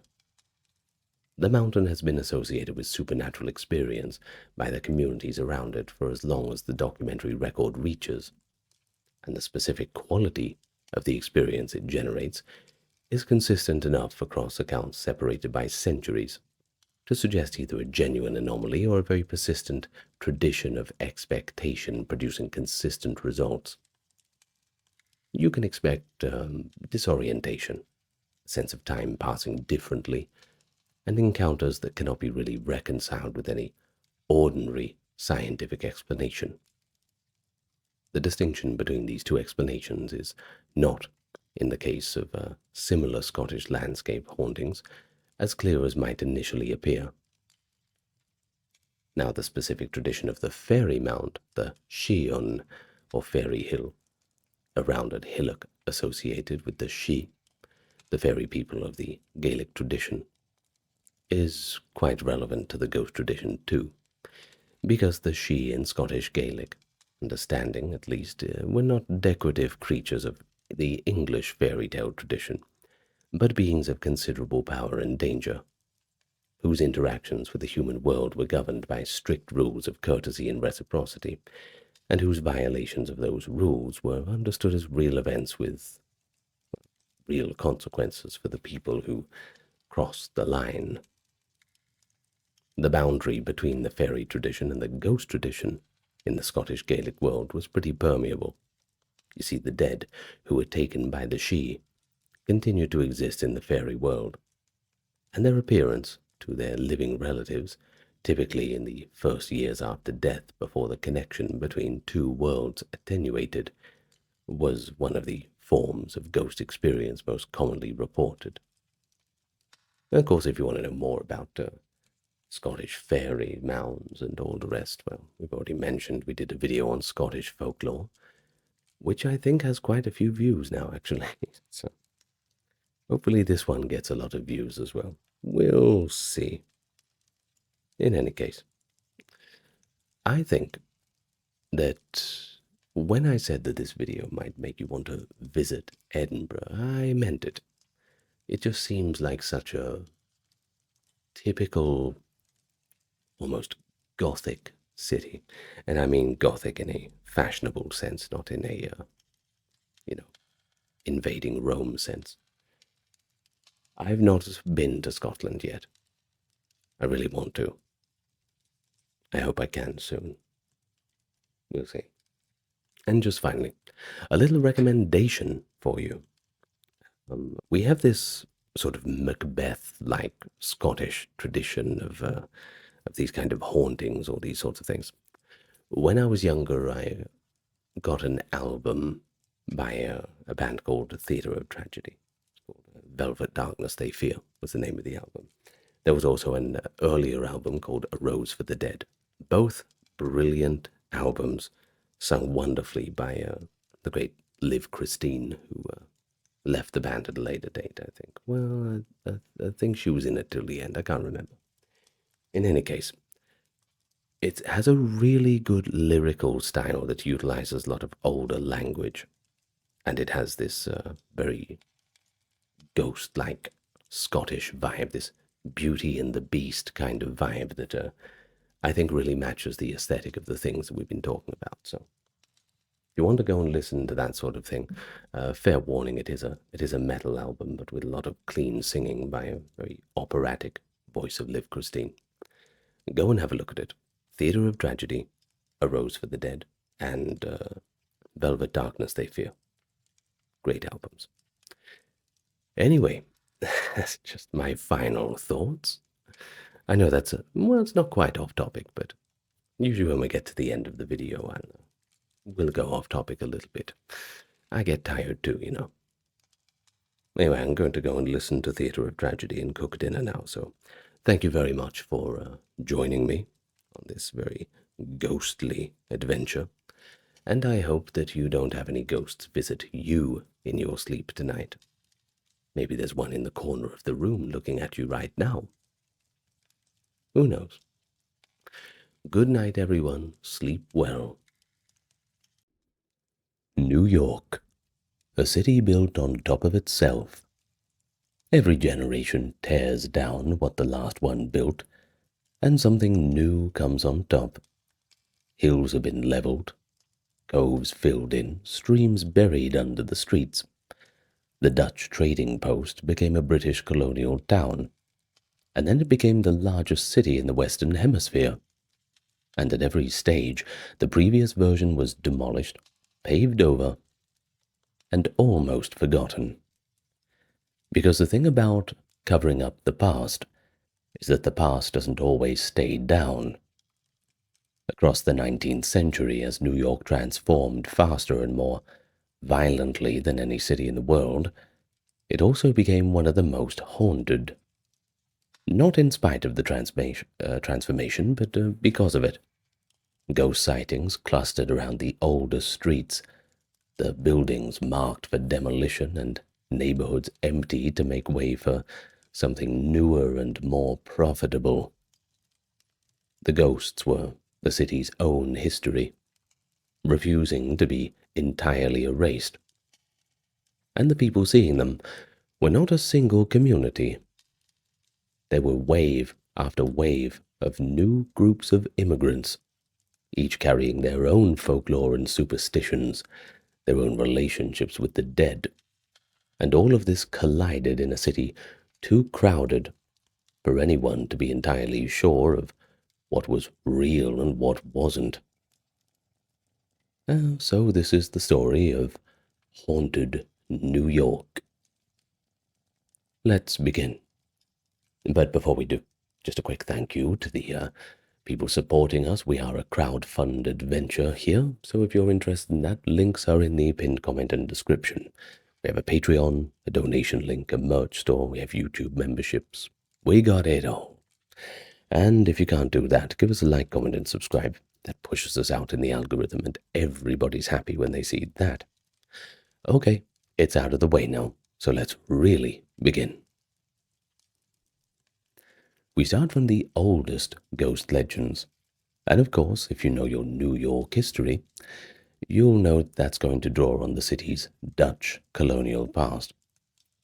These legends had the particular character of stories that displaced cultures, and it says a little bit about that own culture's displacement and the attitude that they felt to it.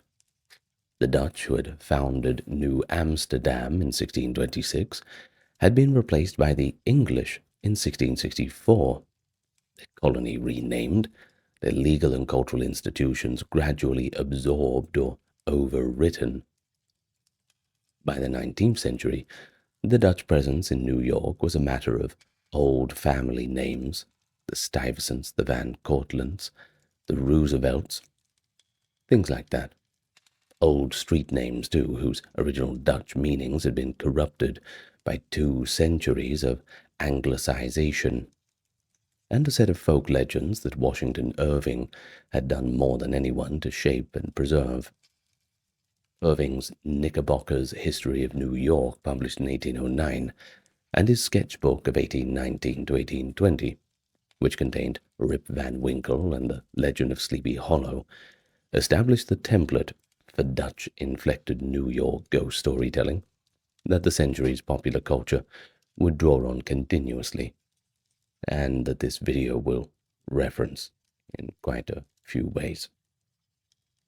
Now, the ghost of Peter Stuyvesant, the last director general of New Amsterdam, who had surrendered the colony to the English in 1664, and subsequently lived out his life on his farm, his brewery, in the area which would become the East Village, was among the most persistent supernatural presences in 19th century New York folklore.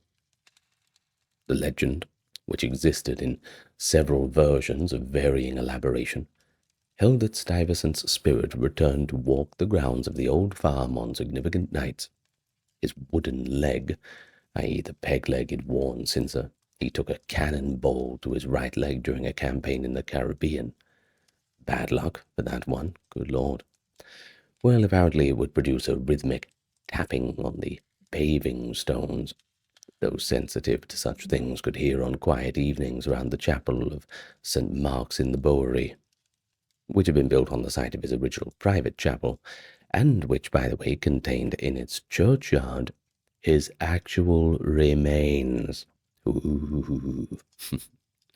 Now, reports of tapping and occasionally the full-on apparition of a old man with a silver-banded wooden leg appeared in New York newspapers at intervals across the century, reliably when the church or the surrounding neighborhood was under threat of development. Funny how that works. Stuyvesant's ghost was, in this sense, a preservationist, the city's own past materializing to object to its erasure, which is a remarkably coherent metaphor for what ghost legends in a rapidly developing city are actually doing. The Collect Pond, the freshwater lake that had occupied the area of what is now Lower Manhattan between Worth Street and Canal Street, fed by underground springs and once the primary water source of the early settlement, was drained and filled between 1803 and 1813. Its bed covered first by the notorious Five Points slum district, we'll get to that a bit later, and later by the Civic Center complex that stands there today. The filling of the Collect was a sanitary necessity. By 1800, the pond had become an open cesspit, surrounded by slaughterhouses, tanneries, and bone-boiling operations, whose effluent had destroyed it as a water source. But the folk memory of the place persisted in the ghost traditions of the Lower East Side throughout the 19th century. Multiple accounts in the popular press described strange, cold patches in certain cellars of the Five Points tenements, unexplained flooding in basements, whose connection to any above-ground water source was obscure, and the occasional appearance of a luminescent presence near the sites of the old pond's outlet streams. And by the way, we should say that the sources are thin on this. These were 5 Point stories, and the stories of the poorest and least documented population in the city, of course. But the consistency of the motives across accounts separated by decades, well, that suggests a genuine folk tradition whose connection to the buried landscape was very much understood, even if not articulated in those terms by the people who preserved it. Now, Washington Irving himself contributed directly to the supernatural geography of Upper Manhattan. The legend of Sleepy Hollow, set in the Dutch community of Tarrytown in the Hudson Valley, introduced the Headless Horseman into American folklore in 1820. But Irving's influence on the ghost traditions of Manhattan proper was a bit more diffuse. He established the aesthetic of the Dutch colonial uncanniness. The old farmhouse, the ancient churchyard, the night road through an unfamiliar landscape, and that encounter with something that defied rational explanation. All of this shaped how New Yorkers imagined their own supernatural history for the rest of the century, and it all culminated in something quite unique and special. When journalists in the 1870s and 1880s wrote up ghost reports from the old Dutch districts of Lower Manhattan, they did so in a literary register that Irving had created, and their readers encountered those reports with a set of cultural expectations that his work had well and truly established. So, Irving was not only a writer of ghost stories. I want you to think about him more as a builder of that imaginative framework, that foundation through which the city understood all of its own hauntings, kind of building up the base levels of superstition within the city. So we have Irving to thank for quite a lot of this. Oh, and by the way, just on a personal note, Sleepy Hollow is one of my favorite films. I absolutely love it. Anyway, let's move on. On the night of March 31st, 1848, in a small wooden farmhouse in Hydesville near Rochester, New York, two sisters named Kate and Margaret Fox reported hearing something strange, a series of mysterious knocking sounds in the walls of their bedroom. They began, reportedly on a whim, to ask the sounds questions. Tap once for yes, twice for no. Pretty simple instructions. All fun and games until the sounds appeared to respond. Well, the spirit they communicated with identified itself through a laborious process of alphabetical tapping and rapping on the walls, as the ghost of a peddler named Charles Rosner, who had been murdered in the house, and whose remains, the spirit claimed, were buried down in the cellar. Neighbors were called in to witness the phenomenon. The noises continued obligingly in front of witnesses. So the cellar was eventually excavated in 1904. The workmen repairing the foundations found a skeleton and a peddler's tin, though the discovery came too late to confirm or refute the original claims in a useful way, but still, I mean, come on. Anyway, the Fox sisters were taken to Rochester, where their apparent ability to communicate with the dead produced an immediate sensation. And from Rochester, they came to New York City, where the sensation became quite a movement of its own. And that movement, of course, was the spiritualist movement that the Fox sisters' apparent mediumship launched. It spread through New York society in the 1850s and 60s with a speed that tells us something quite important about the city's specific needs and anxieties at the time. Death was close in 19th century New York. They didn't have many problems with wars at the time, at least not in New York. It was more about the cholera. They had epidemics in 1832, 49, 66, and then there were the Civil War casualties that came home to families across the 1860s.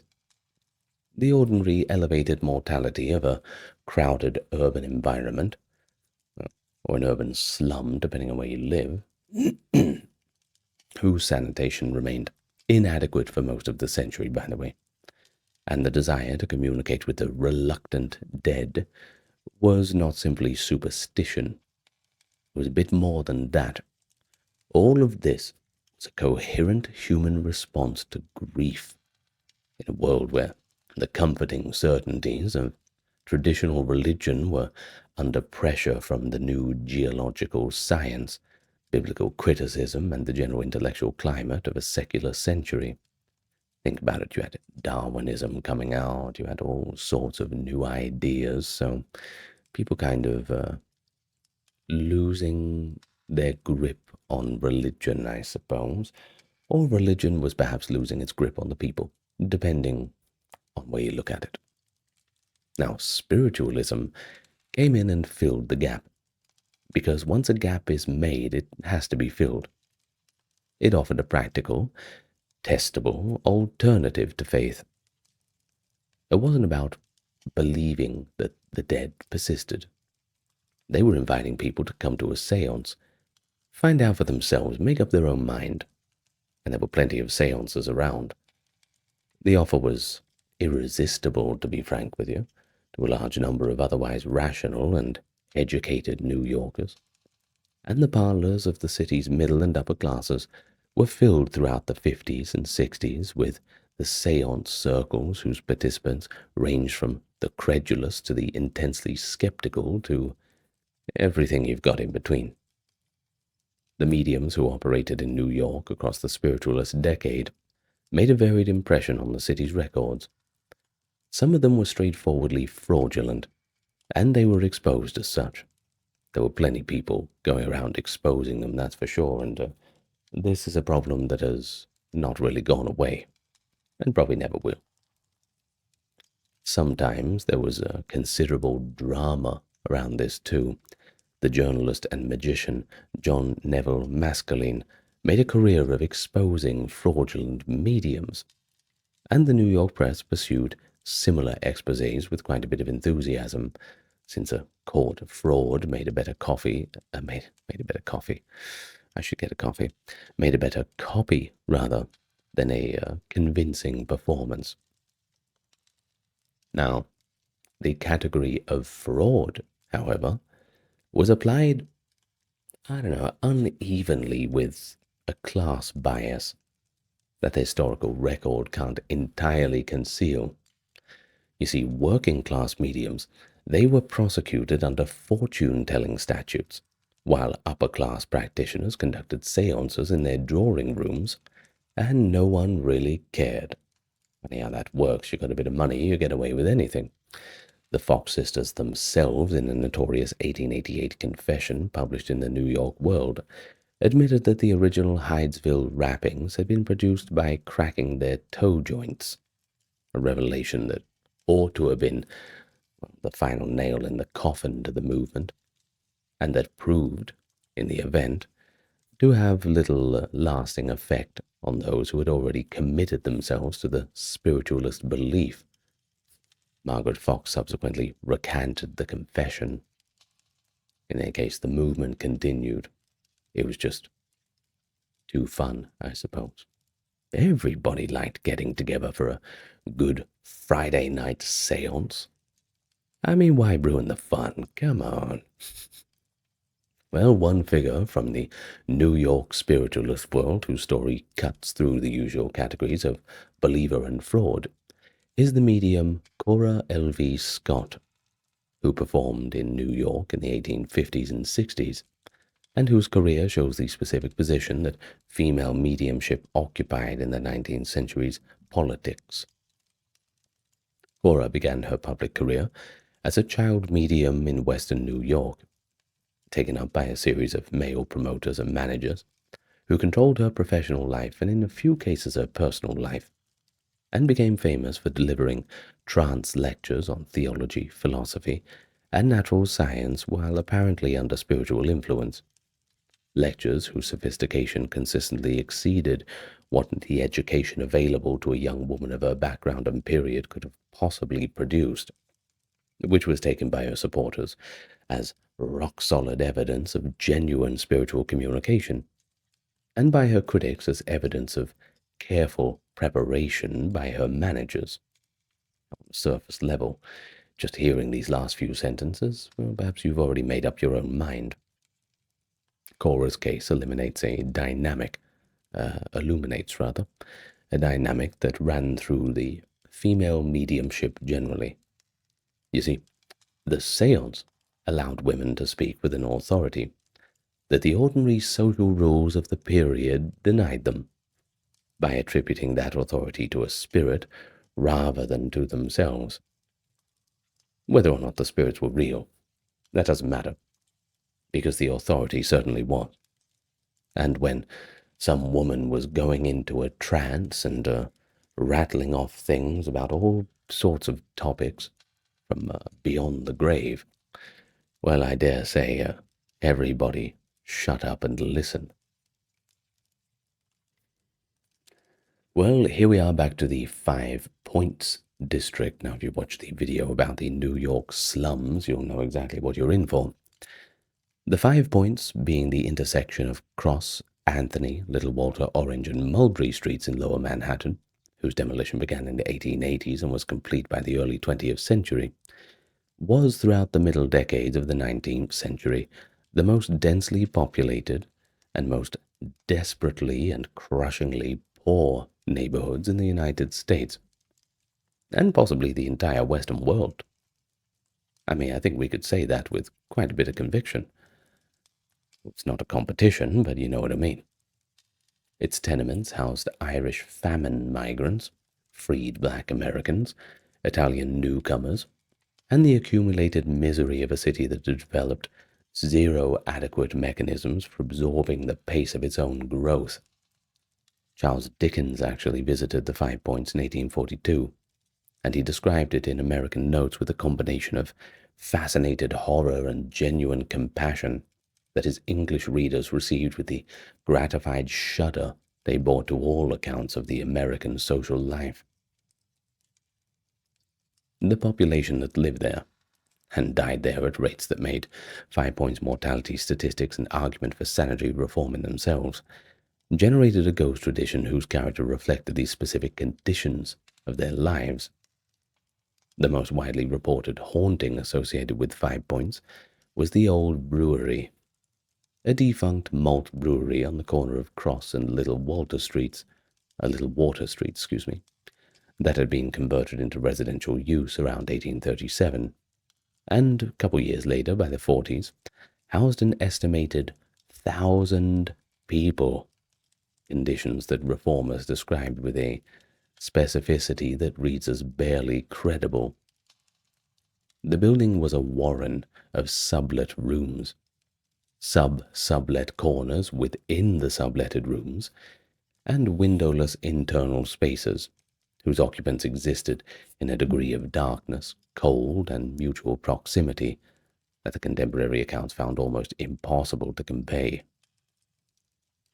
And then there was the violence, because that seems to come along with the territory, right? It was frequent, sometimes fatal.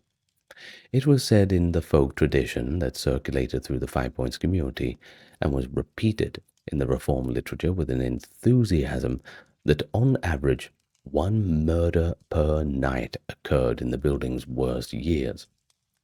Imagine that, just waiting for the nightly murder.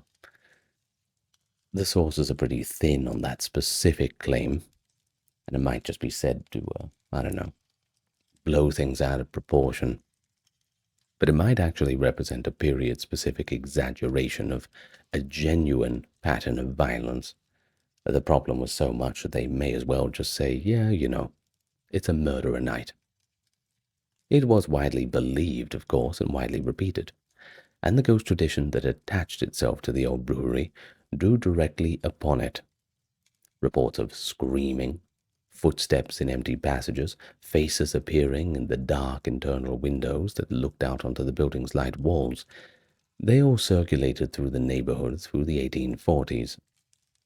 The old brewery was demolished in 1852 and replaced by the Five Points Mission, a Methodist charitable institution. The demolition crew reportedly found human bodies in the walls and under the floors. There's all those people who went missing. Certainly, if you want to make a place haunted, you could pad the walls with a human insulation, if we're going to put it that way. Don't know how well that keeps the cold out. Anyway, the ghost of a young Irish woman, known in the local tradition only as Mag Murray, her full name, if she had one in the records, has not been recovered, was associated with the stretch of Mulberry Street between Bayard and Baxter, an area that housed a particularly dense concentration of Irish famine migrants in the 1840s and 50s. The story, as it circulated in the neighborhood, held that Mag had arrived in New York in the famine year of 1847, that she had worked as a domestic servant in a house uptown whose employer had dismissed her when she became ill, and that she died in the street, during the winter of 1847 to 48, frozen to death, according to legend, on the doorstep of a building whose residents had refused to let her in. How terrible. Her ghost was said to appear on very cold nights, knocking at doors, her breath not misting in the cold air as a living person's would. Several residents of Mulberry Street in the 1850s reported seeing her. Now, the story is almost certainly not factually accurate in its specific details. It has the schematic quality of a cautionary tale, rather than the specificity of a genuine eyewitness testimony, but as an expression of the community's grief and guilt about its own vulnerability and the mutual failures of solidarity that poverty forces. It is profoundly legible. The ghost of someone who died because no one helped them. Now that is a collective guilt. It's the guilt of everyone who knew that they probably wouldn't have helped her either. That's just the way it is. Reality's pretty harsh sometimes, isn't it? The house at 29 East 4th Street in Greenwich Village was built in 1832 for a merchant named Joseph Brewster, and purchased 3 years later by Seabury Treadwell, a prosperous hardware merchant of respectable social standing, who moved in with his wife Eliza and their growing family and proceeded to live there. Living there, of course, with the characteristic stubbornness of a man who found his situation satisfactory. Well, Seabury died in the house in 1865. His wife Eliza died there in 1882. Their youngest daughter, Gertrude, died there in 1933, at the age of 93, the last surviving member of the family, having lived in the house on East 4th Street for her entire life without apparently experiencing any serious desire to be anywhere else. I mean, it was probably a very nice house if that's the case. She had never married, partly family tradition held because her father had disapproved of every single suitor that she'd brought home, and Gertrude found his disapproval either persuasive or just insurmountable, depending on which version of the family legend you accepted. So when she died, the house contained the original furniture, the original kitchen equipment, the original family portraits, and the accumulation of domestic objects of a family who had occupied the same space for nearly 100 years without clearing out anything of significance. No, to me it sounds pretty good. Nothing like a home base, huh? It was, as the Historical Society subsequently acquired it recognized, a time capsule of extraordinary normality. It is now the Merchant's House Museum, and it is, by fairly consistent reports across many decades of visitors, staff, and researchers, one of the most reliably haunted buildings in New York. Now, the primary ghost of the Merchant's House is understood to be Gertrude herself, which makes a particular kind of sense, since she's the figure most completely identified with the house and the figure who had the least existence outside of it. And after all, the family had lived there for so long, I suppose they just still don't want to leave. Can't blame them, it's their house, they paid for it. It's only fair, right? Well, reports of her apparition describe a small, dark-haired woman in the 19th century style dress, seen most often in the back parlor and the basement kitchen, sometimes at the top of the staircase, which should probably be the most horrifying place to see her. The descriptions have been consistent enough across independent reports spanning several decades to give the museum's administrators a degree of resigned confidence in the phenomenon, or whatever its ultimate explanation is. We don't know, but something's going on. Less charming and considerably more alarming to those who experienced it are the reports of a male presence in the upper floors, a figure associated in the tradition with Seabury Treadwell himself, characterized in the accounts as not a visible apparition, but as a sensation, a heaviness, a sense of being watched with disapproval, of pressure in the room that increases as you move toward the main bedroom. Whether this is Seabury objecting to strangers in his house, or simply the accumulated expectations of visitors who know they are in a house associated with a controlling patriarch, the psychological experience is apparently quite real, even if its supernatural explanation is not completely settled.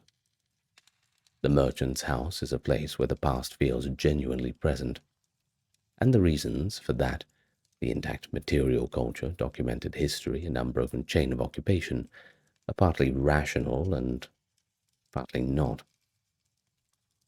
There is, though, one specific account from the merchant's house, 19th century history, that deserves a bit of a mention before we move on, because it has a documented quality that most ghost stories lack. In 1885, a young woman from Uptown, her name is given in the account as Miss Harriet Collins, there's no reason to doubt that, visited the house as a guest of an acquaintance of the Treadwell family and reported in a letter to her sister that was subsequently preserved and eventually entered the historical record that she had seen a woman she did not recognize standing in the back parlor as she passed the doorway. She assumed that it was another guest, commented on the old-fashioned dress, and thought nothing of it, until she mentioned the woman to her hostess and was told no such person had been present in the house that afternoon. The letter is careful and specific in its description. Miss Collins noted the color of the woman's dress, the style of hair, particular quality of her stillness about her, and it was written by the internal evidence of the letter within a day or two of the experience. Whatever it describes, it is not the embellished retrospective account that most ghost stories seem to represent. Once again, all up to you to make up your own mind. Next up, we have the Aaron Burr ghost. Aaron Burr died in 1836 at the age of 80 on Staten Island, in circumstances that moderate ignominy a bit. He had spent the last years of his life in legal difficulties related to a failed land speculation scheme in Texas, and was dying, according to his physician, of a stroke whose progress was being observed by a small group of people who had found various reasons to be present at his deathbed. He had been, at various points in his career, the third Vice President of the United States, the killer of Alexander Hamilton in the most famous duel in American history, the defendant in a treason trial that ended in acquittal, and an exile in Europe who had attempted at various times to interest Napoleon, the British government, and the Swedish king in various schemes for the political reorganization of North America.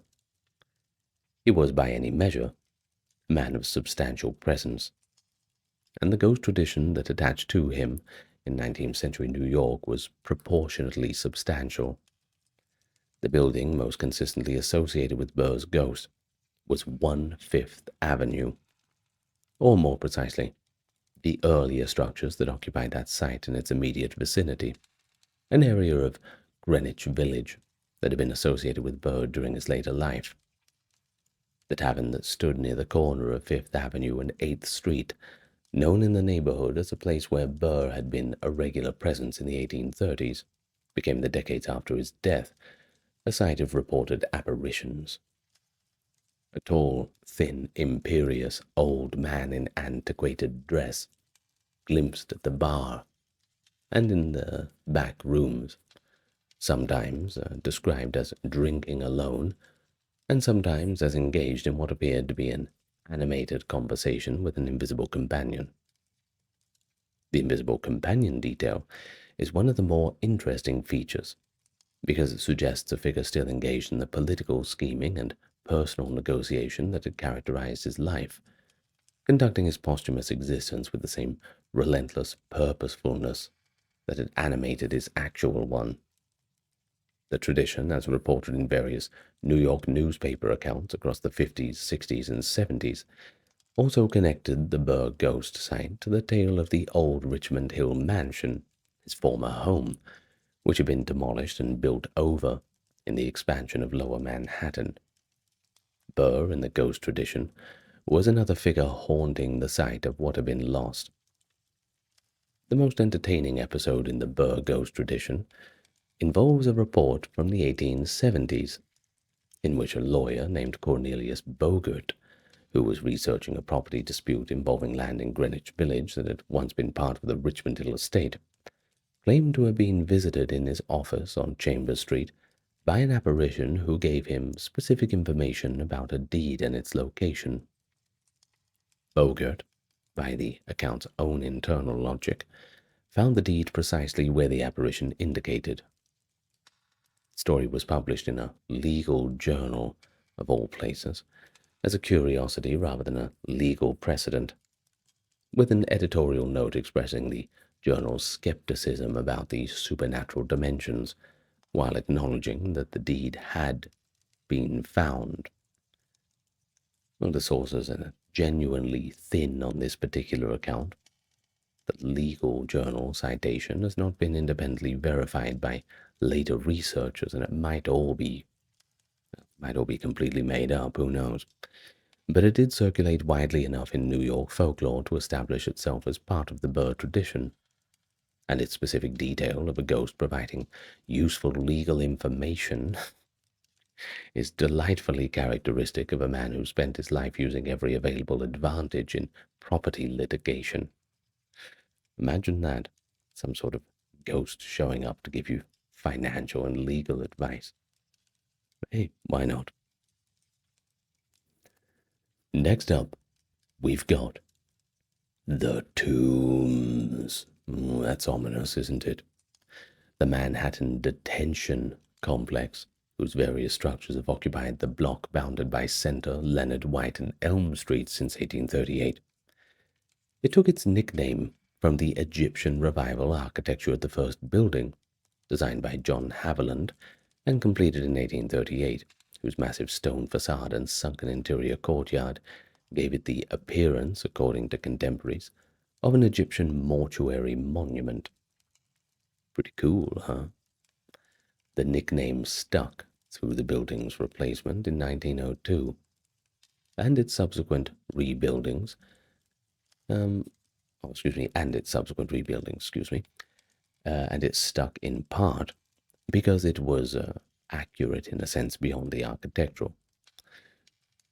You see, the Tombs was the place where the New York's condemned men spent their final weeks, and where public executions were conducted in the interior courtyard until the state moved executions to Sing Sing Prison in 1889. A building that had hosted the public death of dozens of men over 50 years had, by any folkloric standard, earned whatever supernatural reputation attached to it.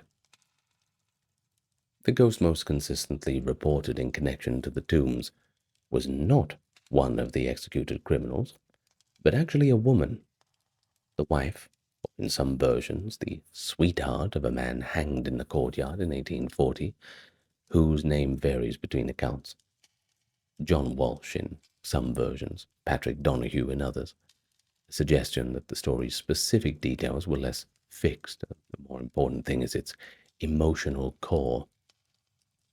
The woman had come to witness the execution and had collapsed when the trap fell, dying, according to legend, at the moment of the man's death from a cardiac event or from grief, depending on how sentimental the account's teller preferred to be.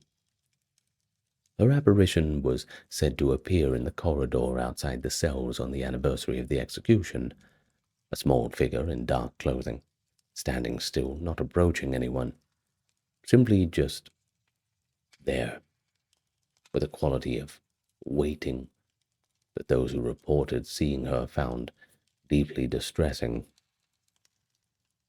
The story has the structure of a standard grief ghost. The spirit cannot leave the site of a catastrophic loss, and its emotional logic is transparent enough, if you forgive the wording, that its folkloric durability needs no supernatural explanation.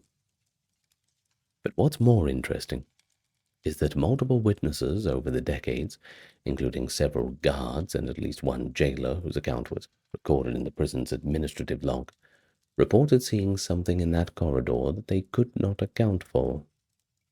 Whether the something was a ghost, a trick of the light, or a shared expectation producing a shared experience, or maybe just something else. But that's not a question that the records are going to resolve. The old City Hall prison, which preceded the first Tombs building on the same general site, and which was demolished in 1838 when the Tombs was constructed, generated its own tradition of supernatural visitations in the decades before demolition. The most documented of these was the reported haunting of the debtors section of the prison, where men imprisoned for the inability to pay debts, a practice abolished in New York State in 1831, but alive in the cultural memory for quite some time after, had died in conditions that the prison's own administrators described as unacceptable.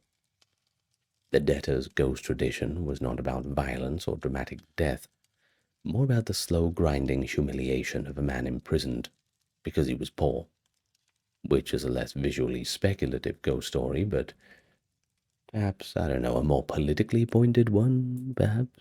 Yeah, I'd say so. In any case, the few accounts that survive from this tradition describe a figure wandering the old site after demolition, confused and slightly transparent, as if uncertain that the building it was haunting was no longer there. The ghost of the demolished building, still performing its old haunting in a space that had been replaced by something different, as a metaphor for how the past persists under the surface of a city in constant development. It's almost too perfect, isn't it? Next up, we have New York's first murder mystery, and it just scrapes into the century. New Year's Eve, 1799. The body of a young woman named Guillerma Elmore Sands, known as Elma, was found in the Manhattan Well, a well that supplied the neighborhood around the corner of Spring and Green Streets in what is now Soho. She had been reported missing by her family a week earlier, and the discovery of her body in the well produced the first sustained public murder investigation in New York's history. The case was remarkable for several reasons. The accused was a young man named Levi Weeks, who had been courting Elma and who was defended at his 1800 trial by a legal team that included both Alexander Hamilton and Aaron Burr. Yes, the two who would shoot at each other 4 years later, but who were on this occasion working in professional collaboration. It's funny how that happens, right? Now, the combination of a murdered woman, a disputed romance, and two of the most famous lawyers in America produced a case that New York's newspapers and reading public followed with an intensity that established a template for the true crime narrative that even we see the remnants of today. Weeks was acquitted, and the verdict was deeply unpopular. And the ghost of Elmer Sands entered New York folklore at the century's opening and never really left it. Now, the haunting associated with Elmer Sands concentrated on two locations: the site of the Manhattan Well itself, which was built over and eventually forgotten as the neighborhood developed through the 19th century, and the boarding house on Greenwich Street, where Elmer had lived with her relatives before her death. The Greenwich Street reports, which clustered in the decades immediately following the trial and gradually faded as the original participants died and the neighborhood changes, described sounds rather than apparitions. A woman's voice in the upper floors of the house, crying or speaking words that could not quite be distinguished. On cold nights, and particularly on New Year's Eve, the anniversary of the body's discovery. The site of the well generated a different tradition. Workers who encountered the well during excavations for later construction in the Soho area reported unease, and in a few accounts, the sensation of cold air rising from the sealed well shaft in conditions where no draft was explicable. The Manhattan Well itself, sealed at some point in the early 19th century but not destroyed, was rediscovered during the construction work in 1991. It is intact. The neighborhood, which has been aware of the tradition for the subsequent decades, has developed the kind of cautious relationship with it that the neighborhoods tend to develop with histories they find significant but uncomfortable. The Elmer Sands case has a specific influence on the ghost tradition beyond the haunting it generated. It established the murdered woman as a central figure of New York's supernatural imagination, in a way that persisted throughout the 19th century. The woman who died by violence, whose killer went unpunished, or was never identified, whose death represented a failure of the city's capacity to protect its own. This figure recurs in the ghost legends of the period with a consistency that reflects something beyond that individual tragedy, something a bit more structural. It shows a genuine anxiety about the city's rapid growth and the impunity that density and anonymity provided to those who wished to do violence within it. Elmer Sands was the first in a long line of New York ghosts who were present in the folk tradition. And this was, well, the language of the supernatural in general, that folk tradition that we built upon, a justice that the legal system had failed to provide, I guess.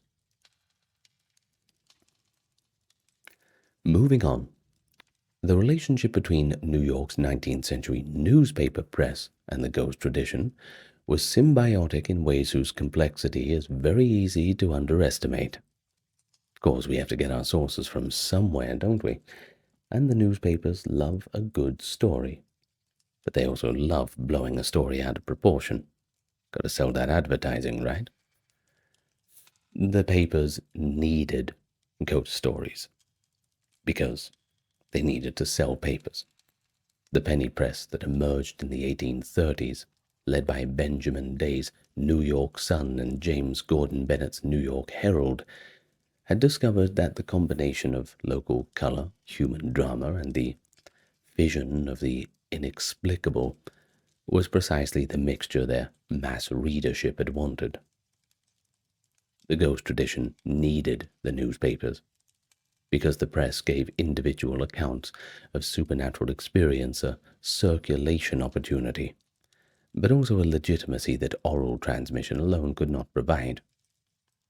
But then there's another part of it, because the specific form of the newspaper report, the named witnesses, dated locations, and trappings of factual journalism, gave ghost stories a documentary quality that pure folk narrative lacked. Put all of this together, the press and the folk tradition, and it co-produces the New York ghost story as a genre, each shaping the other in ways that make it genuinely difficult in many cases to determine whether a particular account originated as genuine experience that was reported or as a reporter's fabrication that was subsequently experienced. Or perhaps it's a little bit of both. The New York Sun's treatment of the supernatural across the 1880s and 90s is a particularly revealing case study. The Sun, under Charles Dana, was a paper of genuine journalistic ambition and considerable literary quality. You see, it was Dana who told a young reporter named John Bogart that when a dog bites a man, that is not news. But when a man bites a dog, that is news, coining the definition of newsworthiness that journalism schools still teach. It was also a paper that ran ghost stories with a frequency and a seriousness of treatment that tells us Dana understood his readership's appetite for the supernatural and was prepared to satisfy it without either fully endorsing or fully dismissing what it was publishing, which is probably the smart way to go about it, to be honest with you. So, the characteristic Sun ghost story of the period presented the account earnestly. You had named witnesses, you had detailed descriptions, and a precise location. And then it concluded with one or two paragraphs offering rational explanations that were presented as possible, but they were never really insisted upon.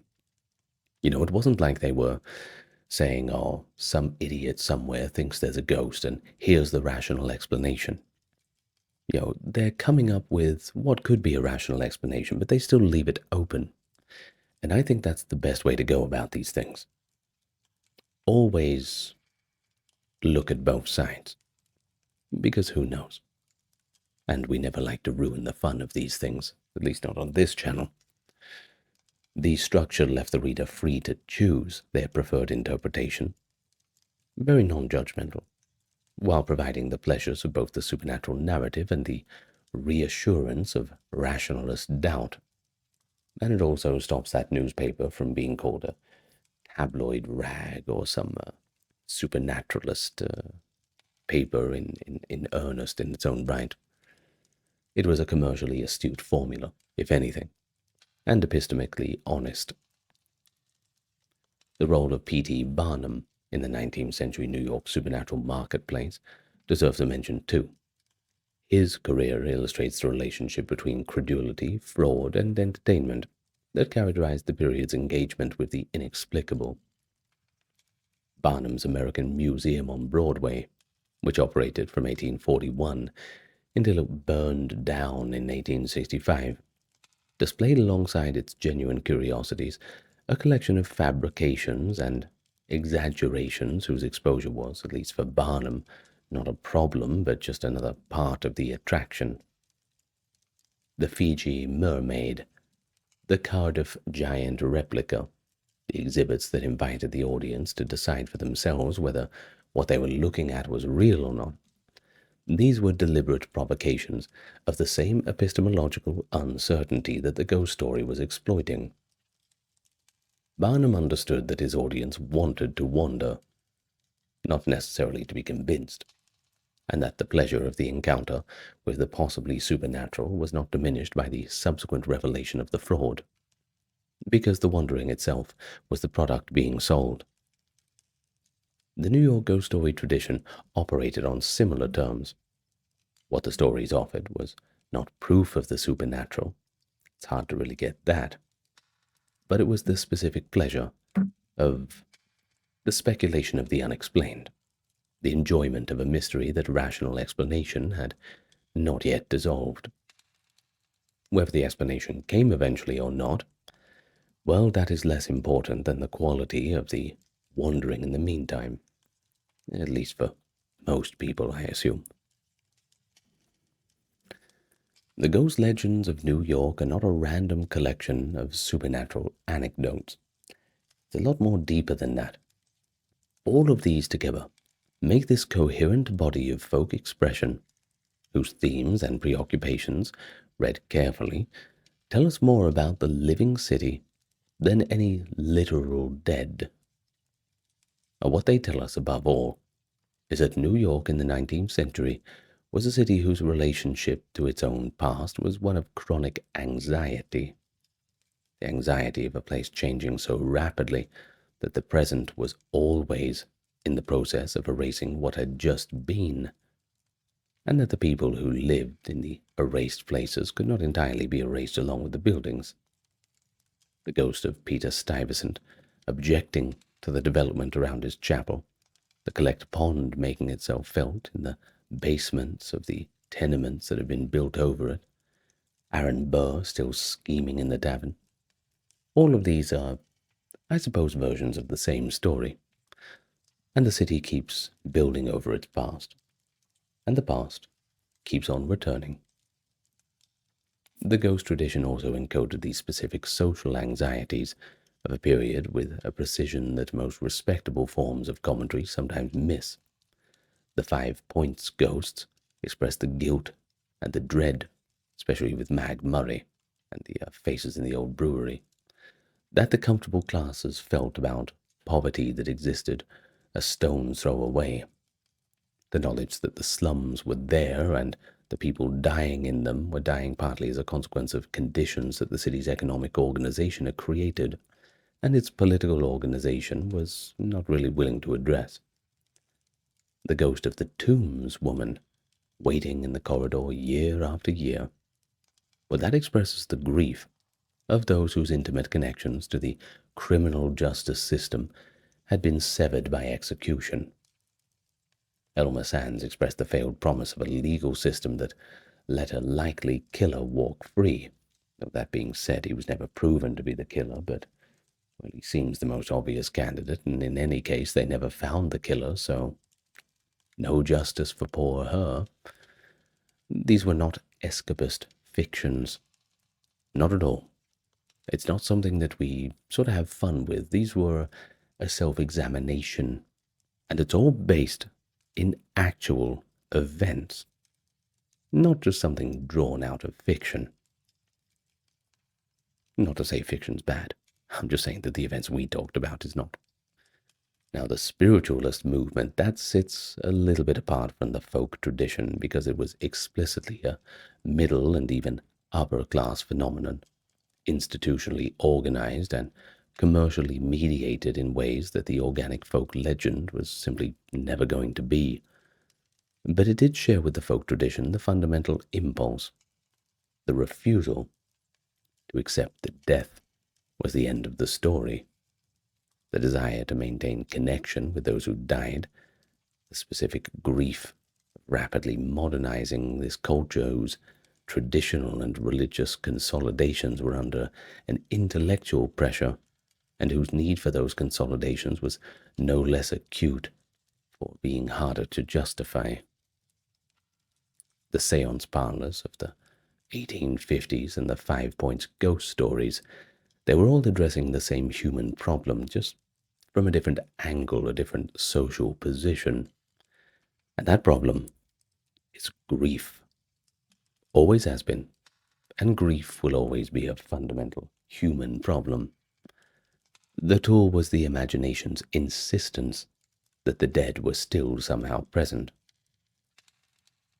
And the newspaper press that mediated between the tradition and the public was not simply a passive conduit either. The press gave certain ghosts a reach and a longevity that their underlying folk traditions might not have sustained alone. Of course, putting things down in writing certainly helps when you're trying to preserve histories and cultures. The feedback between the printed ghost story and the experienced ghost story was constant and generative. People who had read the accounts went to the locations and sometimes had experiences, which they then reported in terms the accounts had provided. So the city's haunting was, in this sense, partly a production of its own cultural industry, but no less effective for that fact.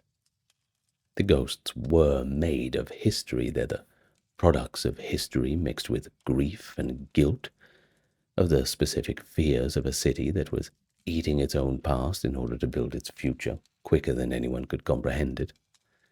They were the price of moving on. They were what the city owed to everything it demolished. And there's buildings getting put up and torn down these days that perhaps have stories that are not going to go to rest so easily.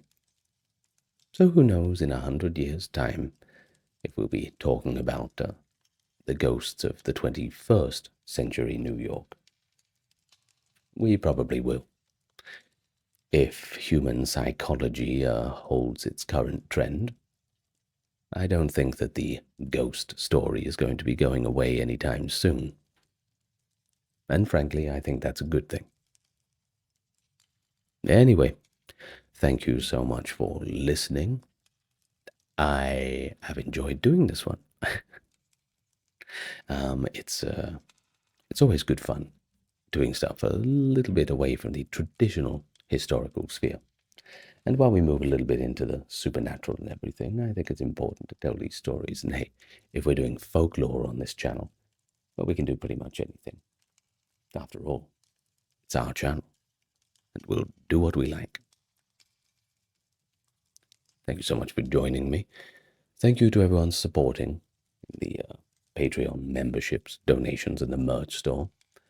And I will see you whenever you feel like floating on back. Good night. Farewell for now.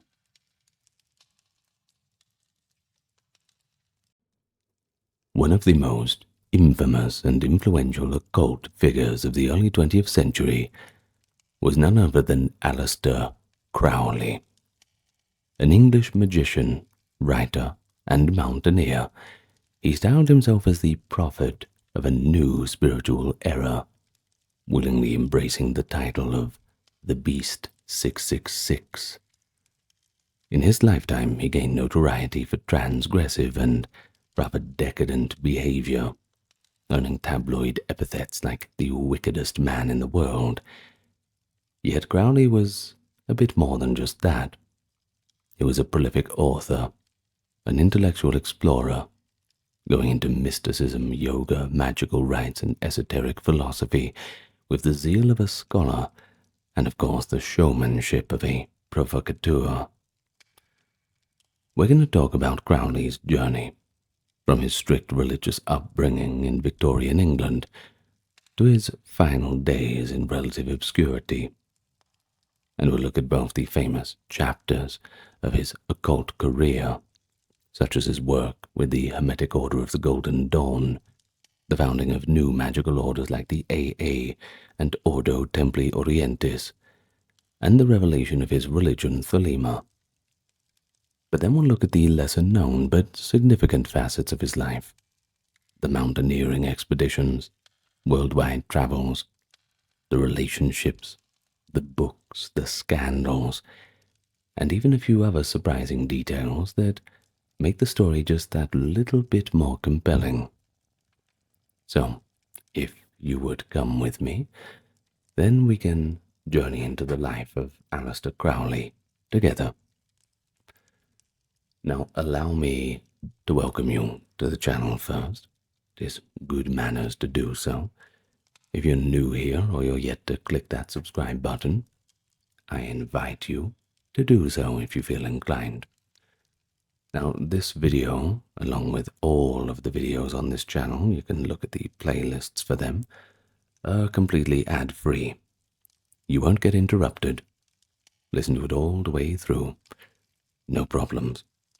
Well, this is due to the generous contributions of those on Patreon, YouTube memberships, those who looked at the merch store even out of a bit of curiosity, and those who gave the occasional donation, whether that's through Super Thanks or on PayPal. So we have them to thank for that. If you would like to join that prestigious club, you need only look in the pinned comment or in the video description or channel description. You'll find where you need to go. Now, with all this out of the way and introduction said and done in keeping with our theme of good manners, let us begin, nice and slow, the life of Aleistar Crowley. Edward Alexander Crowley, born on October 12, 1875, in Royal Leamington Spa, England. He entered the world into a well-off but intensely devout family, which is a little bit ironic. His father, Edward Crowley, had retired young on a sizable inheritance from the family brewing business and become a traveling evangelist for a fundamentalist Christian sect, the Exclusive Brethren, part of the Plymouth Brethren movement. Every day of Crowley's childhood began with his father reading a chapter from the Bible at breakfast. Crowley's mother, Emily Bertha Bishop, was equally as pious. It was a strict Christian upbringing in the Victorian sense, and the young Crowley initially idolized his father, later recalling him fondly as my hero and my friend. Now, this idealized view of his father would clash with the harsh religious discipline he experienced after his father's premature death, creating the first of many inner contradictions within Crowley's life. You'll see what I mean as we go on. Well, when Crowley was just 11 years old, his father died of cancer, March 1887. Such a loss was a turning point for the young Aleistar. Without his father's tempering influence, Crowley began to rebel against the narrow brethren morality that surrounded him. He was sent to a series of religious boarding schools, and he hated them all. One headmaster in Hastings was so strict and sadistic in his punishments that Crowley would later describe him as a sadist and blamed him for instilling a hatred of religious hypocrisy. The young Crowley reacted to this environment by gleefully flouting the rules of piety. He smoked cigars, consumed alcohol, explored his sexuality, all considered grave sins in his family's creed. Well, by his early teens, he had already lost whatever faith he had left in Christianity. In fact, so dramatic was his rejection of his mother's fundamentalism that in exasperation she began calling him the Beast, with reference to the Antichrist in the book of Revelation. But rather than being offended, Crowley embraced the nickname and the transgressive identity that it implied. He would later adopt the title the Beast 666 as a personal moniker, partly in mockery of Christian fears, and partly as an expression of his self-image as a figure meant to overturn that old, rigid religious order. Crowley's academic path in these years was quite erratic. He bounced between schools, Malvern College and Tunbridge School among them, until finally his family provided a private tutor and allowed him more freedom in Eastbourne. Free from an oppressive school environment, Crowley thrived in his own unconventional way. He had developed keen interests in chess, poetry, and mountain climbing, and by the age of 16, he had become an adept climber of the seaside cliffs at Beachy Head, and even the peaks of the Alps during summer holidays. What were you doing at 16? It's pretty impressive, I think. But he also acquired his first exposure to skeptical and occult literature. Crowley had later recounted a formative mystical experience during a trip to Stockholm in December of 1896 at age 21, which he believed awakened him to a different spiritual reality. Biographers have speculated that this experience may have coincided with Crowley's first sexual encounter with a man, a realization of his bisexual identity that further estranged him from the Victorian norms. Of course, back then you get thrown in jail for that sort of stuff. But whatever the exact trigger, by the time he left adolescence behind, Crowley was intellectually precocious, contemptuous of conventional religion, and all in all, very eager to carve out a unique path in life. Now, of course, back in those days, most people were more keen to fit into the narrative, but Crowley was the complete opposite. In October of 1895, he entered Trinity College, part of the University of Cambridge, ostensibly to study the moral sciences, i.e. philosophy. But in practice, he treated his Cambridge years as a gentleman's education in the broadest sense, indulging in all the pursuits that interested him. Almost immediately, he abandoned the prescribed curriculum and switched to English literature, a subject not formally examined at Cambridge at the time, but which he pursued with his tutor's blessing. Crowley read widely in poetry and classics. He was especially influenced by romantic poets like Percy Bysshe Shelley, and by the explorer literati like Sir Richard Burton. He also became president of the university's chess club, seriously contemplating a career as a professional chess master due to his genuine talent of the game. But perhaps the most fateful development of his university life was his increasing fascination with the occult and esoteric thought.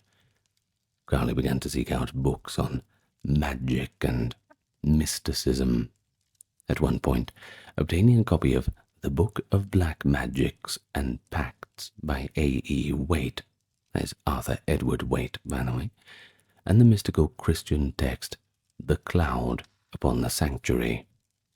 These works hinted at hidden realms of spiritual knowledge beyond the material world, and that was certainly a prospect that deeply resonated with him.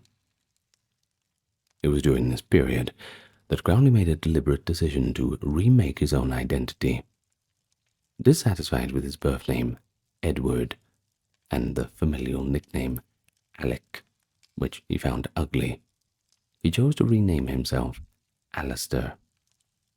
As he later explained in his confessional autobiography, he wanted a name that would become famous, and Aleistar Crowley had a commanding, poetic rhythm, a dactyl followed by a spondy in poetic terms, if you caught it. Well, that satisfied his romantic imagination. The choice also distanced him from his mother's habit of calling him Alec.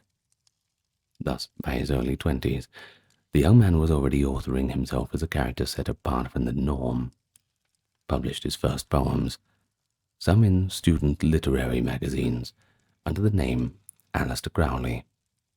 A collection of decadent and erotic poetry titled White Stains was printed abroad in 1898 to avoid British censorship, giving a foretaste of the scandalous reputation he was starting to cultivate. Crowley's Cambridge sojourn ended rather unceremoniously. In 1898, after 3 years, he left the university without completing a degree. He had, however, inherited a substantial fortune upon coming of age, the legacy from the family brewing enterprise, which meant he was financially independent and free to pursue his own interests without needing a conventional career. This freedom turned out to be a double-edged sword. It enabled Crowley to travel, study, and write as he pleased, but it also insulated him from the moderating effects of any regular professional responsibility. As a flamboyant, self-assured young man with a sizable bank account and a chip on his shoulder against Christian morality, Aleistar Crowley was now poised to dive headlong into the occult underworld of London at the turn of the century. Crowley's time at Cambridge had broadened his intellectual horizons and seemingly unshackled him from the last vestiges of his brethren upbringing. It was during these university years that he experienced what considered his awakening to that world of the occult. A key factor was his encounter with the like-minded individuals he came across, and literature that catered to his curiosity about magic and the unseen. By 1897, Crowley was performing his first simple magic rituals and testing his willpower through various exercises. He also had a bit of a brief romantic relationship with another bloke, Herbert Charles Powlett. He was actually the president of the Cambridge Footlights Drama Club, and this affair is quite noteworthy, not only for revealing Crowley's bisexuality, but also for highlighting a divergence in his life's direction. Powlett had no interest in occultism, and Crowley ultimately chose the occult over the relationship, a decision he said he later regretted, but felt was necessary for his true calling. Well, as Crowley's interest in mysticism deepened, he read broadly on the subject, read broadly. Well, he was drawn to the idea of contacting spirit realms and mastering secret knowledge.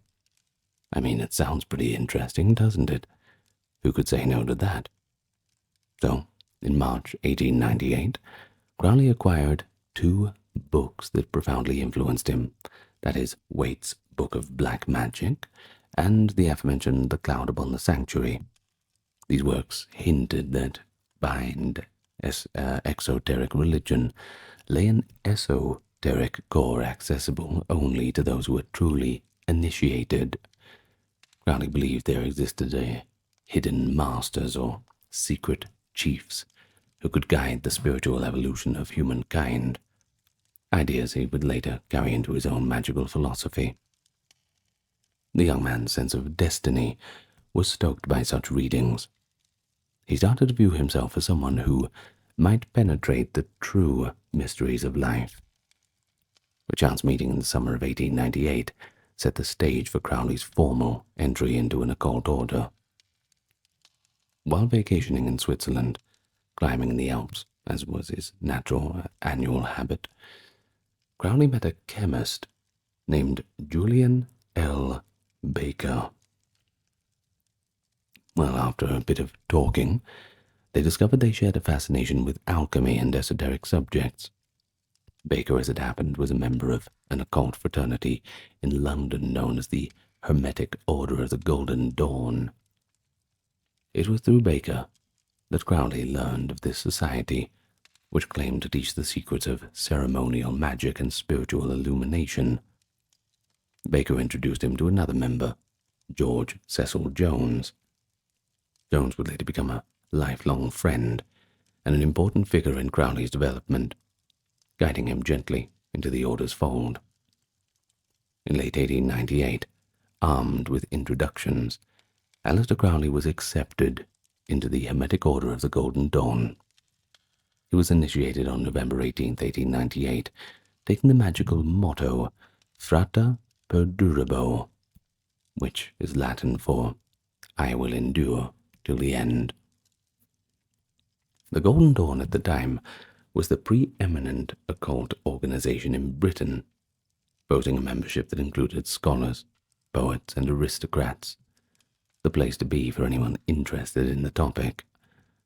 Founded a decade earlier, it structured its teachings in graded levels, combining elements of Kabbalah, astrology, tarot, Enochian magic, and Rosicrucian symbolism. But for Crowley, joining the order was like stepping into the very world of hidden knowledge that he had craved. He excelled in learning ritual techniques and memorizing arcane correspondences, diving right in. In a short time, he advanced through the order's ranks. However, Crowley's personality and his lifestyle quickly generated more than a bit of friction within the order. While they were tolerant of creative eccentrics, they still operated within a veneer of this Edwardian propriety. Crowley, by contrast, was openly bisexual, lived lavishly, and showed very little respect for the social niceties. He installed himself in a luxurious London flat on Chancery Lane and decorated it with occult regalia. To further his studies, he even invited a senior Golden Dawn mage, Alan Bennett, to live with him as a personal tutor. Bennett, a brilliant ritualist who struggled with ill health, introduced Crowley to advanced ceremonial magic and the use of psychoactive drugs in a ritual setting. The two performed invocations from the Goetia in Crowley's apartment, Goetia, of course, being a kind of grimoire of spirit evocation. Well, they enveloped themselves in incense smoke too, and perhaps used opiates or hashish to heighten the trance states. I'm sure it worked well enough. Well, these intense experiments gave Crowley a taste of mystical ecstasy and the feeling of tangible interactions with spiritual entities. Alan Bennett's influence on Crowley was profound but short-lived. By 1899, Bennett had departed for South Asia to pursue Buddhism, leaving Crowley with a broadened perspective that integrated Eastern spirituality. We're talking yoga, meditation techniques, this kind of thing, all mixed together with the Western ceremonial practice. Meanwhile, Crowley continued to offend other Golden Dawn members with his behavior. He had feuds with prominent members, most famously the poet W.B. Yeats, who had found Crowley insufferable. Additionally, rumors about Crowley's libertine activities, including his sexual liaisons regarded as unnatural in that era, spread in the tight-knit occult community. People were talking, and they were not saying kind things. The Golden Dawn wasn't a monolith. It was already suffering internal schisms. The group's London leadership had grown distrustful of the order's co-founder, Samuel Little MacGregor Mathers, who was issuing directives from Paris as the organization's nominal head.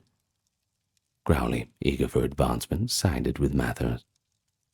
In early 1900, when the London Lodge refused to initiate Crowley into the Inner Second Order, citing his reputation and unsavory habits, Crowley appealed directly to Mathers.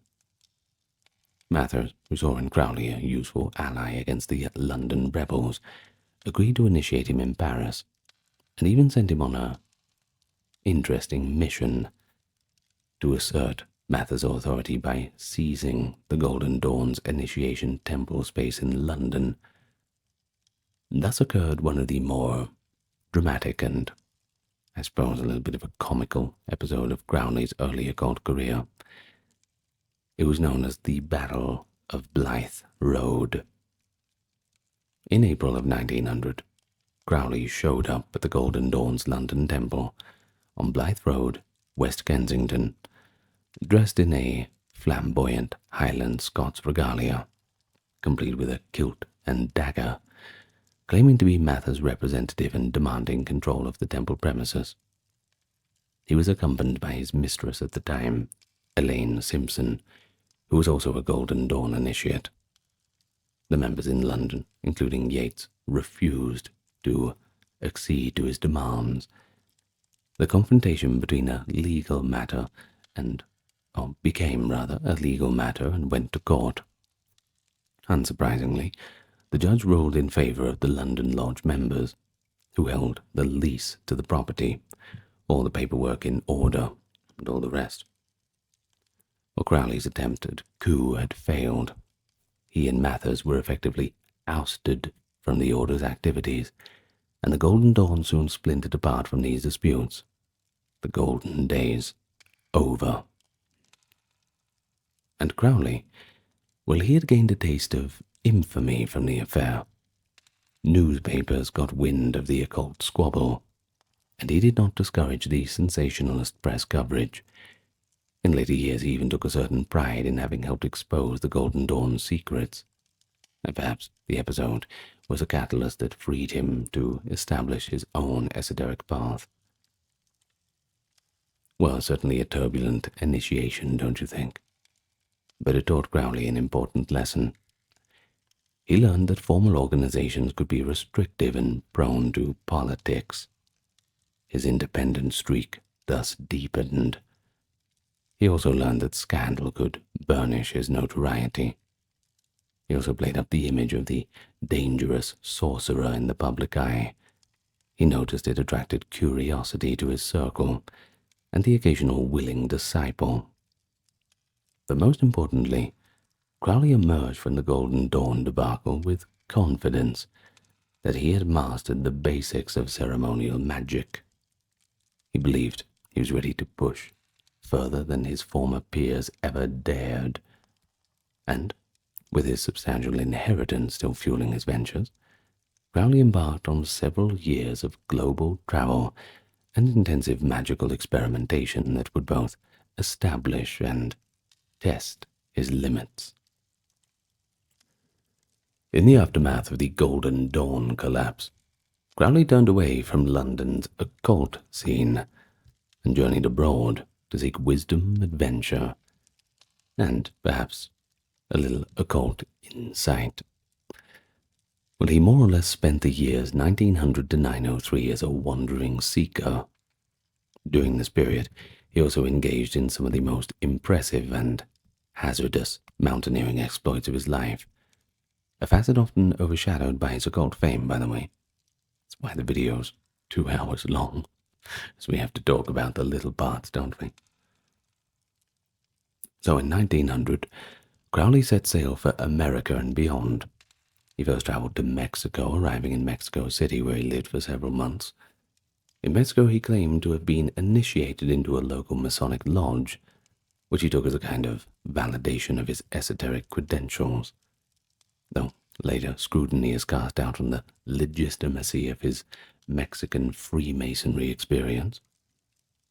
But more tangibly, he pursued both his magical practice and climbing passion. Mexico's volcanoes were his training ground. Sounds very safe. Crowley was joined by his climbing friend, Oscar Eckenstein, ascended notable peaks such as Popocatépetl. I'm not sure exactly how to pronounce that, but... Well, they even made an ambitious attempt at Colima, an active volcano which was thwarted by eruptions.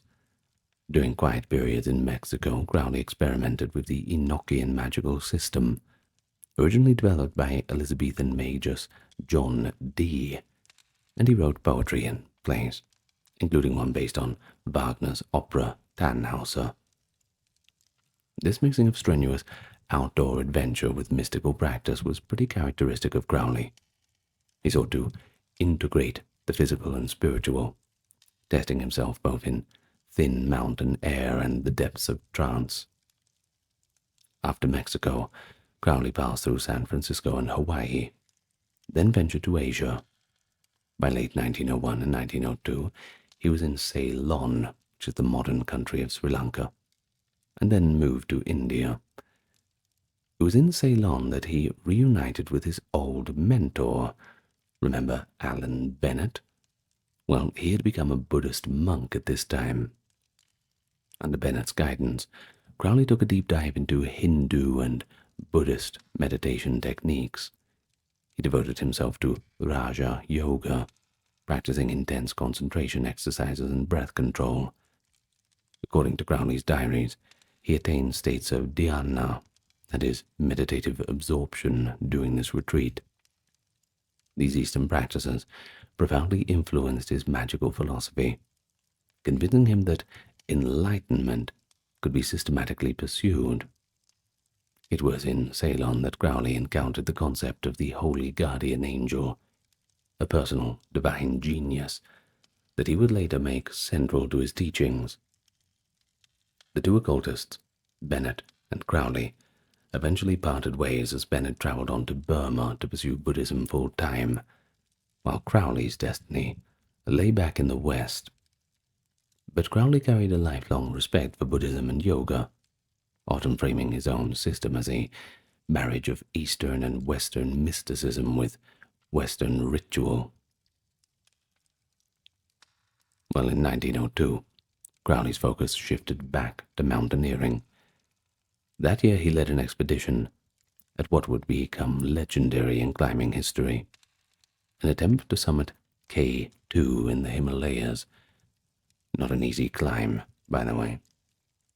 At 28,251 feet, K2 is the second highest mountain in the world, and was at that time unclimbed. Crowley and Oscar Eckenstein had begun planning this endeavor since their Mexican climbs. They assembled an international team, including a young Cambridge student named Guy Knowles, two seasoned Austrian climbers, and a Swiss doctor, Jules Jacques Guillemot. The expedition, which set out in the spring of 1902 from British India, now Pakistani territory, was beset with difficulties from the outset. British authorities briefly arrested Eckenstein on baseless suspicion to stop the climb, possibly due to his prior socialist activism.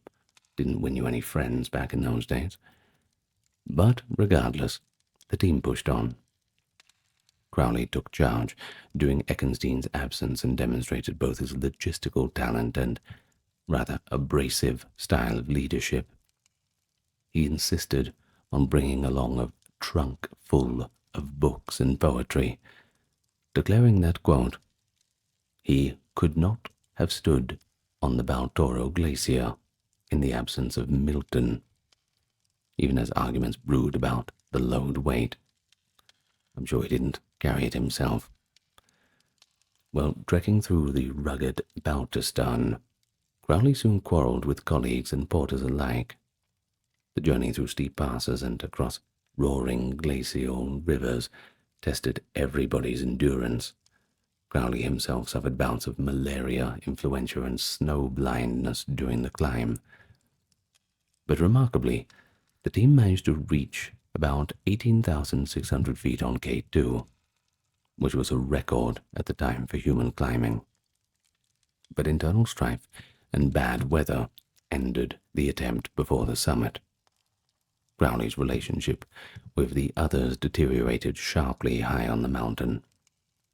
At one camp, nearly 7,000 meters up, Guy Knowles challenged Crowley's decisions, and in a surreal moment, Crowley responded by pulling out a revolver pointing it at the man and demanding his obedience. Well, the thin air of K2 had only exacerbated Crowley's authoritarian streak. Eventually, facing storms, illness, and dwindling supplies, the expedition turned back. It was a glorious failure, in retrospect. They proved such altitudes, perhaps not the attitudes, could be endured for weeks, laying groundwork for future K2 expeditions. I mean, the new people coming basically say, well, Crowley and his crew got up to about 18,000 feet, so why can't we?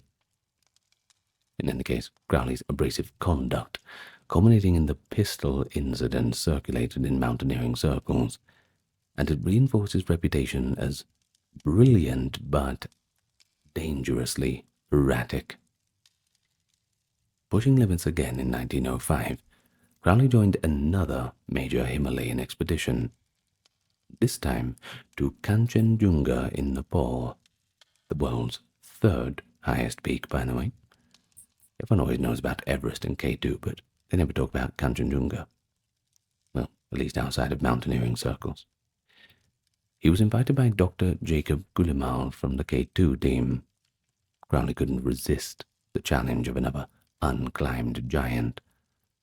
But he did stipulate, however, that he would be the absolute leader, a condition that caused Oscar Eckenstein and others to bow out, citing Crowley's volatility. Well, I don't blame them after that pistol incident, that's for sure. No one wants one of them pointed at their heads, especially not at the top of a mountain.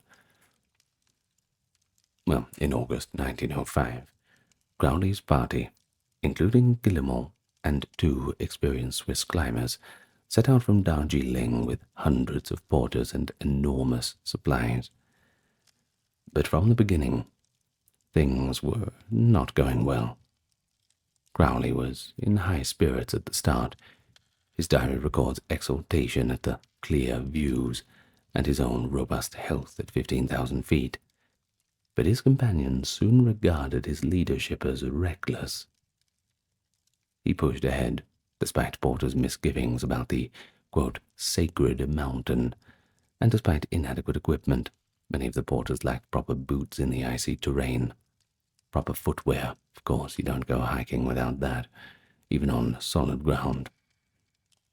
Well, disputes erupted over Crowley's harsh treatments of the porters and his dictatorial style. Matters came to a head when a porter's fatal fall amid ominous avalanche conditions caused most of the team to mutiny. They voted to depose Crowley and descend to safer camps. Crowley flatly refused to cooperate or relinquish command, effectively isolating himself at the high camp. What followed was nothing short of a tragedy.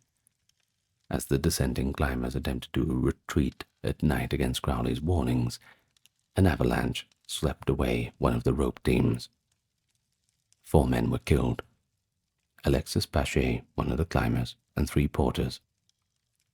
Crowley, who remained in his tent at 21,000 feet during the emergency, claimed that he did not hear the disaster until it was too late. In the morning, he coolly walked past the traumatized survivors, refusing to help search for the bodies, and just continued down the mountain alone. Pretty callous behavior, right? Well, it certainly shocked and enraged his teammates. Back in civilization, Crowley made things worse by writing unapologetic press articles. He blamed the others for disobeying his instructions and suggested their incompetence led to their deaths, assertions that horrified the climbing community. Any friends he had left in that club were certainly gone. But while it's true that Crowley had advised against the nighttime descent, correctly predicting its danger, it was his lack of empathy and, I suppose, poor sportsmanship that really sealed his fate. The prestigious Alpine Club publicly distanced itself, noting Crowley had never been one of their members and implicitly disavowing his conduct. One could say that the whole affair marked the end of his mountaineering career, but it left him with a kind of spiritual scar. Decades later, in the throes of heroin addiction, Crowley admitted to nightmarish hallucinations, and he actually called them the Kanchenjunga phobia, as if ghosts from the sacred peak were haunting him. This was one arena where Crowley's willpower and luck had failed to triumph, and it resulted in a very real human cost. Throughout these expeditions, Crowley interwove adventure with moments of spiritual work. Between climbs in India and across Asia, he continued performing rituals and writing. In 1903, after the Kanchenjunga disaster, he retreated to Calcutta and Rangoon to recover from stress and illness, including a bout of malaria. And this was a somber period. He learned that his infant daughter, Lilith, had died of illness back in Rangoon while Crowley was away climbing. The death of his firstborn child hit Crowley hard, and also hastened the disintegration of his marriage, as we shall see shortly. He briefly took solace in distractions, big game hunting in the Bengali forests, and even an incident in which he survived an armed mugging attempt by shooting and wounding his attackers in self-defense. Such exploits reinforced Crowley's self-image as someone under magical protection or destiny, escaping scraps that might kill a mere ordinary man. In any case, by the end of 1903, Crowley's life had become a tapestry of extraordinary threads. He had tasted both triumph and failure on the highest mountains, looked into Eastern mysticism, and tested his magical prowess in solitude. But unbeknownst to him, all of these experiences were preparing him for the most pivotal event of his occult career, which was about to unfold in an unlikely setting, a Cairo apartment in 1904, where he would receive the text that became the scripture of his brand new religion.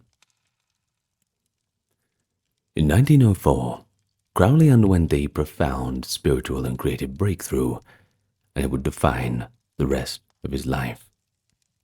This was the year that he received the Book of the Law, the foundational text of the religious philosophy that he named Thelema. Now, he didn't receive it as in going to a store and buying it or someone giving it to him. You see, the circumstances surrounding this revelation are among the most famous episodes in occult history, and Crowley himself, ever the storyteller, left details, if at times inconsistent accounts of what actually transpired. The saga began with an impulsive marriage. In August of 1903, Crowley had married Rose Edith Kelly, the sister of his artist friend Gerald Kelly. The marriage initially was one of convenience. Rose was facing an undesirable arranged marriage, and Crowley gallantly, if stupidly, stepped in to wed her so she could escape from that fate. But he was not in love with Rose at first. In fact, he had to reassure her family that the match was respectable. However, during an extended honeymoon tour through Paris, Naples, and eventually Cairo, Crowley found himself becoming a lot closer with his wife and, well, eventually falling in love with her quite deeply. He wrote tender love poems to Rose, compiled later in a collection titled Rosa Mundi. And Rose, for her part, began as a fairly conventional English woman with no particular occult interests. Of course, that would change dramatically once they reached Egypt. By early 1904, the Crowleys were living in Cairo, living in a rented apartment. Ever theatrical, Crowley informed locals that he and Rose were Prince and Princess Kiowa Khan, an exotic claim that proved them to be a certain cachet. Crowley transformed their apartment to a makeshift temple room, surrounded by statuary and ancient Egyptian artifacts. He began to invoke Egyptian deities as part of his ongoing magical experiments. Initially, Crowley was somewhat dismissive of Rose's spiritual sensitivity. She showed signs of entering light trances, which he attributed to her drinking or just, whimsy in general. But it was soon after that he had to take her seriously. In a series of strange episodes in March 1904, Rose repeatedly told Crowley, in some sort of delirium, "They are waiting for you." Well, the obvious question that Crowley had asked her was, "Who are they?" And Rose, with growing certainty, answered that it was none other than the god Horus trying to get Crowley's attention. To test Rose's sudden mystical proclamation, Crowley brought her to the Egyptian Museum in Cairo, and in a famous scene, Rose led him directly to a particular museum exhibit, a painted wooden funerary stele from the 26th dynasty. On this artifact, known as the Stele of Ankh-Fn-Khonsu, Crowley was astonished to see the images of the gods Horus in the form of Ra-Hor-Khuit and Nuit, and the text uncannily resonated with Rose's utterances. Even more striking, the exhibit was catalogued as number 666, the very number that Crowley had so identified with. You've seen the thumbnail. Well, he took this as an overwhelming omen, too many coincidences for it to be just that. Indeed, some kind of cosmic intelligence was at work, and he dubbed the artifact the Stele of Revealing. Following these portents, Crowley performed rituals to invoke Horus. On March 20th, 1904, during an invocation of the god, Rose, acting as a medium, announced that, quote, "the equinox of the gods has come," meaning that a new spiritual era was dawning. Then, on 3 consecutive days, April 9th, 10th, April 8th, 9th, and 10th, rather, Crowley experienced the central event. He heard the voice. As Crowley later described it, around noon on each of these days, he entered his study, and a disembodied voice over his left shoulder dictated a text to him. He wrote down everything he heard. The voice identified itself as Aiwas, the messenger of Horus, or more precisely, the manifestation of the god Hor-Pa-Krat. The transmissions lasted about an hour each day, resulting in 3 chapters of cryptic, poetic, and often eerily powerful verses. And when it was all over, Crowley possessed a manuscript that he titled Liber al-Vel Legis, meaning the Book of the Law. In the narrative of Crowley's life, this was a watershed equivalent to Moses receiving the tablets on Sinai, or Muhammad receiving the Quran in the cave, a direct revelation from a cosmic, otherworldly intelligence. The Book of the Law proclaimed that a new aeon of humanity had begun, the aeon of Horus. Its central teaching was encapsulated in the famous line, "Do what thou wilt shall be the whole of the law." The text is rich with symbolism and quite revolutionary in tone. It's not too much to read either. It's a pretty short book, so I do advise you go and read it. Knock it off in, an hour or so, something like that. But it declares that each person has a unique true will or purpose, and that following this true inner calling is the supreme ethic. Love is the law, love under will. That's another key phrase, balancing the seeming permissiveness of absolute freedom with the alignment to one's deeper purpose. The book is also unambiguously casting Crowley in a prophetic role. It's quite convenient. He was chosen as the scribe and prophet of this new aeon, tasked to spread the law of Thelema. Now, Thelema, by the way, that is Greek for will. So, The will is the law, you know. But it would take Crowley years, even decades, to fully decipher and accept the implications of the Book of the Law. In the immediate aftermath, he reacted with a mix of astonishment, skepticism, and even a bit of defiance. The content of the revelation was a bit too radical, even for him at first, and so he shelved the manuscript almost entirely. Legend has it that he stuck it in a drawer and tried to forget about it. But he did carry one instruction from the text. He typed a few copies and sent them to some close occult friends, mostly to confused silence. Not the reaction he was hoping for, I suppose. But Crowley did not immediately fulfill the other commands from the books, such as taking that museum still and enshrining it, or publishing the book widely.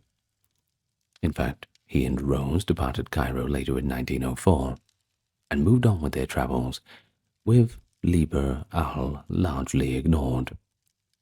Crowley's diaries from the period show him returning to more mundane matters.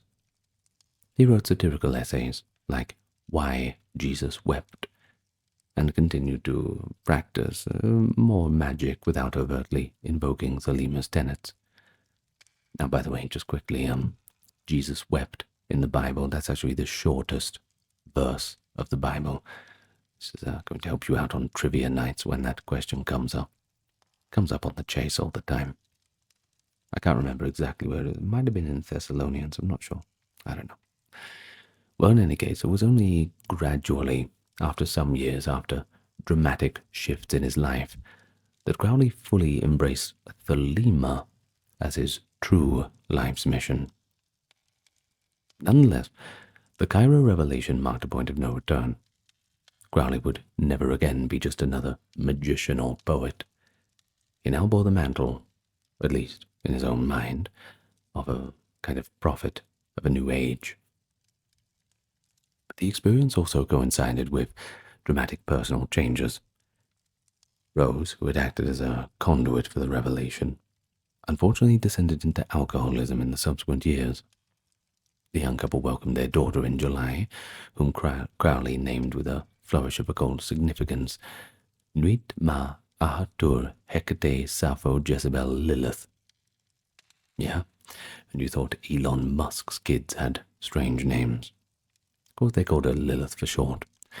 But as we said, tragedy struck when Lilith died of illness in 1906, while Crowley and Rose were in Burma.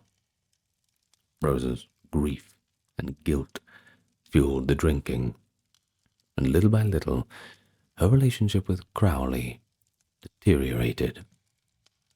Before these tragedies unfolded, though, Crowley in 1904-05 was testing how to live as the prophet of Thelema. He wrote commentaries on the Book of the Law, though often obliquely, as if to argue with it. The message, "Do what thou wilt," was not an invitation to unbridled hedonism in Crowley's interpretation, but rather a challenge to discover one's true purpose beyond the egoistic whims. But still, to conventional eyes it looked like pure blasphemy and self-indulgence, fuel for future scandal when it became public. At the time, Crowley kept it relatively private. He could scarcely imagine that decades later, "Do what thou wilt" would be famous or infamous, far beyond occult circles. Well, for now, as 1904 ended, Crowley was the man who had climbed mountains and plumbed deep mystical states, received a holy book from a voice in the air, and yet he still had no organized following or framework to disseminate these teachings. But that would soon change. The next few years saw Crowley returning to England to sort out his life and finances, and then founding a new order to carry forward the torch that the Golden Dawn had dropped. In the process, he would publish prodigiously and begin to gather around him a small cadre of students and disciples. The Aeon of Horus had been proclaimed. The task was now to broadcast its law to humanity, starting with a handful of aspirants who might listen. The period immediately after the time in Cairo and the revelation was pretty tumultuous for Crowley on a personal level. The responsibilities of marriage, fatherhood, financial management, they were not roles that he handled with grace at all, really. In 1905, while Crowley was embroiled in the deadly Kanchenjunga climb in the Himalayas, his wife Rose was still in India, grieving the loss of their little baby daughter. By the time Crowley rejoined Rose, later in 1906, he found her already struggling with alcoholism and deep depression. Now, as for Crowley himself, he wasn't in great shape either. Years of high-altitude exertion, malaria, and perhaps the psychic strain of his intense occult work had taken quite a toll on his health. He underwent a series of minor surgeries back in Britain and convalesced sporadically. The marriage of Aleistar and Rose deteriorated rapidly under all this stress. Crowley responded to Rose's drinking with a mixture of concern and frustration. He tried to involve her in his magical work, perhaps hoping to rekindle that spiritual inspiration she'd shown in Cairo. In 1906, he even recorded experiments where Rose functioned as a medium again. But the magic that had bound them momentarily in Egypt seemed to have fled, both figuratively and literally, I suppose. Crowley's diary from 1906 to 7 revealed a domestic life unraveling. Rose would become incoherent from wine, and Crowley increasingly unfaithful, seeking other lovers and muses. During this time, Crowley's writing output was prolific. He established a publishing venture called the Society for the Propagation of Religious Truth, cheekily parodying the Christian Tract Society's name, primarily to publish his own works. He compiled his poetry into a 3-volume collected works which he funded himself, and he kept producing new writings, essays, plays, and verse. Critical reception of his literary efforts was mixed. Some appreciated his flair, while others were appalled by the subject matter, or dismissed him as a pretentious provocateur. None of these books sold especially well, which added to the financial strain. In an attempt at publicity, Crowley even offered a prize for the best essay about his own poetry. Now the winner was J.F.C. Fuller, a young army officer and literary critic, whose laudatory essay, The Star in the West, praised Crowley's poetry to the skies. Of course, Fuller would later become a disciple, and one of the first to take Crowley's religious role seriously, though their association later ended. Well, amidst all these literary and personal upheavals, Crowley took an important practical step. He acquired a headquarters. In 1899, he had purchased Boleskine House, a manor on the shore of Loch Ness in Scotland, intending it as a secluded location for magical retirement.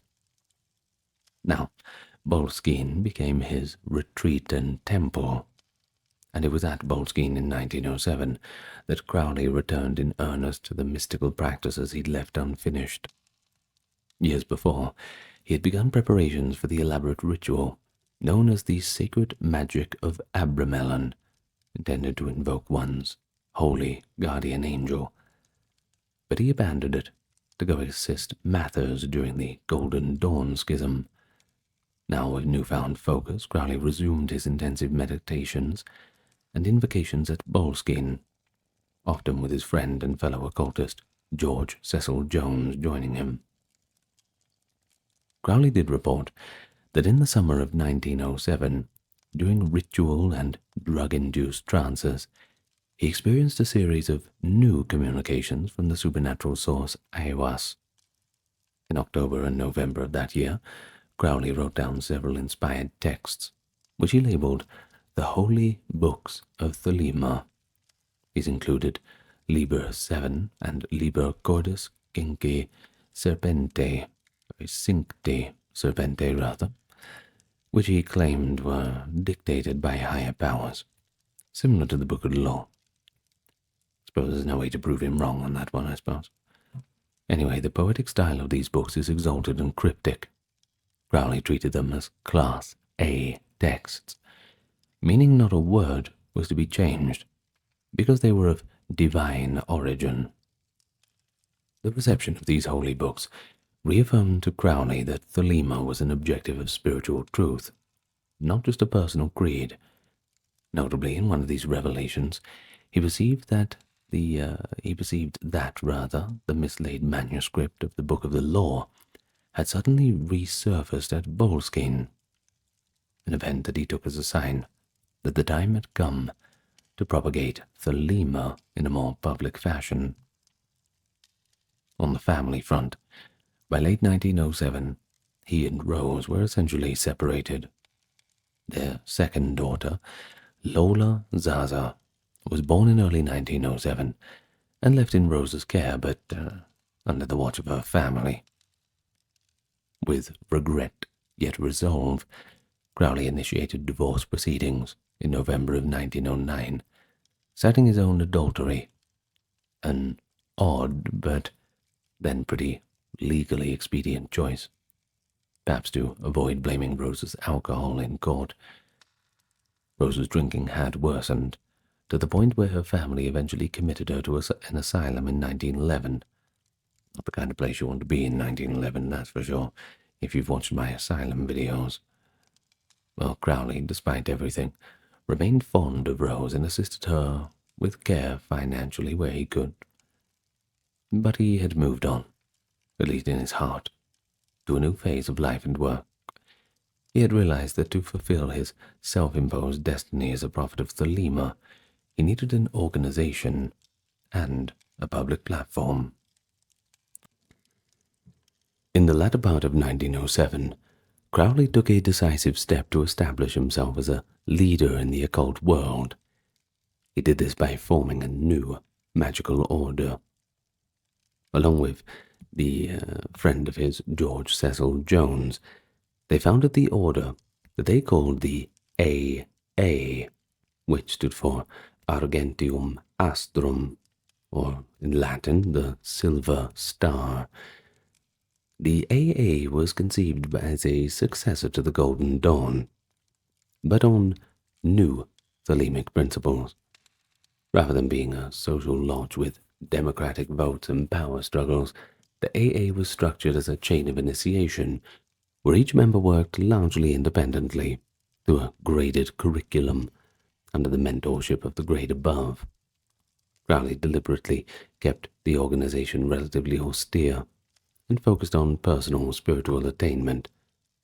Its headquarters was initially in a small London flat at 124 Victoria Street, which Crowley and Jones made into a temple space, and here they performed initiations and taught select students who were attracted to Crowley's reputation or writings, and there was no shortage of them, that's for sure. The early members of the AA included some notable talents too. JFC Fuller, fresh off his panegyric essay about Crowley, was involved at the start, though he didn't stick around for too long. An eccentric young artist, Austin Osman Spare, known for his remarkable draftsman skill, and later famous in his own right for his own system of sigil magic, was briefly associated with Crowley at this time, illustrating some of his works. Even the distinguished physicist and psychical researcher, Oliver Lodge, showed glancing interests in Crowley's thoughts, though not formally joining up into the order.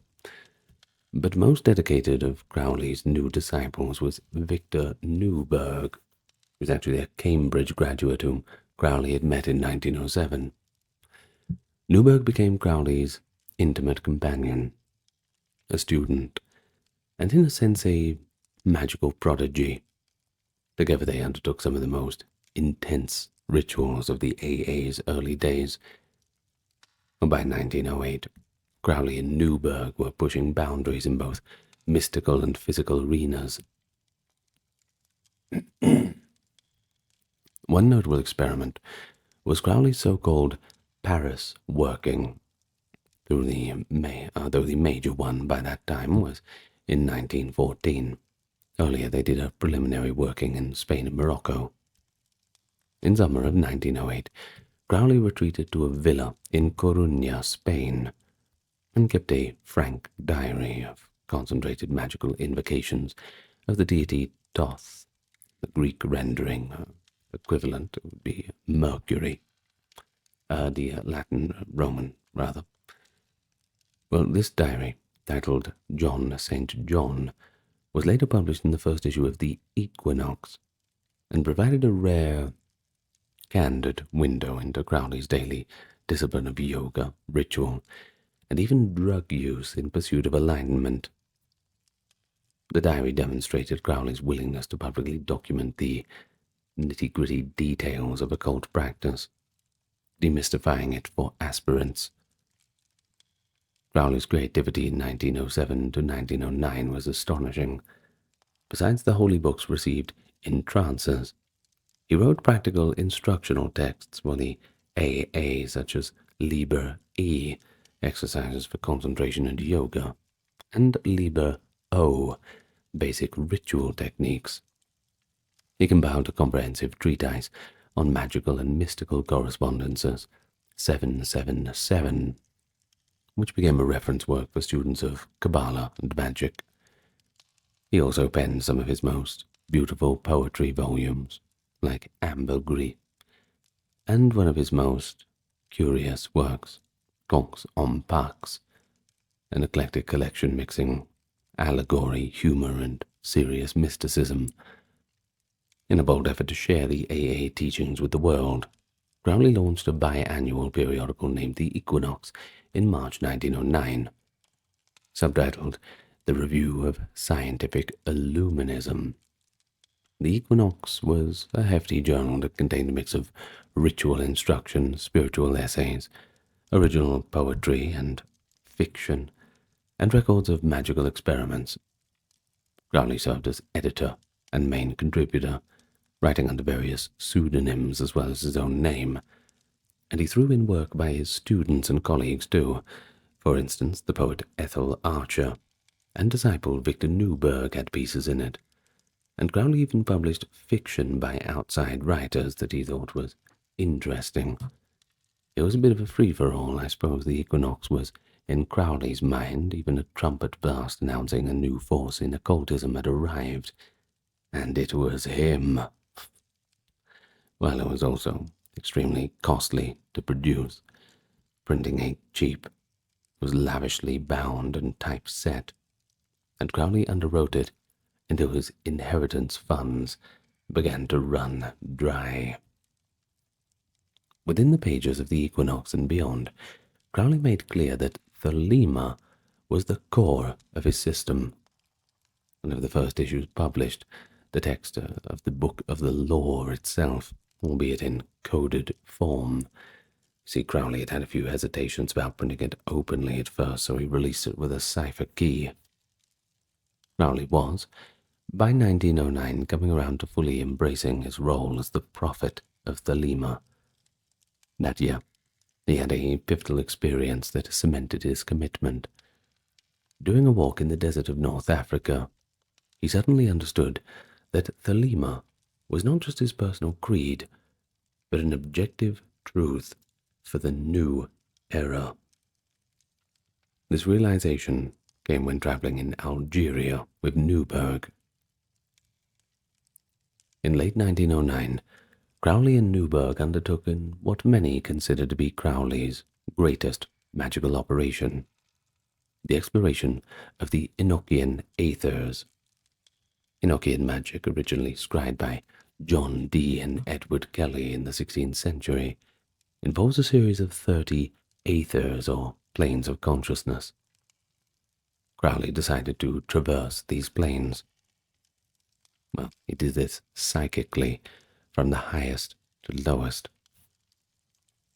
Two men ventured near the Algerian desert far from distraction, and over several weeks invoked each aether in turn, with Newberg acting as scribe, while Crowley entered the visionary trances. The visions Crowley experienced were profound, often terrifying and transformative. They were recorded and later published in the Equinox as The Vision and the Voice. One notable episode occurred in the 10th Aether, where Crowley confronted the demon Choronzon, the very personification of chaotic dispersion. In a dramatic trial, Crowley, within a protective magic circle, had Newberg sit at the edge and channel the voice of whatever entity appeared in a triangle outside the circle. The ensuing encounter with the Choronzon, which manifested through Newberg's increasingly frenzied speech, ended with Newberg having to physically wrestle a sand-spewing, delusion-casting presence that tried to break the circle. Crowley considered this a triumph, in which he and Newberg contained and dispersed the demon. An allegory, perhaps, for conquering the ego's last barriers before enlightenment. Suppose we can look at it like that. Well, these workings deeply affected both men. Crowley emerged claiming as a significant spiritual attainment, and Newberg's loyalty was sealed. At least for a time. He would part ways later on under emotional strain. But it is worth noting that in the midst of such activities, Crowley's personal life and finances were under great pressure. He was no longer flush with endless inheritance money. All that old brewery cash had gone away. Maintaining Boleskine, publishing his books and journals, traveling, and indulging in the costly ceremonies all burned through cash. A practical response was that Crowley began to accept more paying students into the AA. The fees helped, though his generosity to broke disciples often meant that he subsidized them. But another response was something a bit more controversial. Crowley started to realize the potential of sex, particularly his own unconventional sex life, as a source of magical power and perhaps even patronage. By 1910, Crowley had taken on new lovers who also became magical partners. One was Layla Waddle, an accomplished Australian violinist whom he dubbed Soror Violin and later Layla. She became his mistress and muse, inspiring love poetry and participating in his rituals. Another partner was Mary Desty, an American art patron whom Crowley met in Paris. She served for a time as his Scarlet Woman, a title he gave to his principal female magical collaborator, derived from the Book of Revelations archetype. And so by the end of 1909, Crowley's divorce from Rose was all said and done. He had formally severed ties with his old life. Rose's institutionalization the following year was a sad epilogue to that chapter. Remember, she got thrown into an asylum. Crowley took custody of some of their personal papers and moved on. Maybe he was a little bit guilt-ridden, but convinced he was following his true will. In an almost symbolic act, 1909 was also the year that he resigned from the Freemasons, to the extent that he had a real connection to Masonry, and any other affiliations that might claim his allegiance. From now on, AA and Thelema were his focus. To sum it up, by 1910, Crowley had reinvented himself. He was no longer a poet dabbling in occultism, but he was the head of a magical order, the editor of a respected occult journal, the author of secret holy books and public instruction manuals, and the self-proclaimed prophet of a new age. This was a fertile and energetic period for him, but it was also just the beginning of his public notoriety.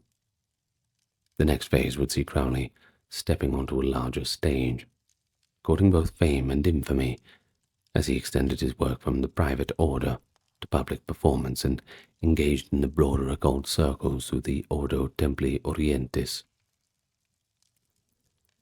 Flush with the momentum of his new order and revelations, Crowley began to stage more public-facing occult activities in the years 1909 to 1911. This was a period of both creative flourishing and the beginnings of a serious scandal in his life. Crowley had never been one to hide in the shadows completely, that's for sure. He certainly enjoyed provoking society, prodding at the sensibilities, and now he consciously sought to make a splash, to attract broader interest, and perhaps recruits to his cause of scientific illuminism. One novel idea Crowley implemented was the performance of magical rituals in public art. In 1910, he organized a series of ritualistic plays known as the Rites of Eleusis. Of course, the name rings a bell, I'm sure.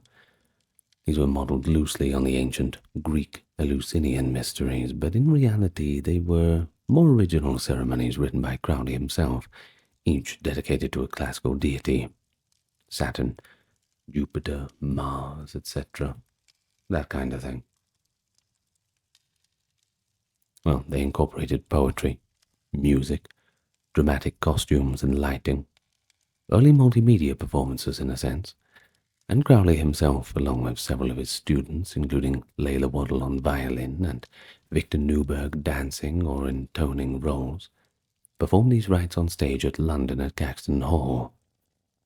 The attendees who bought tickets were treated to an atmosphere thick with incense and exotic symbolism. Unbeknownst to most of the audience, Crowley also laced a non-alcoholic wine punch with an exotic entheogen, peyote extract. He wanted the spectators to have at least a mild mystical experience, or at least an altered perception to appreciate the symbolism, and some journalists attended later wrote about the rites. Press coverage was mixed.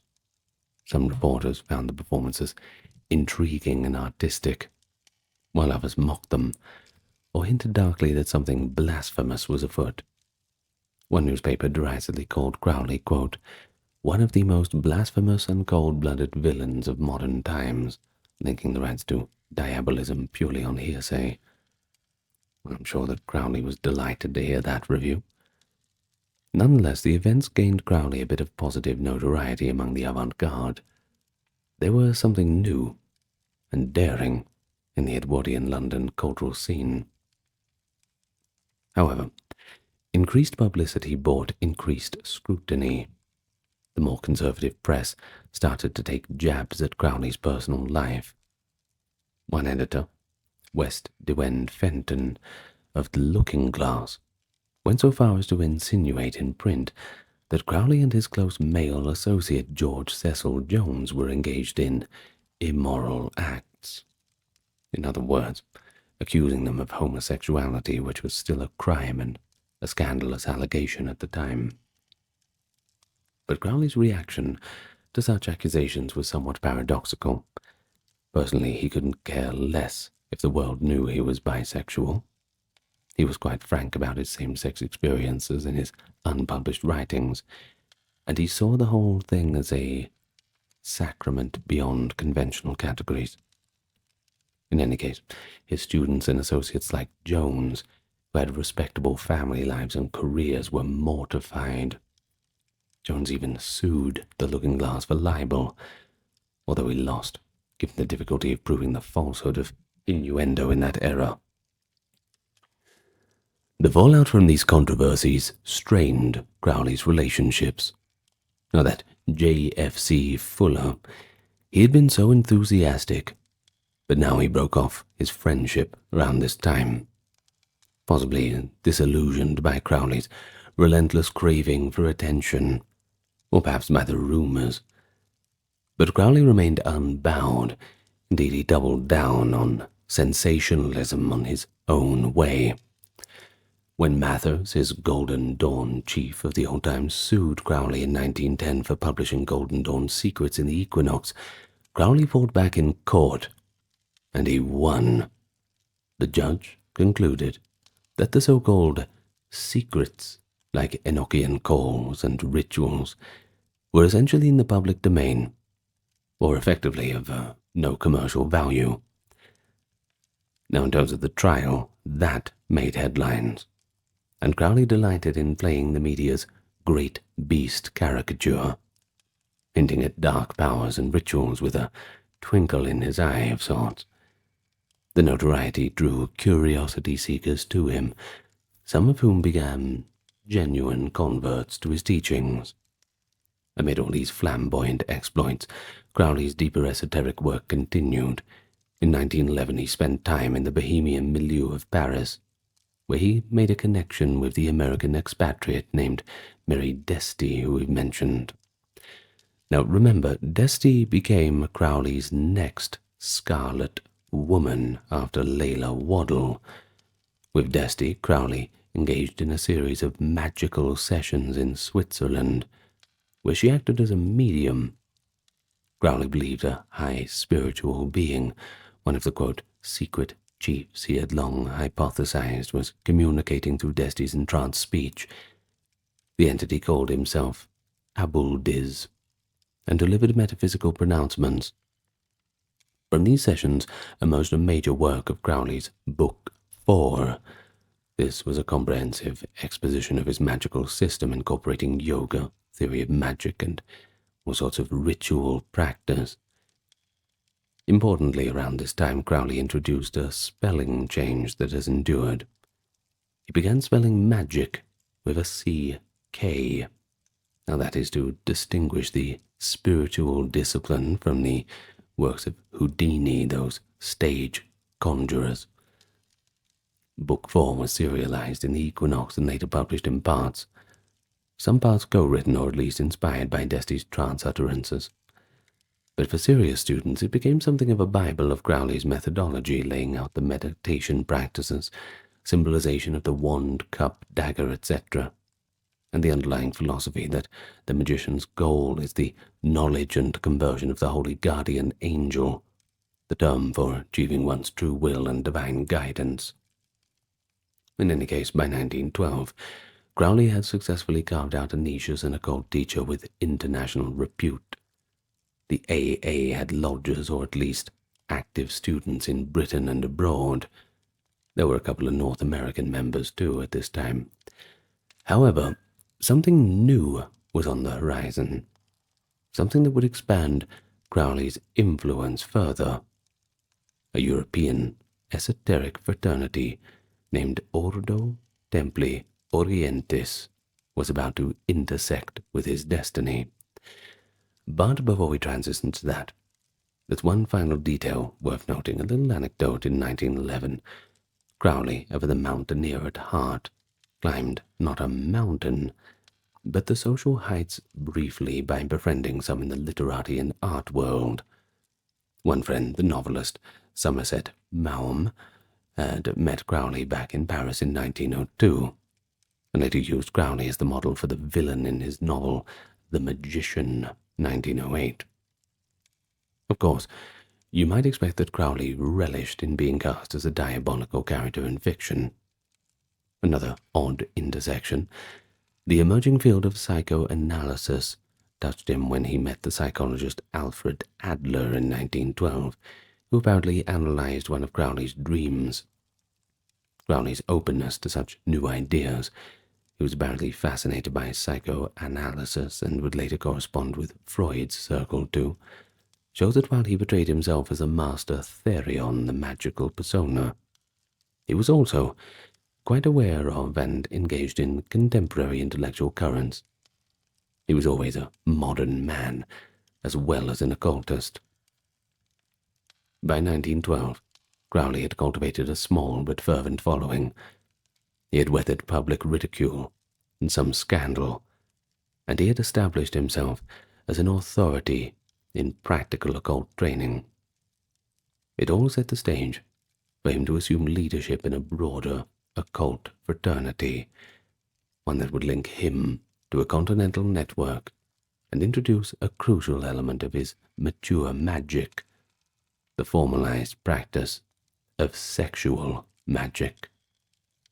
That came with his involvement in Ordo Templi Orientis, which we will talk about now. It was 1912, and in this year Crowley's occult career took a significant turn when he became involved in the Ordo Templi Orientis, a secretive fraternal order with its origins in Germany. The OTO claimed to impart the inner secrets of Freemasonry, alchemy, and other esoteric disciplines, and was structured in a system of degrees, somewhat like Masonry. Its leaders had been reading the equinox and paying attention to Crowley's rise. What precipitated their contact was Crowley's publication of The Book of Lies, a collection of paradoxical and mystical aphorisms that he released in 1913, though dated 1912. Under his magical name, Frater Perdurabo, The Book of Lies is a pretty peculiar work, actually. Each chapter or page or so of cryptic verse or prose, often with a humorous or blasphemous bent to it. And it also was a showcase of Crowley's wit as well as wisdom, and he mixed it in with a bit of Kabbalistic ciphers and in-jokes. But unbeknownst to him, one of those chapters apparently revealed, in veiled form, one of the OTO's deepest secrets, the use of sexual energy in ritual, specifically a technique of sex magic. According to the oft-repeated story, Theodore Roos, head of the OTO, confronted Crowley in London, accusing him of having published the OTO's Secret of the Ninth Degree in the Book of Lies. Crowley was confused at first. He had not knowingly taken anything from the OTO, since he wasn't a member at the time. But as Roos pointed out the offending passage, Crowley realized that by intuition or luck, he had indeed touched on the same powerful idea, that the sex act, and orgasm in particular, could be used as a magical act of creation and a sacrament. Crowley effectively said that he didn't know that was their secret, but since they think that he did know, perhaps he should understand it properly. The confrontation eventually melted into friendship, and Roos saw an opportunity, better to co-opt this talented firebrand than to oppose him.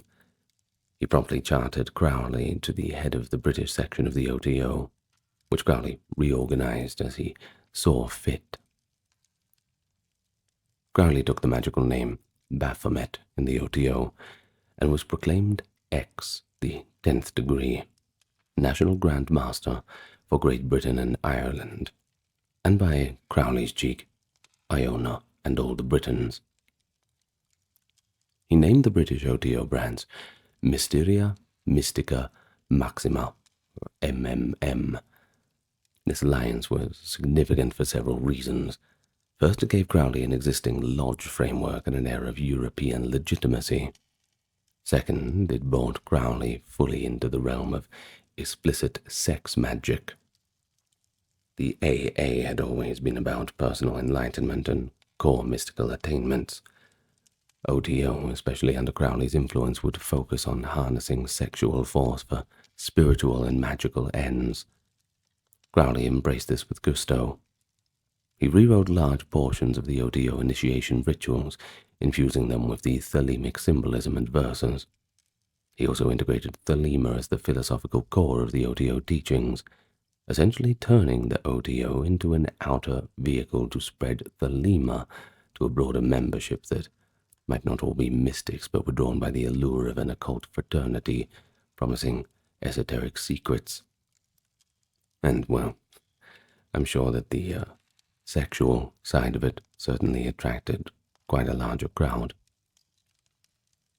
Well, talking about that, the adoption of sex magic into Crowley's practice was not a huge leap for him personally. You see, he'd already in private been exploring the connection between sexual ecstasy and magical will, but now he codified it. He delineated different degrees of sex magic. Hints suggested that the 9th degree involved the use of secretions of orgasm in magical sacrament, while the 11th degree, which Crowley uniquely added emphasized, involved other kinds of intercourse as a magical act, particularly sodomy and all the rest. Now, Crowley and select initiates experimented with these techniques, treating the orgasm or sexual fluid as a talismanic substance to charge with intent or as an offering to spiritual entities. It was certainly highly unorthodox and taboo-shattering in a society where even discussing contraception was risque. Crowley kept these inner teachings private within the order, but rumors inevitably seeped out, further tarnishing his public image when hostile parties got wind. During 1913, Crowley continued to travel and promote his work. He took Layla Waddell, that violinist lover, and a troupe called the Ragged Ragtime Girls to perform in Moscow, with Crowley as their manager. The tour was a strange intersection of show business and magic, ostensible entertainment, but Crowley also indulged in magical affairs in Moscow. Some have speculated he might have been doing intelligence work on the side.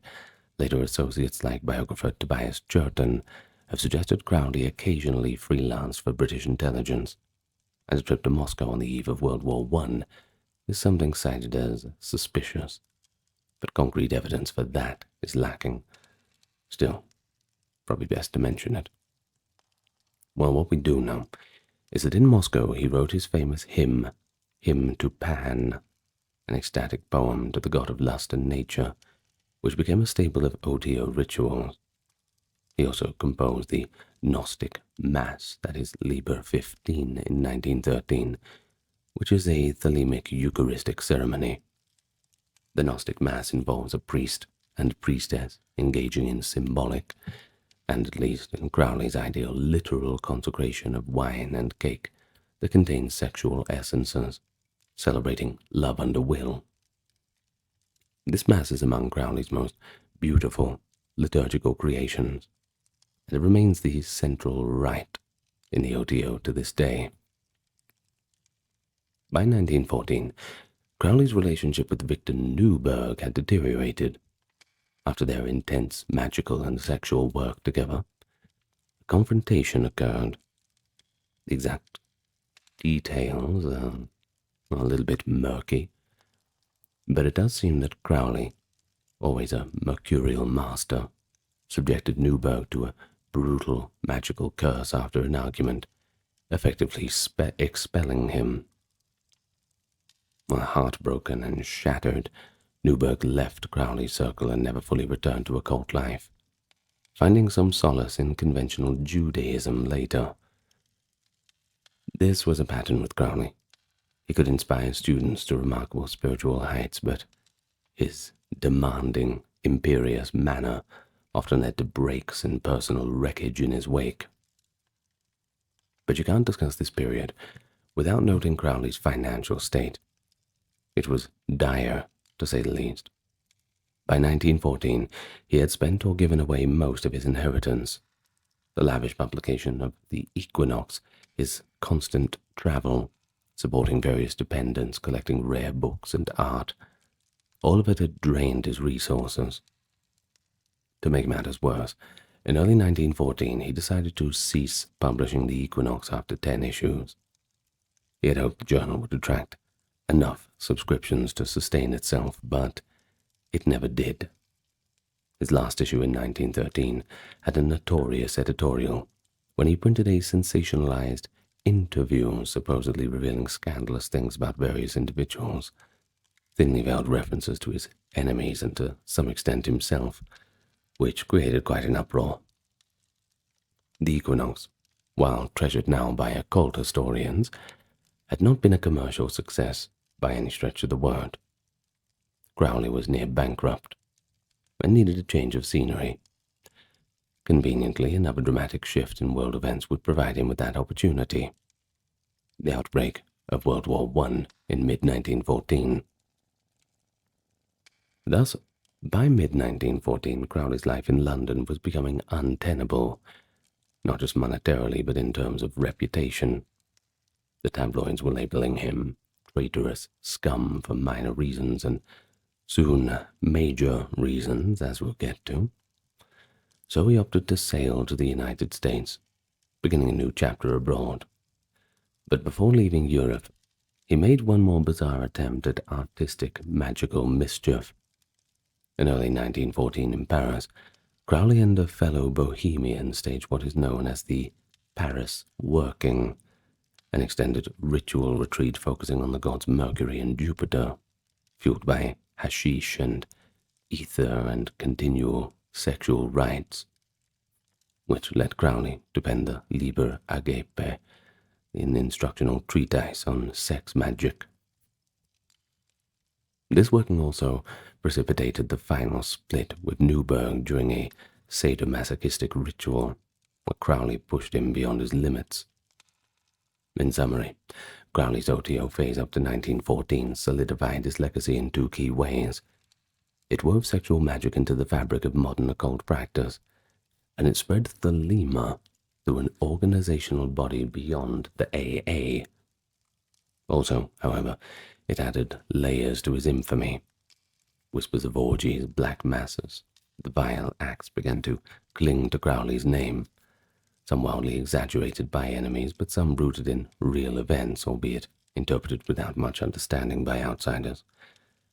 Crowley didn't shrink from this notoriety. If anything, he sometimes cultivated it, believing that to shock the bourgeois was a noble endeavor, and that eventually the truth of his spiritual genius would be recognized.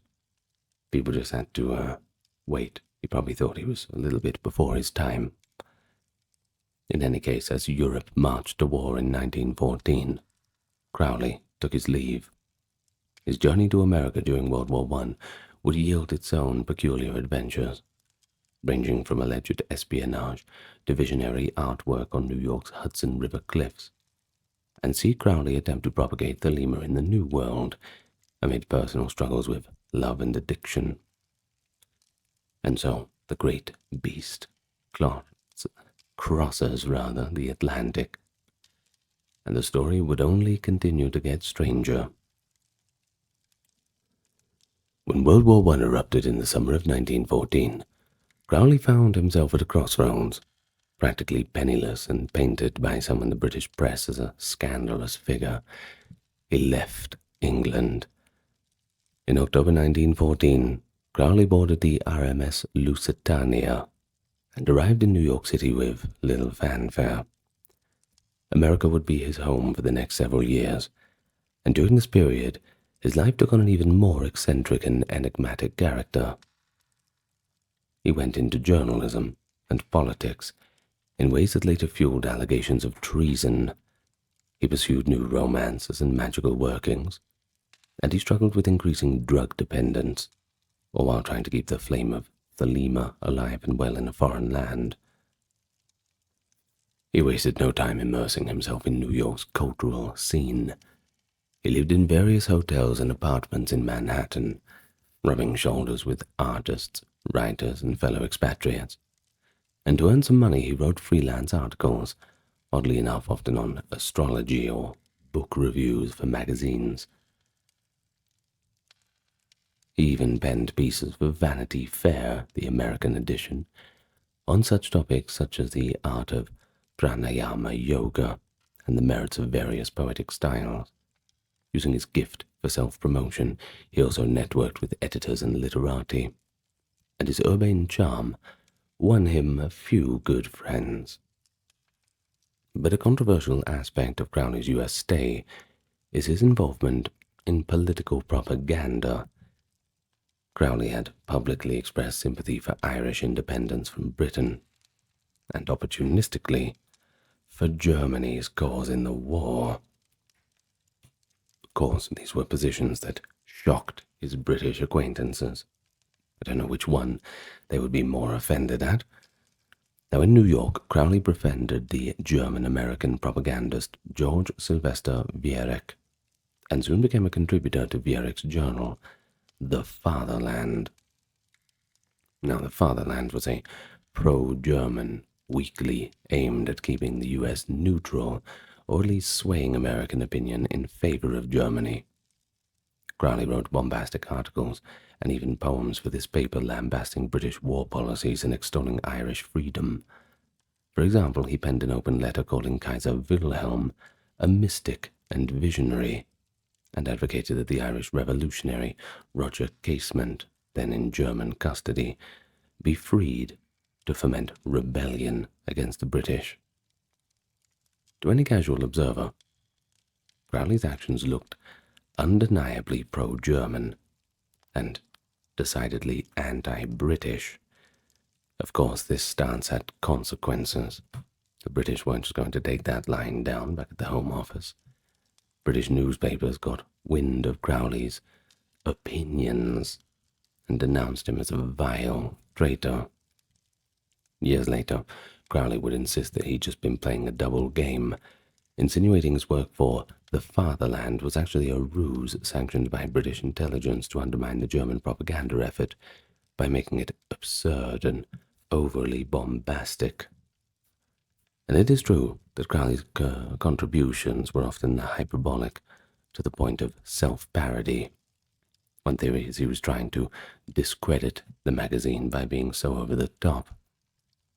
However, there is scant evidence that British authorities actually enlisted him. Most likely, Crowley volunteered himself in his own mind as a secret agent. Regardless of intent, this episode cemented Crowley's toxic reputation in Britain. It would haunt him as proof of villainy. Meanwhile, Crowley's occult and personal life carried on in a lively fashion. In New York, he met a journalist and poet named Jean Robert Foster, with whom he had an affair and traveled across the country. Crowley visited the West Coast in 1915, making stops in Vancouver to meet Charles Stansfield Jones, his leading disciple in Canada, and then San Francisco, Los Angeles, and even trekking to remote spots like the Grand Canyon. Along the way, he experimented with peyote extensively and introduced some bohemian friends to it. In one famous incident in Detroit, he tested peyote at the Park Davis Laboratory as part of an experimental inquiry, illustrative of how Crowley straddled the worlds of science and magic. Another romantic entanglement emerged with a woman named Roddy Minor in New York. Roddy became Crowley's mistress in 1917, and he dubbed her the New Scarlet Woman.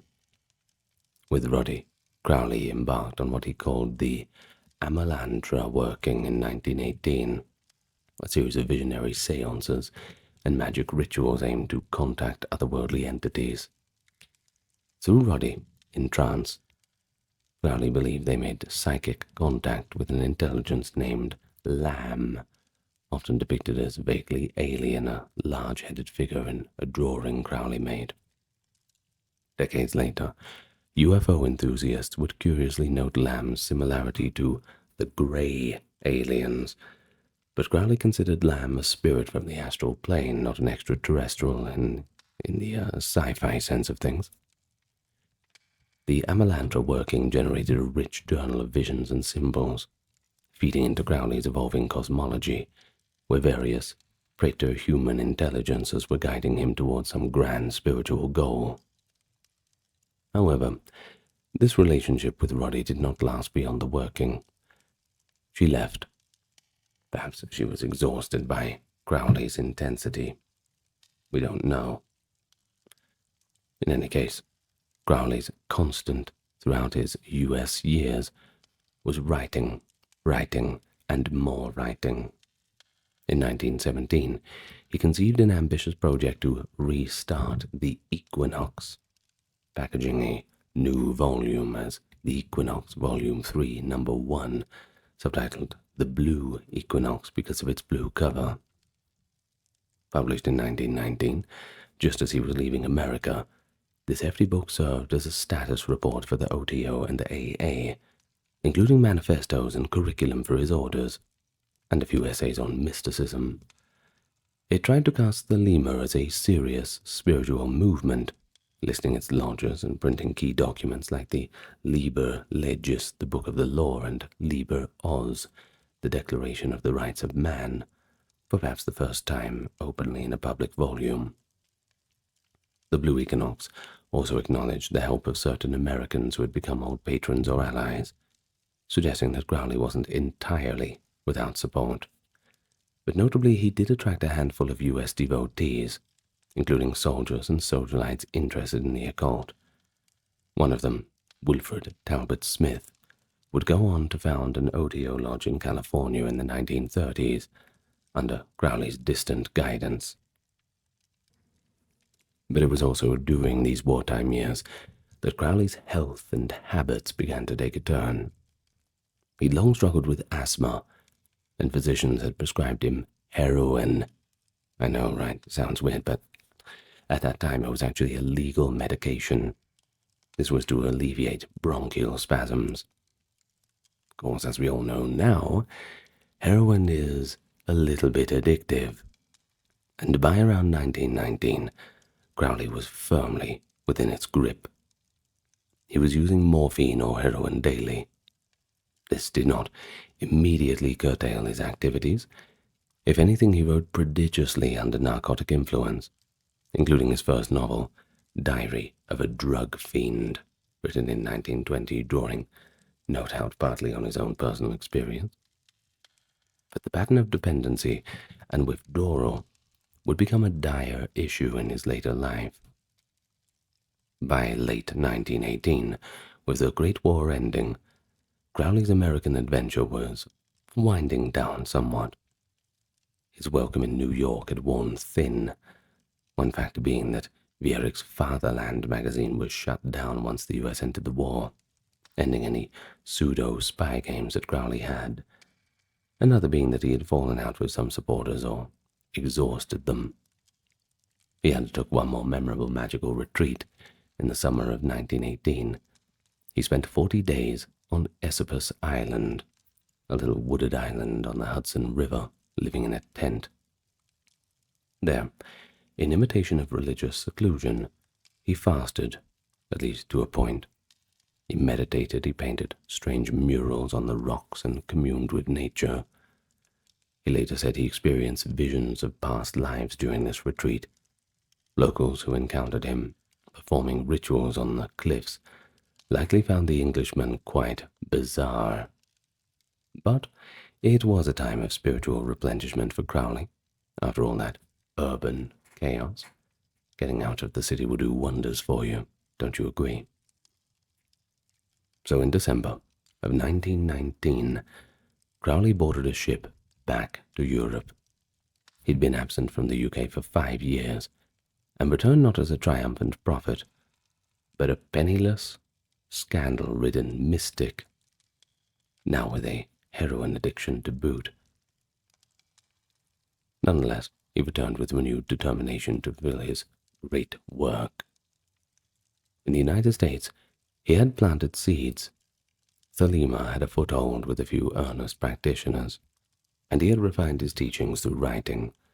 Perhaps most significantly for his next phase, in America, Crowley had connected by correspondence one of his most devoted future disciples, Jane Wolfe, a Hollywood silent film actress fascinated by occultism.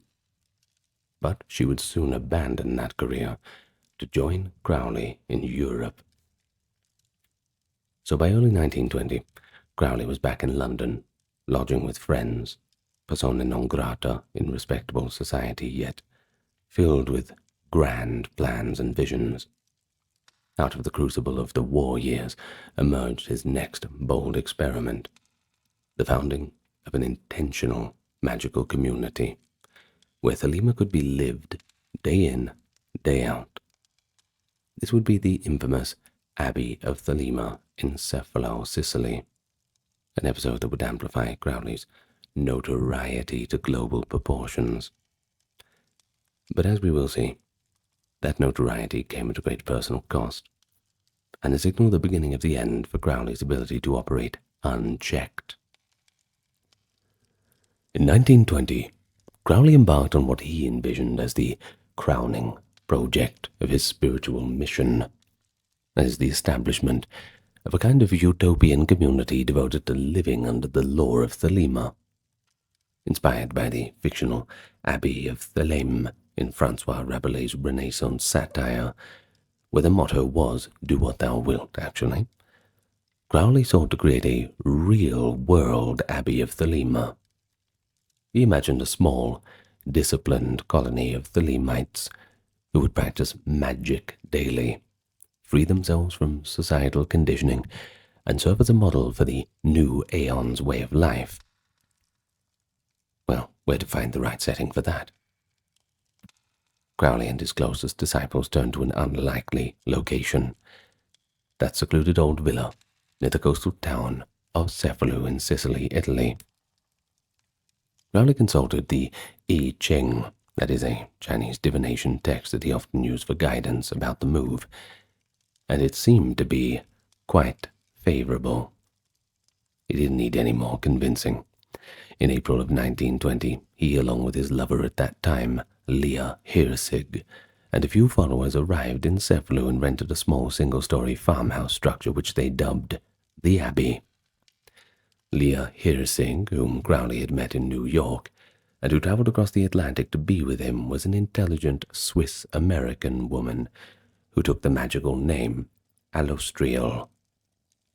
Crowley recognized her as his new Scarlet Woman, a female counterpart who would help channel his inspiration. She was devoted and unafraid of the rigors of what lay ahead. They were soon joined by others. Leah's newborn baby by Crowley, a daughter named Anne Lee. Well, though tragically this infant would die a few months later from illness, an all too common sorrow in that era of limited medical care. Another woman, Ninette Shumway, an American Thelemite, came with her own young son. Ninette would become another of Crowley's mistresses at the Abbey, and soon bore him a child as well, a daughter named Astarte Lulupanthea, though this baby too died in infancy. This reflects the precarious conditions on Cefalù. Over time, about a dozen individuals passed through the Abbey. They included Crowley's old student and friend, Raoul Loveday, and Loveday's wife, Betty May, whose presence would prove to be fateful. We'll get to that in a minute. As well as Jane Wolfe, the Hollywood actress who arrived enthusiastic to serve Crowley, and Cecil Frederick Russell, an idealistic young man from the U.S. Life at the Abbey was deliberately unconventional. Crowley wanted to break the ingrained habits and inhibitions of his companions. The days began at sunrise with the adorations to the sun, a practice from Crowley's Liber Resh, aligning devotees with solar energies 4 times a day. Communal activities included yoga, ritual, and creative or scholarly work. Crowley painted murals on the walls. Vivid, erotic frescoes and occult images adorned the Abbey's interior, turning it into a temple of sorts. Cleanliness and comfort were not high priorities. In fact, Crowley allowed the place to become quite squalid by normal standards, reasoning that one should transcend trivial concerns like housekeeping. Okay, then. There was no set cleaning schedule, and goats and dogs roamed freely in and out, adding to the mess. The children ran about naked and were allowed to witness the magical ceremonies, though not directly participate in them, on the theory that they should grow up without Christian shame around the body or natural functions. Magical rituals, including the Gnostic Mass and invocations, took place frequently. Crowley continued to experiment with sex magic with Leah and the other Scarlet Women in private workings, seeking even deeper illuminations. He also wrote copiously, commentaries on the Book of the Law, polemical essays, and Confessions, an autobiography he had begun drafting. Interestingly, despite the libertine atmosphere, there was also an emphasis on scholarly discipline. Crowley gave lessons in subjects ranging from astrology to French to his individual disciples. He wanted the Abbey to produce enlightened and capable people. One hallmark of the Thelemic practice at Cefalù was confronting the ego. For instance, Crowley implemented an exercise where residents had to cut themselves with a razor or knife every time they used the pronoun I to break down ego identification. They indulged in what one might call shamanic practices too, ingestion of psychoactives like peyote in rituals, and perhaps testing endurance through fasting or chase periods followed by orgiastic release. Crowley, however, was increasingly under the dominion of heroin. He tried at least once to quit cold turkey while at the Abbey, going to Paris in 1922 for a painful withdrawal, but he relapsed soon after. This put a dark shadow over the utopia. Crowley's highs and lows on the drug made his behavior unpredictable, and funds that could have improved living conditions went to supporting his habit. Despite hardship, in Crowley's own recollection, the early days of the Abbey were idyllic. It was his idea of heaven, describing a routine of meditation, creative work, and simple pleasures under the Sicilian sun. I tell you, Sicily's not a bad place to be. In any case, indeed some followers like Jane Wolfe found the experience to be quite transformative, writing in her diary that she had never felt such spiritual growth. But not everyone thrived. One resident, C.F. Russell, left after quarreling with Crowley. He balked at the bisexual and homoerotic aspects of some magic he was asked to perform, and grew disillusioned, later accusing Crowley of abusive tactics. Others struggled with the Spartan lifestyle and intense psychological challenges. But the episode that truly unraveled the Abbey's existence was the death of Raoul Loveday in February 1923. Loveday, a 23-year-old Oxford graduate, deeply committed to Crowley, took ill after a few months. Accounts differ. Some say he drank from a polluted mountain spring, contracting an infection, likely liver inflammation or acute enteric fever. Crowley's detractors spread a more sensational story, that Loveday fell sick after participating in a ritual that he drank the blood of a cat that Crowley had sacrificed. This cat blood tale seems to originate from Loveday's widow, Betty May, who had never warmed to Crowley or the Abbey's rigors. In fact, Betty hated life on Sicily. She found the rules strange, the environment disgusting, and suspected Crowley was a dangerous deviant. When her husband died, Betty fled back to London, heartbroken and furious. He went straight to the press to give an interview, painting Crowley as a monster. She claimed, in essence, that Crowley's black magic and depravity had killed her husband. Her stories included lurid details, the cat blood rite, the compulsive self-cutting whenever the pronoun I was spoken, drug-fueled orgies, and even the hints of child abuse, or at least endangerment, due to the witnessing of the more physical acts. The British press, well, they were very eager to hear all this. Crowley was already notorious, and he now became a full-fledged legend of infamy. The headlines dubbed him the wickedest man in the world, and a man we'd love to hang. They accused him of everything from Satanism to seducing underage girls to blood sacrifice and vampirism.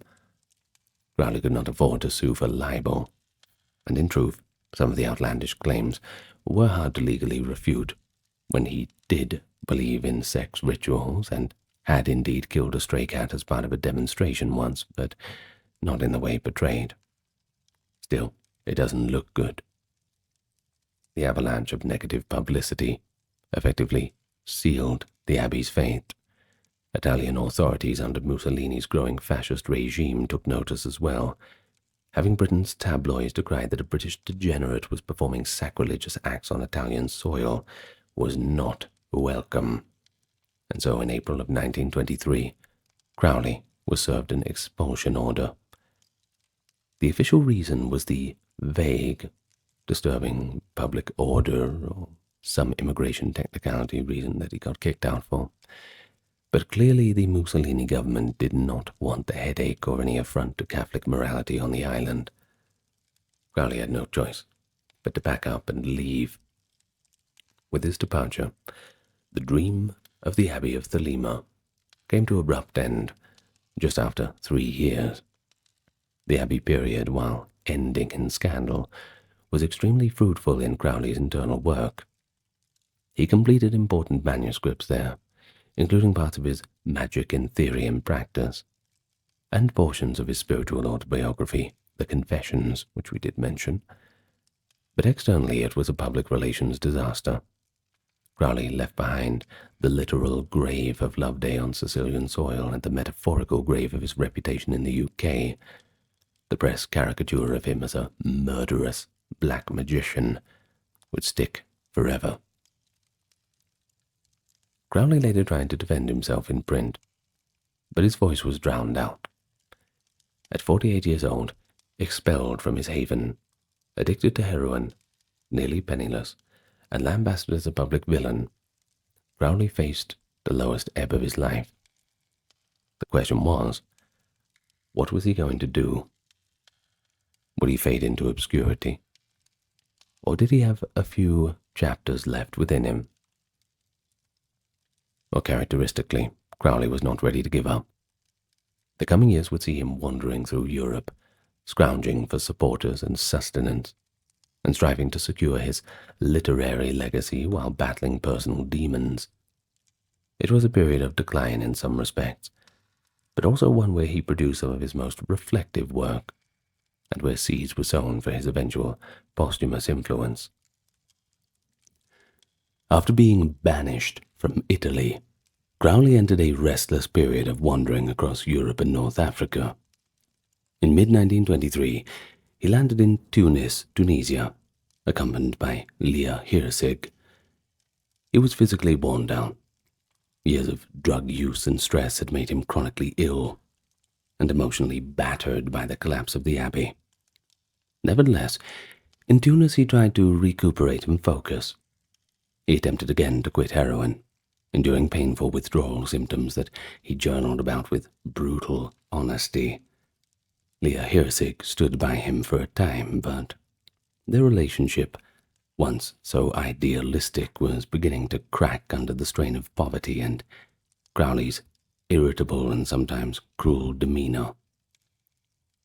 It was in Tunisia that Crowley began writing what he jokingly termed his autohagiography, that is, self-saintly biography, a work later published in part as The Confessions of Aleistar Crowley.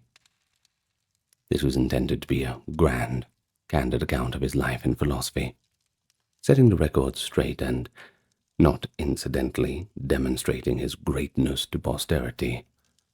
Crowley alternated between self-aggrandizement and surprising self-depreciation in its pages, producing a vivid narrative that mixed adventure with a bit of spiritual insight. By writing the story himself, he hoped to wrest control of the narrative from the tabloids. While Crowley's sojourn in Tunis also saw an interesting experiment in relationship dynamics. He engaged in rituals of sex magic with a local Arab boy servant, Mohammed ben Brahim, whom he took as a lover for a while. Crowley chronicled these workings as part of his exploration on different flavors, as he called them, of magical energy tied to various types of sexual expression. In his theology, every experience could be a sacrament if done under will. Still, one senses that at times in Tunis he was pushing boundaries more out of desperation for a breakthrough rather than the joy of it. By 1924, Crowley needed a change, so he moved to France. He spent his time in Nice and Paris, trying to re-establish a footing among bohemian and occult circles there. And in Paris, he underwent surgeries on his nose.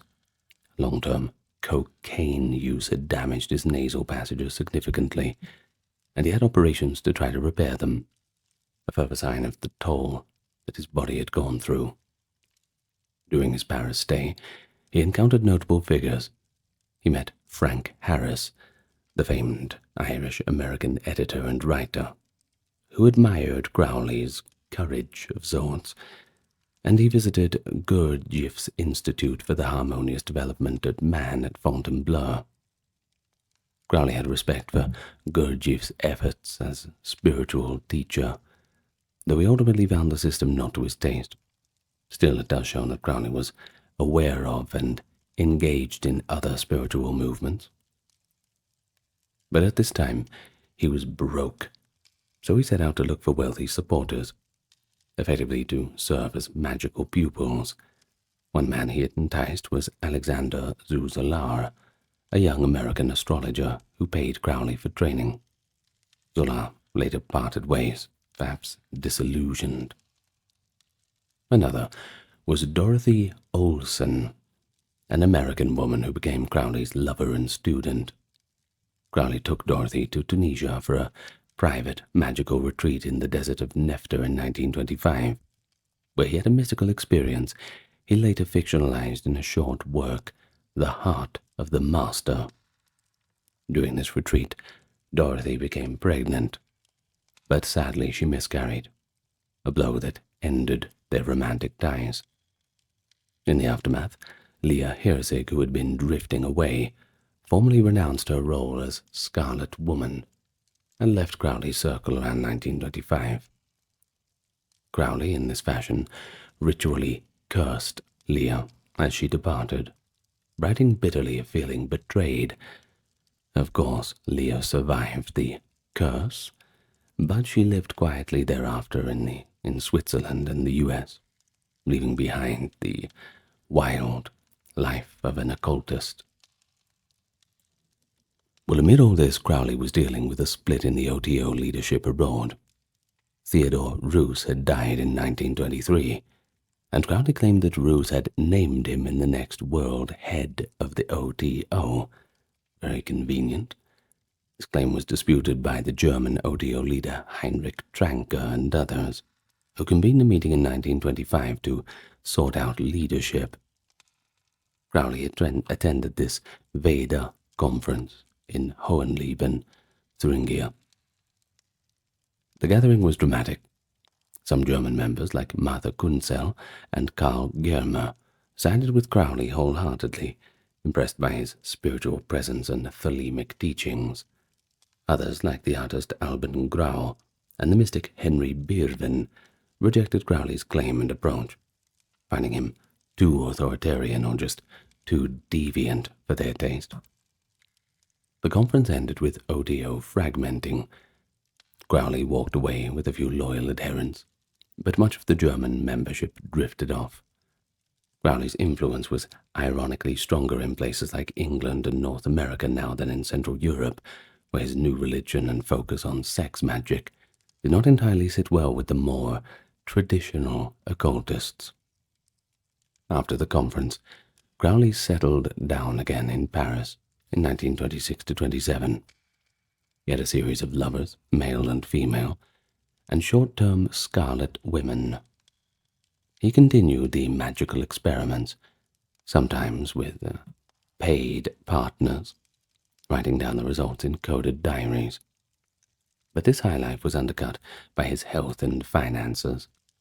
He was continuously using heroin and cocaine, which is expensive, oscillating between periods of relative sobriety and periods of binge. His mood swings were pronounced. Friends noted how he could be charming one moment and venomous the next if withdrawal pangs hit, or if he felt slighted in some way. Yet in this decline, Crowley managed intellectual feats.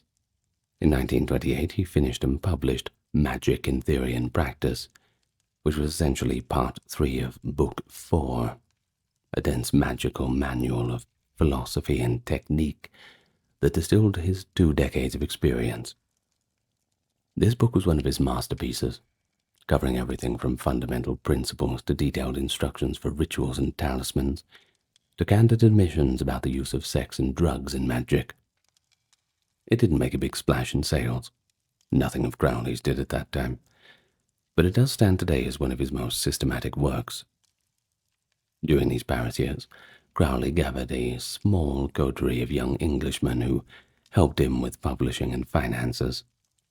Israel Regardie, a 21-year-old occult enthusiast, became Crowley's secretary in 1928. He typed Crowley's manuscripts, observed his rituals, and learned at the feet of the master for 2 years. He left on friendly terms in 1930 and became a prominent occult author himself, writing with mixed feelings about his time with Crowley. Another was Gerald York, a well-connected ex-military man who, while never a convert to Thelema, admired Crowley's knowledge. York helped manage Crowley's chaotic accounts and negotiated with publishers on his behalf. York would later preserve many of Crowley's papers, performing a great service to posterity, even though he remained personally skeptical of Crowley's more lofty claims. And Tom Drieberg, an ambitious young journalist and later a British MP, also fraternized with Crowley around 1929. Though Drieberg did not embrace Thelema, he certainly enjoyed Crowley's wit and rebellious flair, and he too later helped salvage Crowley's literary remains. Now, in 1929, Crowley entered into another marriage, but this time it was more about convenience, with one Maria Teresa Ferrari de Miramar, a Nicaraguan woman that he had met in Paris. The reasons were likely pragmatic. Crowley thought a marriage might help him avoid deportation from France. The French authorities were starting to eye this notorious Englishman with suspicion, partly thanks to British pressure. Additionally, Maria Teresa had a small income that might support them. The marriage did not bring happiness. Maria Teresa found herself bewildered by Crowley's habits and soon fell into alcoholism and mental illness. Within a couple of years, she, too, was institutionalized, marking another personal failure in Crowley's ledger. But Crowley did not divorce her, but he did effectively abandon the relationship, rather. Around the same time, Crowley finally succeeded in getting some of his major writings published, albeit in limited editions. With the help of a new British publishing house, Mandrake Press, he published the Confessions of Aleistar Crowley in 1929 to 1930, but only the first few sections, 6 chapters in 2 volumes, before Mandrake went bust. Bad luck, I suppose. He also published a novel, Moonchild, a fantastical story about rival magicians vying over the birth of a supernatural child, drawing on his experiences with the Golden Dawn and Thelema. Moonchild was published in 1929, and while it didn't sell in large numbers, it has remained in print as a curious piece of occult fiction that reveals Crowley's ideas in narrative form. Another book of short stories, The Stratagem, came out, showing his versatility as a writer. But despite these creative outputs, Crowley was effectively living hand to mouth by 1930. When Mandrake Press folded and the Confessions remained incomplete, to his frustration, Crowley was left with crates of unsold books and mounting debts. It was then that he orchestrated one of his more theatrical stunts, the fake taking of his own life at Portugal's Boca de Inferno, the mouth of hell. September 1930, Crowley visited Lisbon and befriended the poet Fernanda Pessoa, a fellow mystic of sorts. Crowley left a hat, a coat, and a very cryptic note at the cliff, and then slipped away secretly to Germany, trying to make it look like he had jumped off. Newspapers reported him missing, possibly dead, but a few weeks later he turned up alive at an art exhibition of his paintings in Berlin. The whole thing was a publicity stunt, meant to stir intrigue around his persona, and possibly to escape creditors temporarily. The press got the joke, some deriding him more, but Crowley seemed delighted by the minor sensation. The art exhibition in Berlin itself had some success. People found his expressionist paintings to be interesting, if dark and primitive. Berlin in the Weimar era was a city where Crowley's eccentricity fit in quite well. He found the nightlife and liberal atmosphere to be quite invigorating.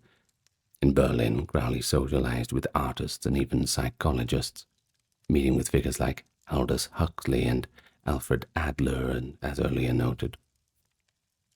He lived cheaply, too, moved in with a couple of admirers, and continued writing. But politics was shifting. Germany was changing. And Crowley, though initially curious about the pagan pageantry of the new National Socialist Party, would soon see them as brutes, besides the fact that as a, quote, degenerate occultist with rumored Jewish associations via his students, he would have been quite unwelcome had he stayed. By 1932, he returned to London, hoping to rehabilitate his standing somewhat. It was a forlorn hope. He engaged in sensational litigation, famously suing the sculptor Nina Hamnet, whose memoir had implied Crowley practiced black magic. The trial in 1934, however, was a disaster for him. The defense attorney dredged up all of Crowley's worst press, quoting his poetry, the most obscene lines, and every nasty epithet that the newspapers had printed. The judge, Justice Swift. I know, right? That's probably the greatest name for a judge that I've ever heard, was openly appalled, making the oft-quoted statement that he had never heard such dreadful, horrible, blasphemous talk as that was done by Crowley, who calls himself the greatest living poet, a line that actually drew laughter in court. Crowley lost the case, leaving him with crushing legal costs. In short order, he was forced into bankruptcy. The proceedings of the bankruptcy hearing revealed that Crowley had been living way beyond his means for years, borrowing and incurring debts that he could never pay. By the mid-1930s, Crowley effectively was a broken man in the eyes of the public. But privately, he still had work to do. He managed to publish one last major magical work in 1936, The Equinox of the Gods, which presented the text of the Book of the Law alongside with Crowley's own account of how it was received in 1904 and its significance. Interestingly, The Equinox of the Gods sold relatively well for an occult book, showing that there was a growing segment of the public who were interested in Crowley's ideas, even as mainstream society was shunning him. Perhaps that was why they were interested.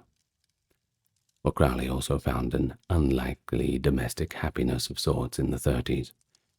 He continued to hold small gatherings, curry dinners where he impressed guests with his excellent Indian cooking, all extremely spicy, by the way, and maintained correspondence with Thelemites abroad, especially in America, where an OTO lodge, Agape Lodge in California under Wilfred Smith, was still blossoming. And in 1937, something remarkable happened. At the age of 61, Crowley became a father again. A young woman named Deirdre McAlpine, who admired Crowley's philosophy, offered to bear him an heir, and she did. A son was born, named Randall Gare Crowley, but nicknamed Aleistar Ataturk, Crowley's humor combining his own name with that of Turkey's modern founder. Crowley was reportedly delighted by the child's birth, although he did not play a major role in raising the boy. Crowley took it as a personal vindication that he could still be generative in later life. By 1938-39, as the Second World War loomed, Crowley's life in London was quiet and scholarly.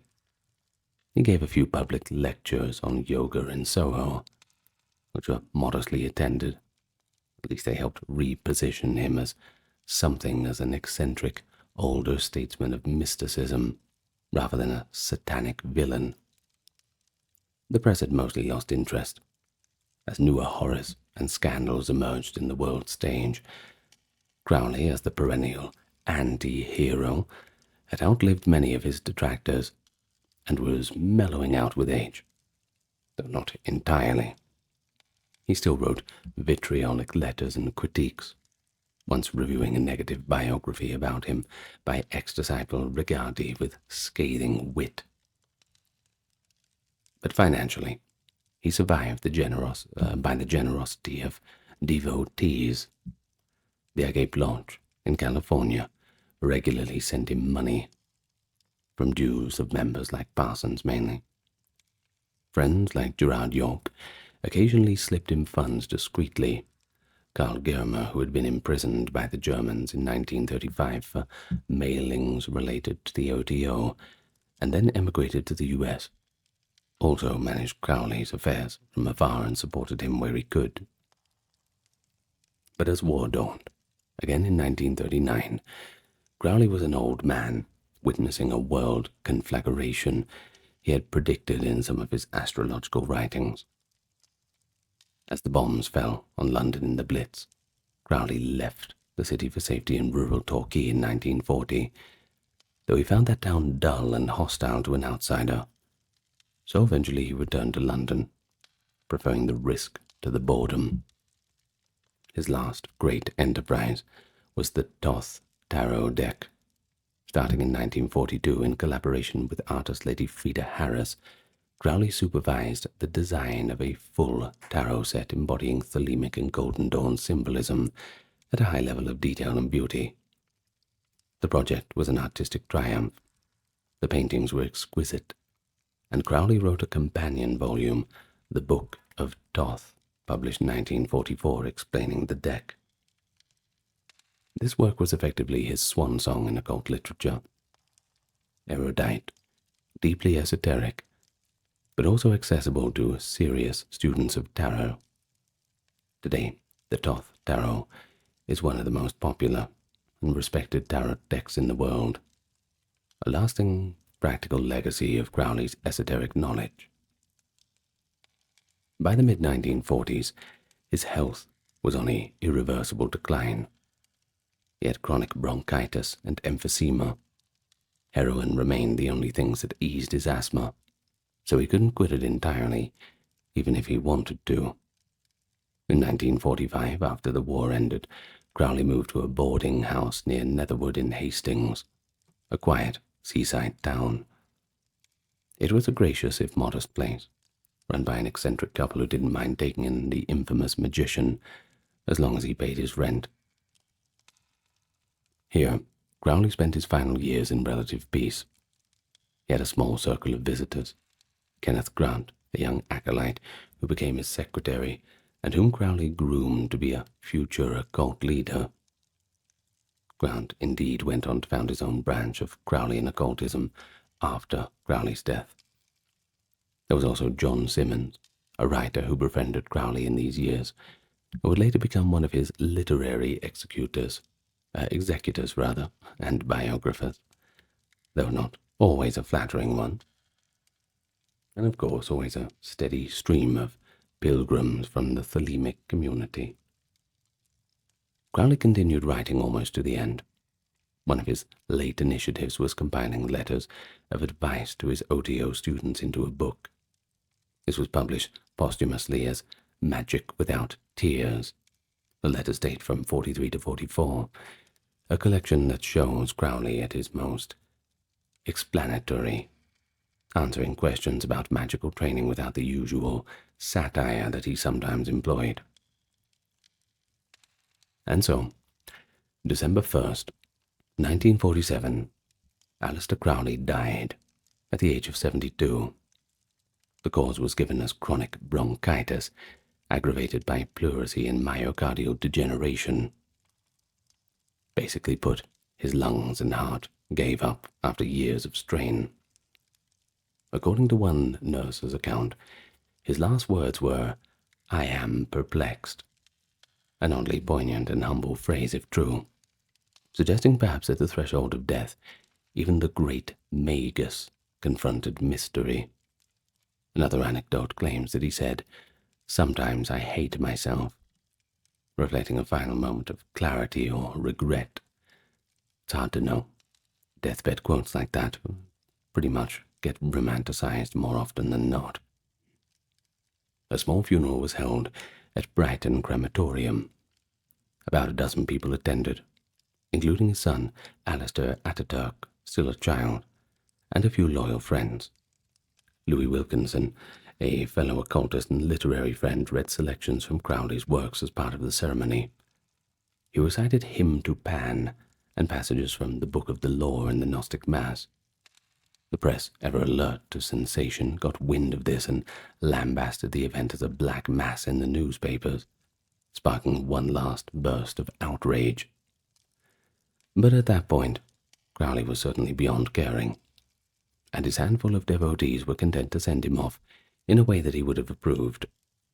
Crowley's body was cremated, and eventually the ashes were sent to Carl Germer in America.